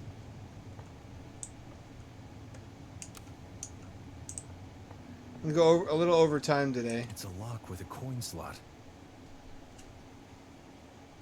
There's still more coin slot stuff, but I haven't seen any coins. You know what it might be? It's no use. I haven't done the register puzzle yet. It's the item scanner.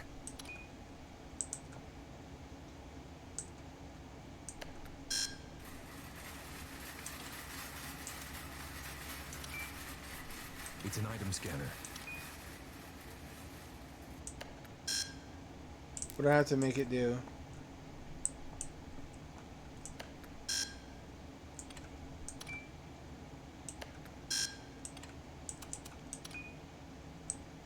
One, two.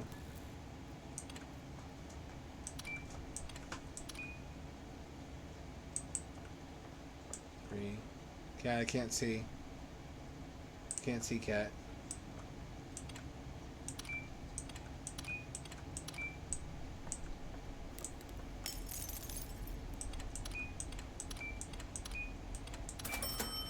There oh, there's a coin.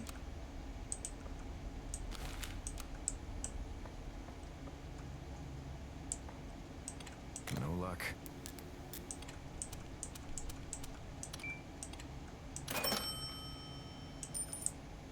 This is where you get the coins from.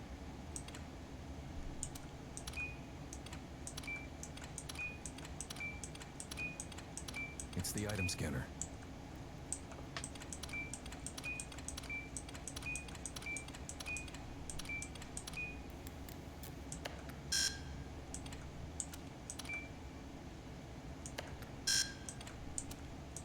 It's an item scanner.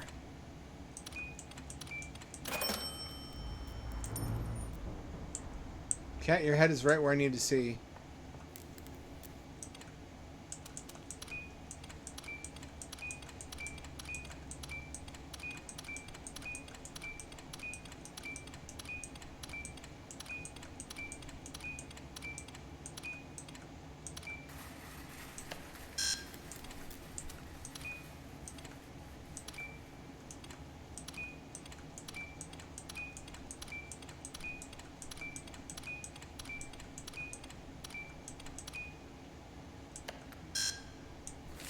$3.99.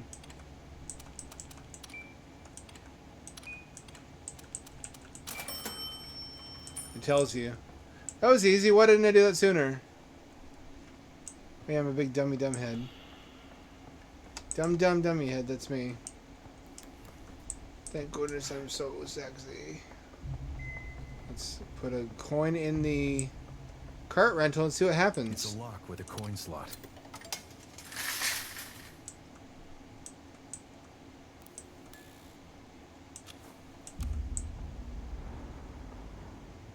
Is that a waste of a coin? Do I need that? I have 3 more coins though. There's exactly 1 coin in every register. That's weird.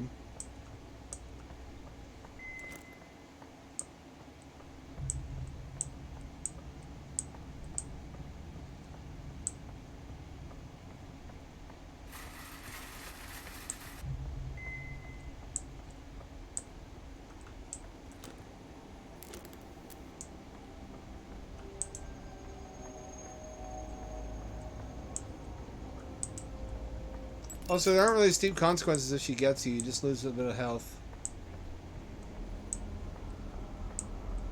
This is a good horror game for, like, your girlfriend. If she's one of those...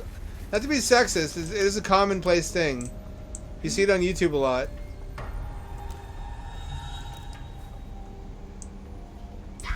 There are some ladies who cannot handle their scary spook.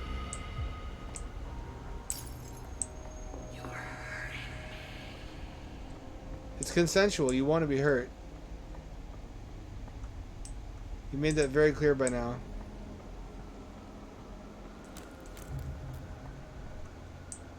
Mentally ill ghost. There's a new one.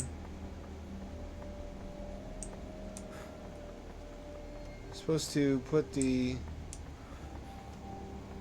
coin in the slot of... Where's the photo machine?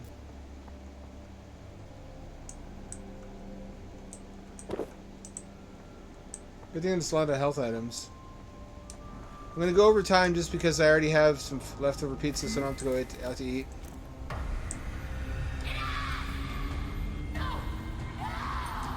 And because I'm really curious about what happens with the coins.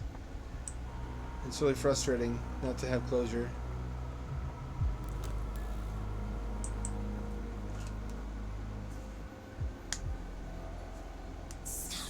This is how I learned to read. When my mother would push me in the grocery cart to the grocery store, I'd read everything on the shelves. Surrounded by words.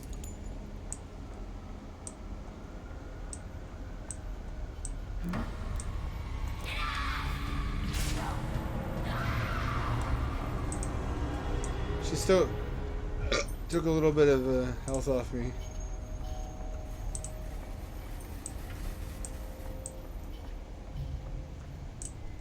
Where am I? If I had a working flashlight, this would be much easier. I can't see shit, mostly because of the cat.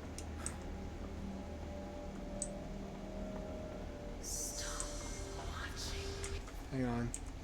I need a brighter monitor.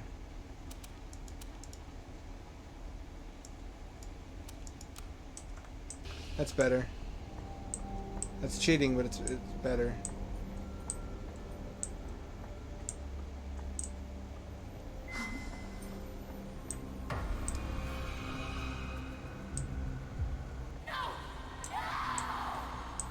I feel like we're tormenting a mentally unwell woman. This is not funny anymore.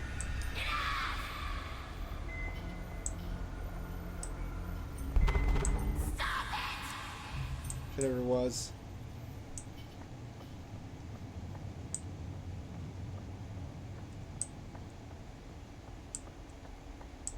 It's a lot less frustrating now. I think we're gonna leave it this way just so I can't fucking see shit. Where is the camera machine? I feel like I've looked everywhere. I must not have.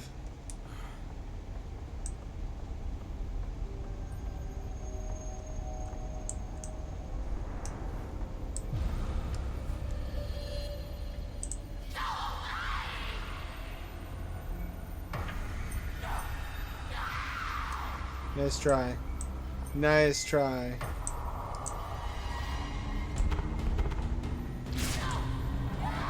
But you got one in on me. Somewhere. Probably. Because this keeps on going much longer.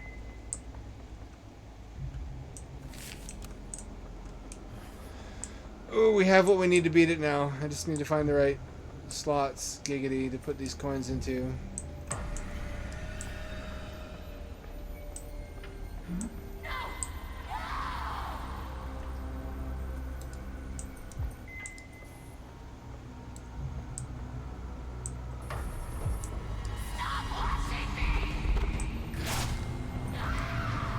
Shit. Here we go. Wait, what?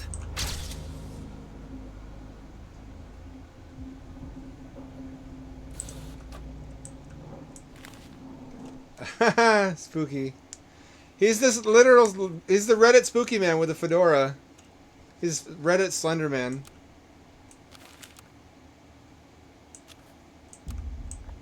It just gets you little nice things. Doesn't seem to advance the game at all, though.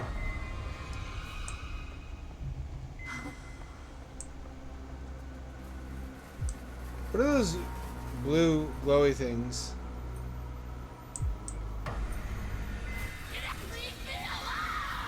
I'm trying to leave you alone. You're the one not leaving me alone.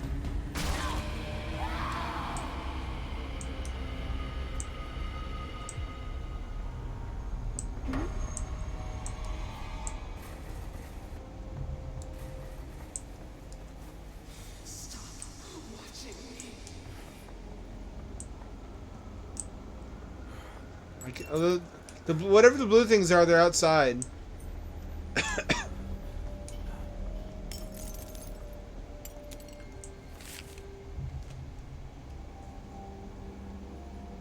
Vents.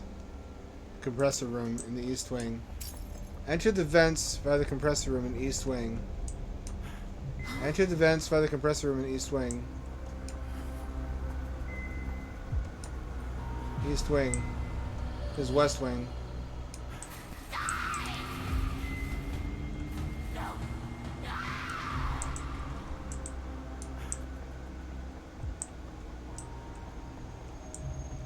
Enter the vents via the compressor room in east wing.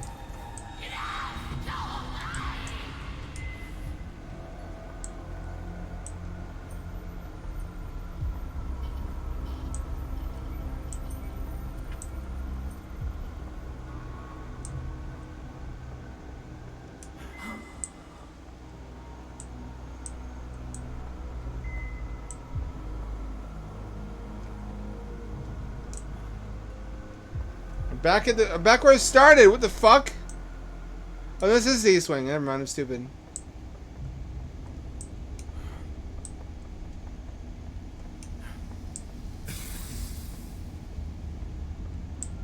That's a room. I went in here already. I went in here already. I cleaned out the vents. So I already did that part.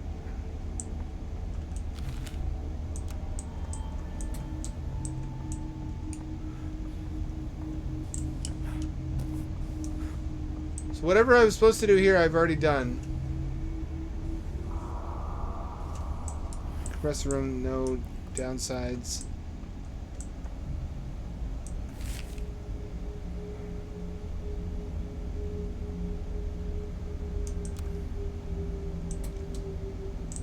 That's the correct series of lights. It's blocked from the other side.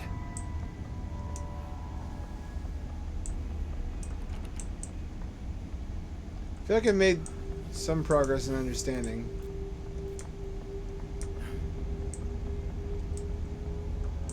Oh, here we go. It has a small coin slot.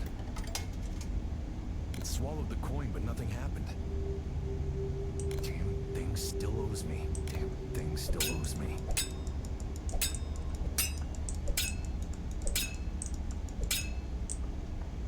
It ate my fucking coin.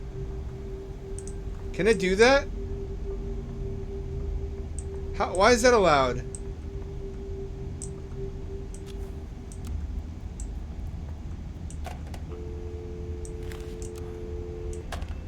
There's no one out there.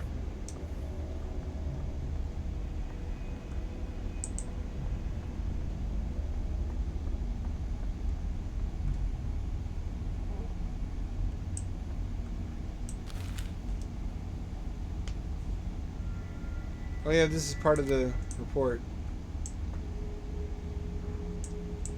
So you're basically a psychologist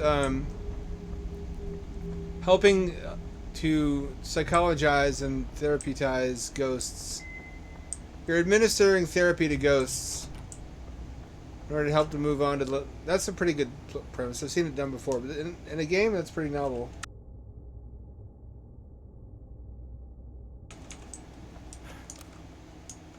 One Homomart coin left.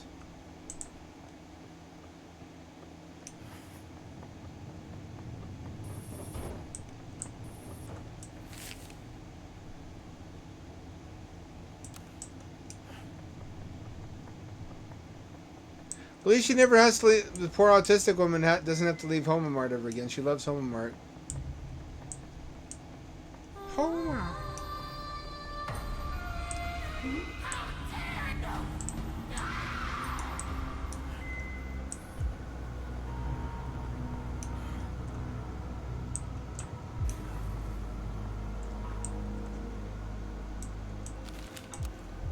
I got nothing for that. The coins were a red herring. Coins got me nothing. I was obsessed with the coins for so long and they were meaningless in the end. Maybe there's a message in that.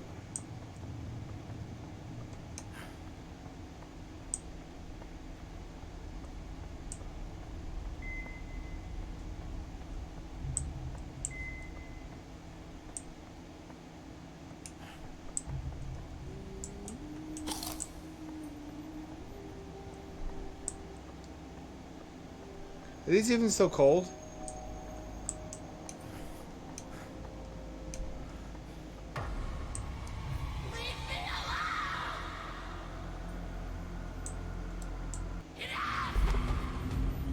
You're the one chasing me!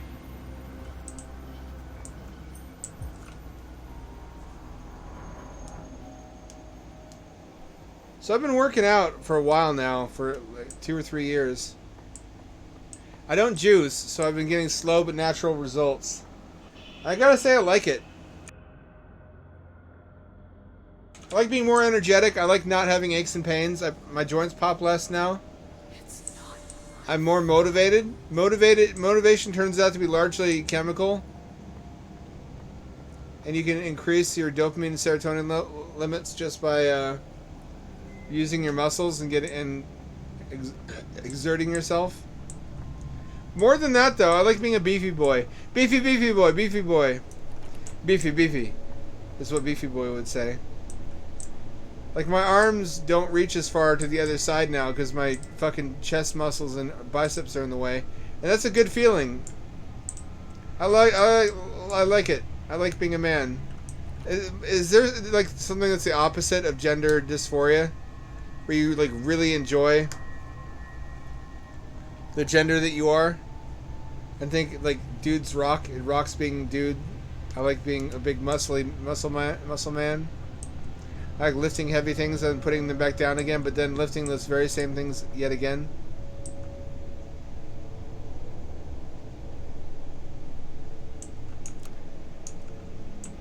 Fire. Oh! Fire alarm? Maybe?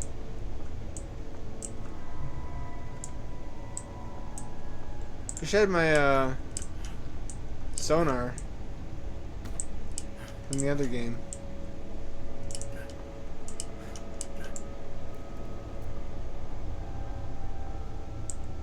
It improves all aspects of life. Fitness does.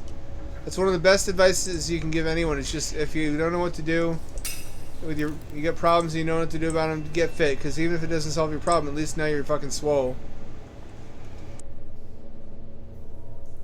I can eat more now than I used to without putting on pounds because my muscles consume the calories.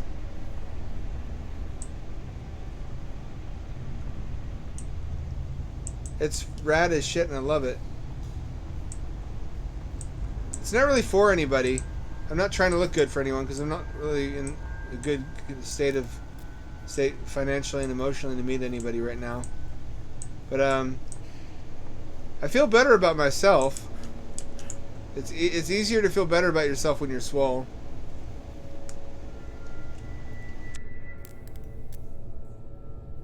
I've seen alt-right accounts saying that it'll change your politics.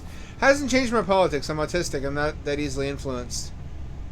But I think there probably are certain dudes who become so narcissistic from lifting weights and having a beautiful body that they decide, you know what, actually I am superhuman and everyone else should be exterminated. Which is just narcissism. That's not your politics changing. That's just you being so in love with your new figure that you think you're superior to everybody. Which is a personal problem. That's a maturity deficit. That's not a political view.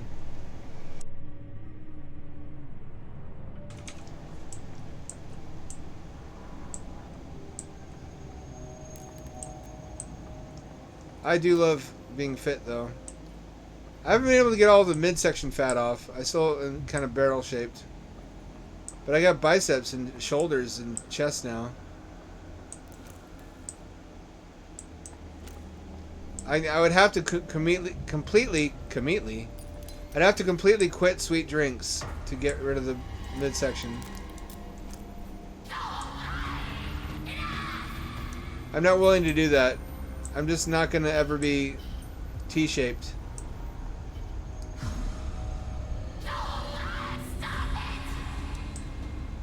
And I've accepted that. Because I have things that you gotta compromise in life. Compromise, that's a new one.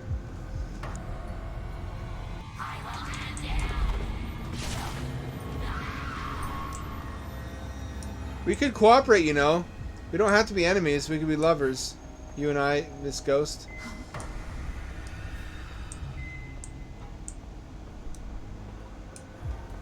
We'd be sweet, sweet lovers. If you'd only stop being so difficult.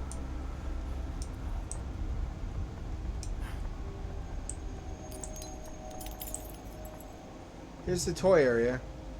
I presume that putting all the dolls in the correct locations.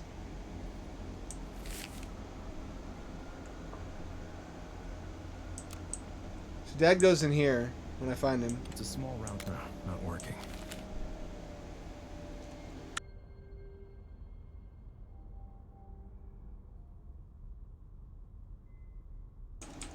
Loading bay.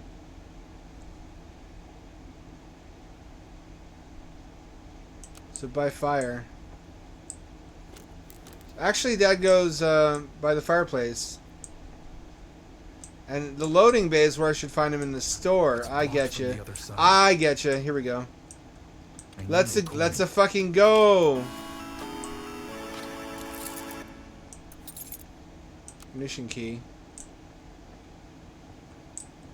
Ignition key.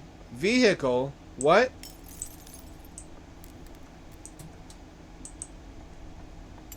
Ignition key.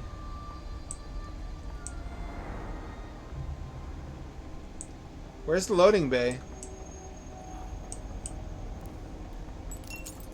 Here we go.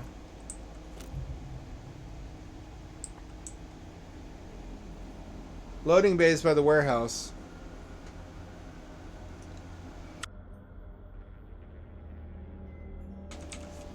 Okay. Okay.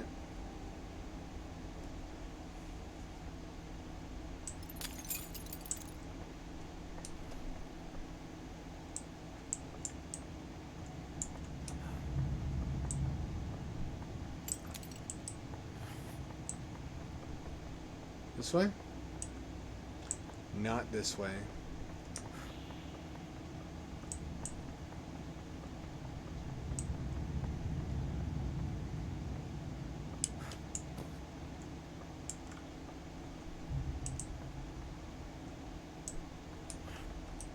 It's blocked from the other side.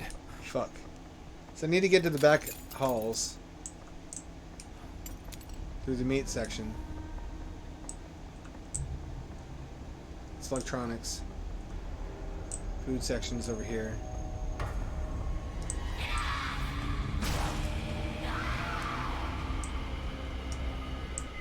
Meat section, here we go. Go up around here. Maintenance central wing, loading bay on the left.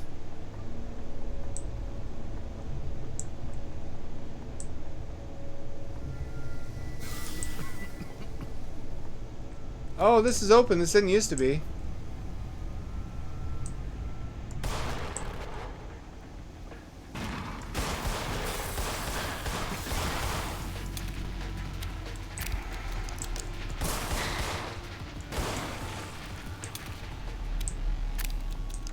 It's blocked Well, from I'm the not other doing side. well.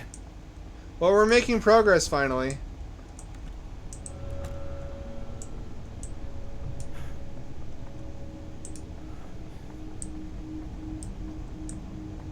Took a while. There was some kind of disconnect. Or I didn't understand. Oh, forklift. It's the ignition key lock.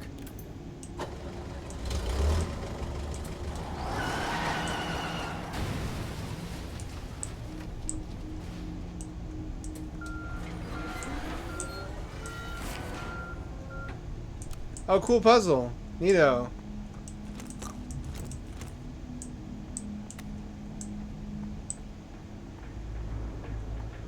Now we're getting somewhere. That was a bit tricky.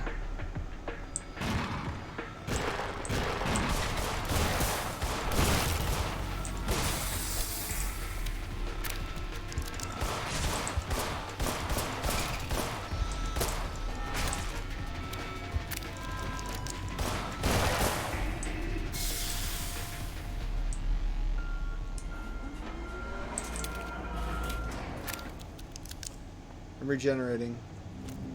That could have gone better. Now I don't have to do stealth, though. Wasted some bullets.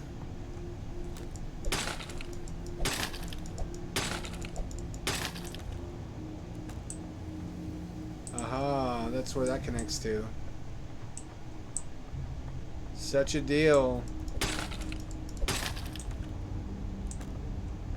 That connects to there.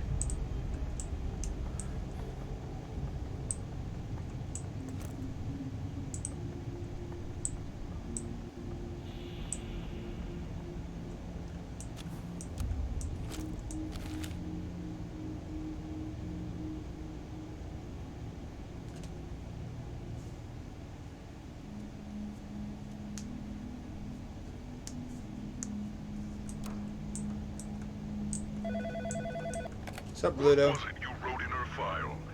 Patient was encouraged to establish routine errands that would put her outside. Wow. No wonder her mother blames you. That's a bit unfair. Fresh air and sunshine can do someone a great deal of mental health good. Nee, I'm a Redditor. He even walks like a Redditor.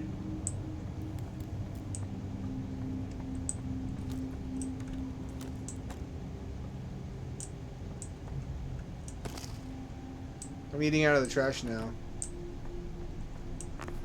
Oh, there's the daughter doll. One doll left.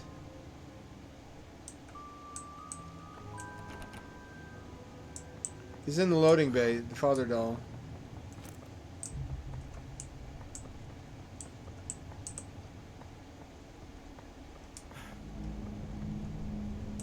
There we go.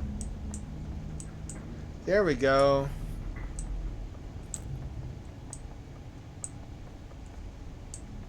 Oh, the fucking thing lowered. Cool. That complicates my life, but only a little bit. Here we go. Now I just need to find the toy area. That's what... Oh, here's the last mirror.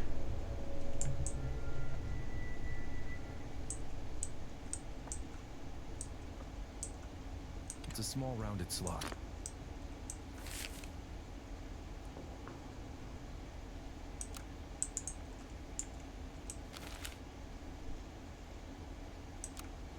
Crash and trash. Here we go.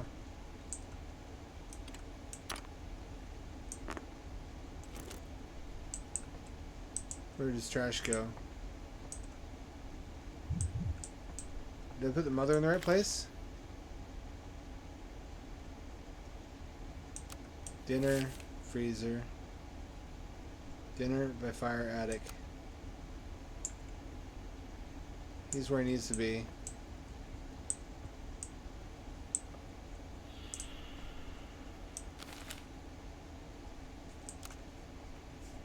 Let's see. Where does the trash go?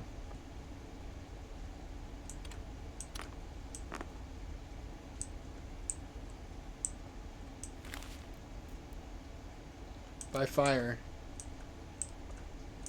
Loading bay is not where I thought he was supposed to be. It's a small rounded slot.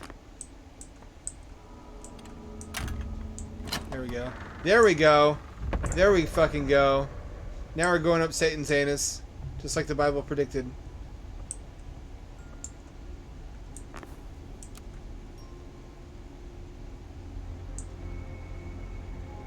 That's more than a little bit creepy. What is... What... Oh, nope. Ghost activity. Illegal ghost crime detected.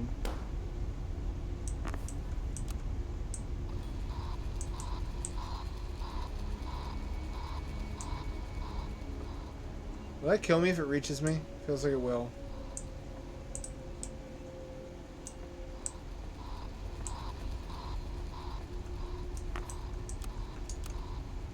Need 5 of them.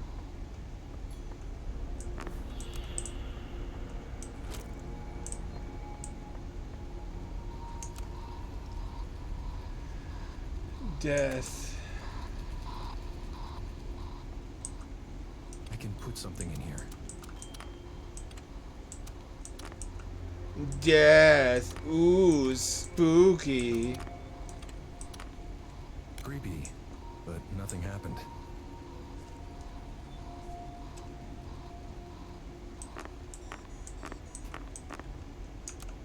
What was their name?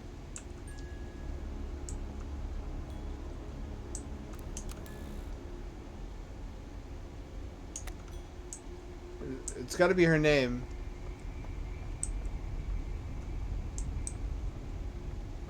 Anyone remember what her name was from the report?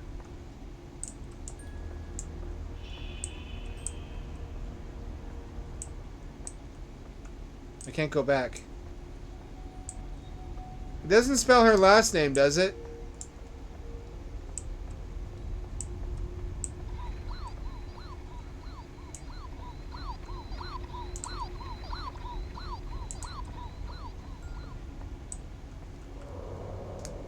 Oh, it's got to be in the mirror. It's got to be backwards.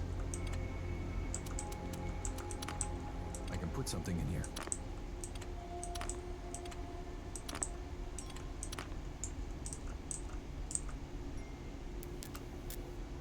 Oh no, They're fucking fucked up. They're not the right way in the mirror. Why is T in the middle?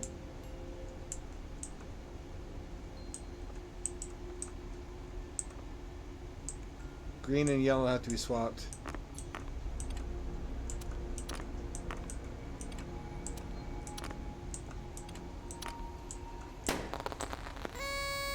There we go. I figured it out.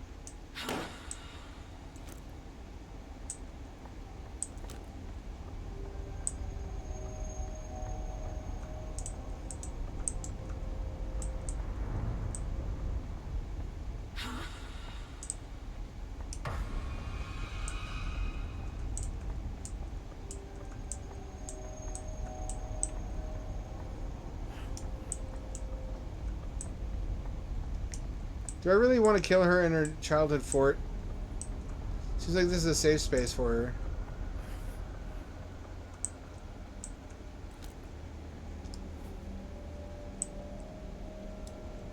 There she is. We're almost at the end. Ugh, we're almost at the end. We're almost at the end. Good, short talk.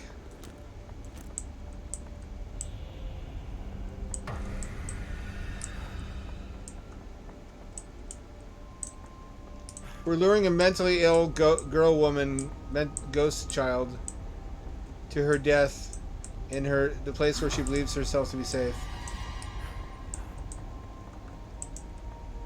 Come on.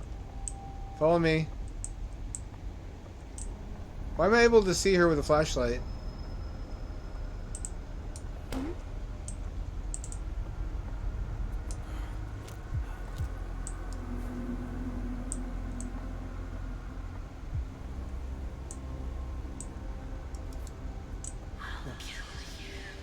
Come on, try. I invite you to try.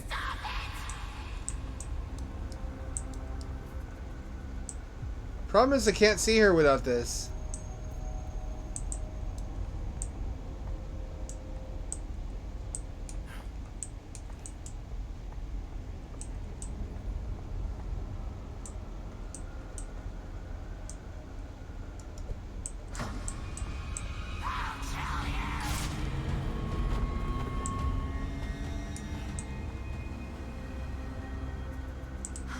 Come here. Stop watching! Leave us!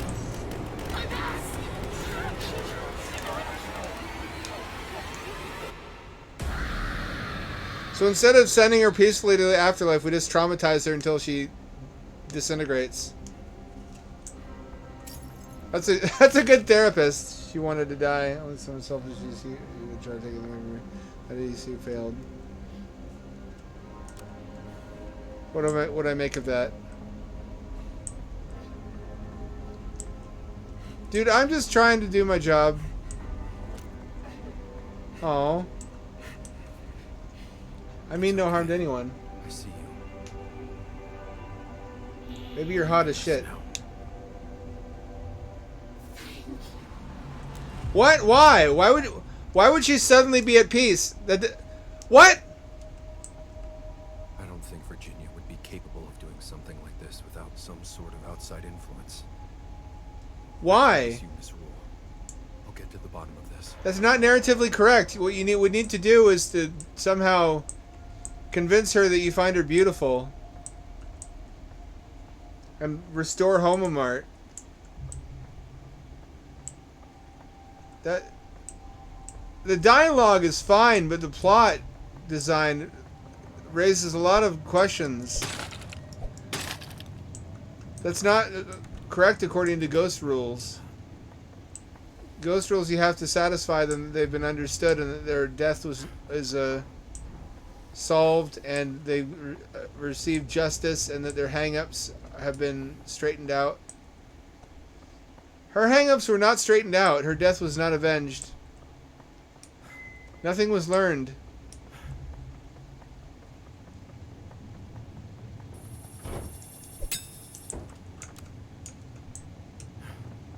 So now what?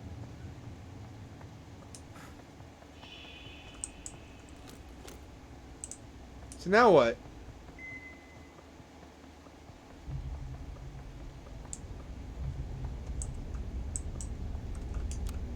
And that vending machine just ate my coin, and that's funny to the devs, I guess.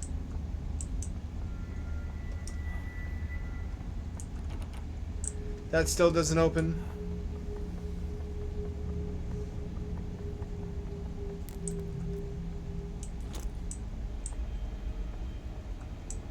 Oh, there we go.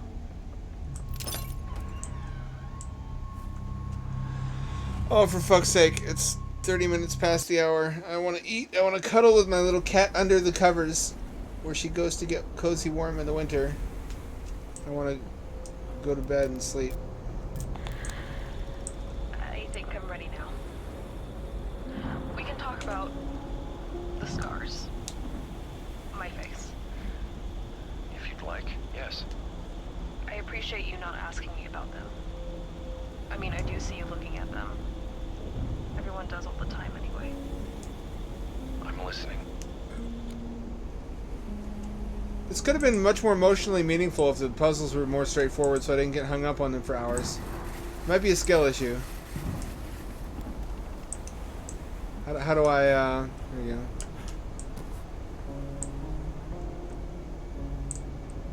The writing is compromised somewhat by the puzzle design. Of course, if I wasn't streaming, I'd be focusing more on the game and enjoying it more as intended.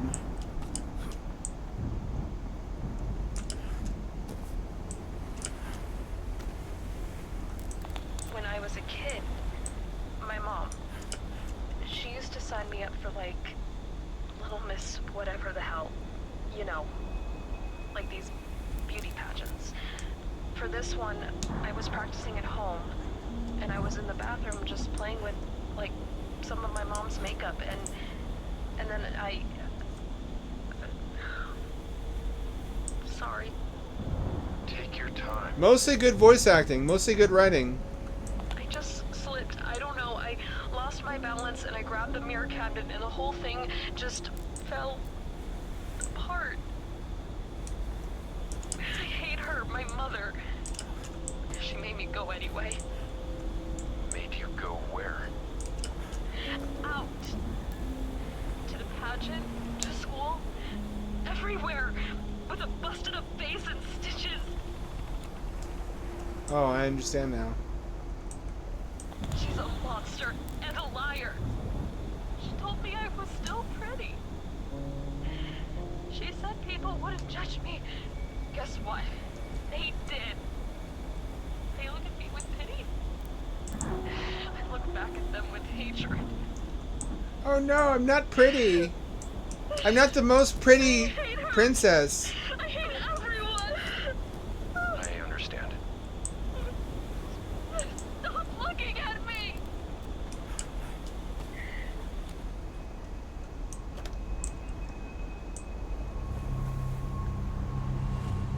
I guess that would have upset me when I was a child, though. Still, these days, I think she'd find plenty of suitors who think that her scars are badass.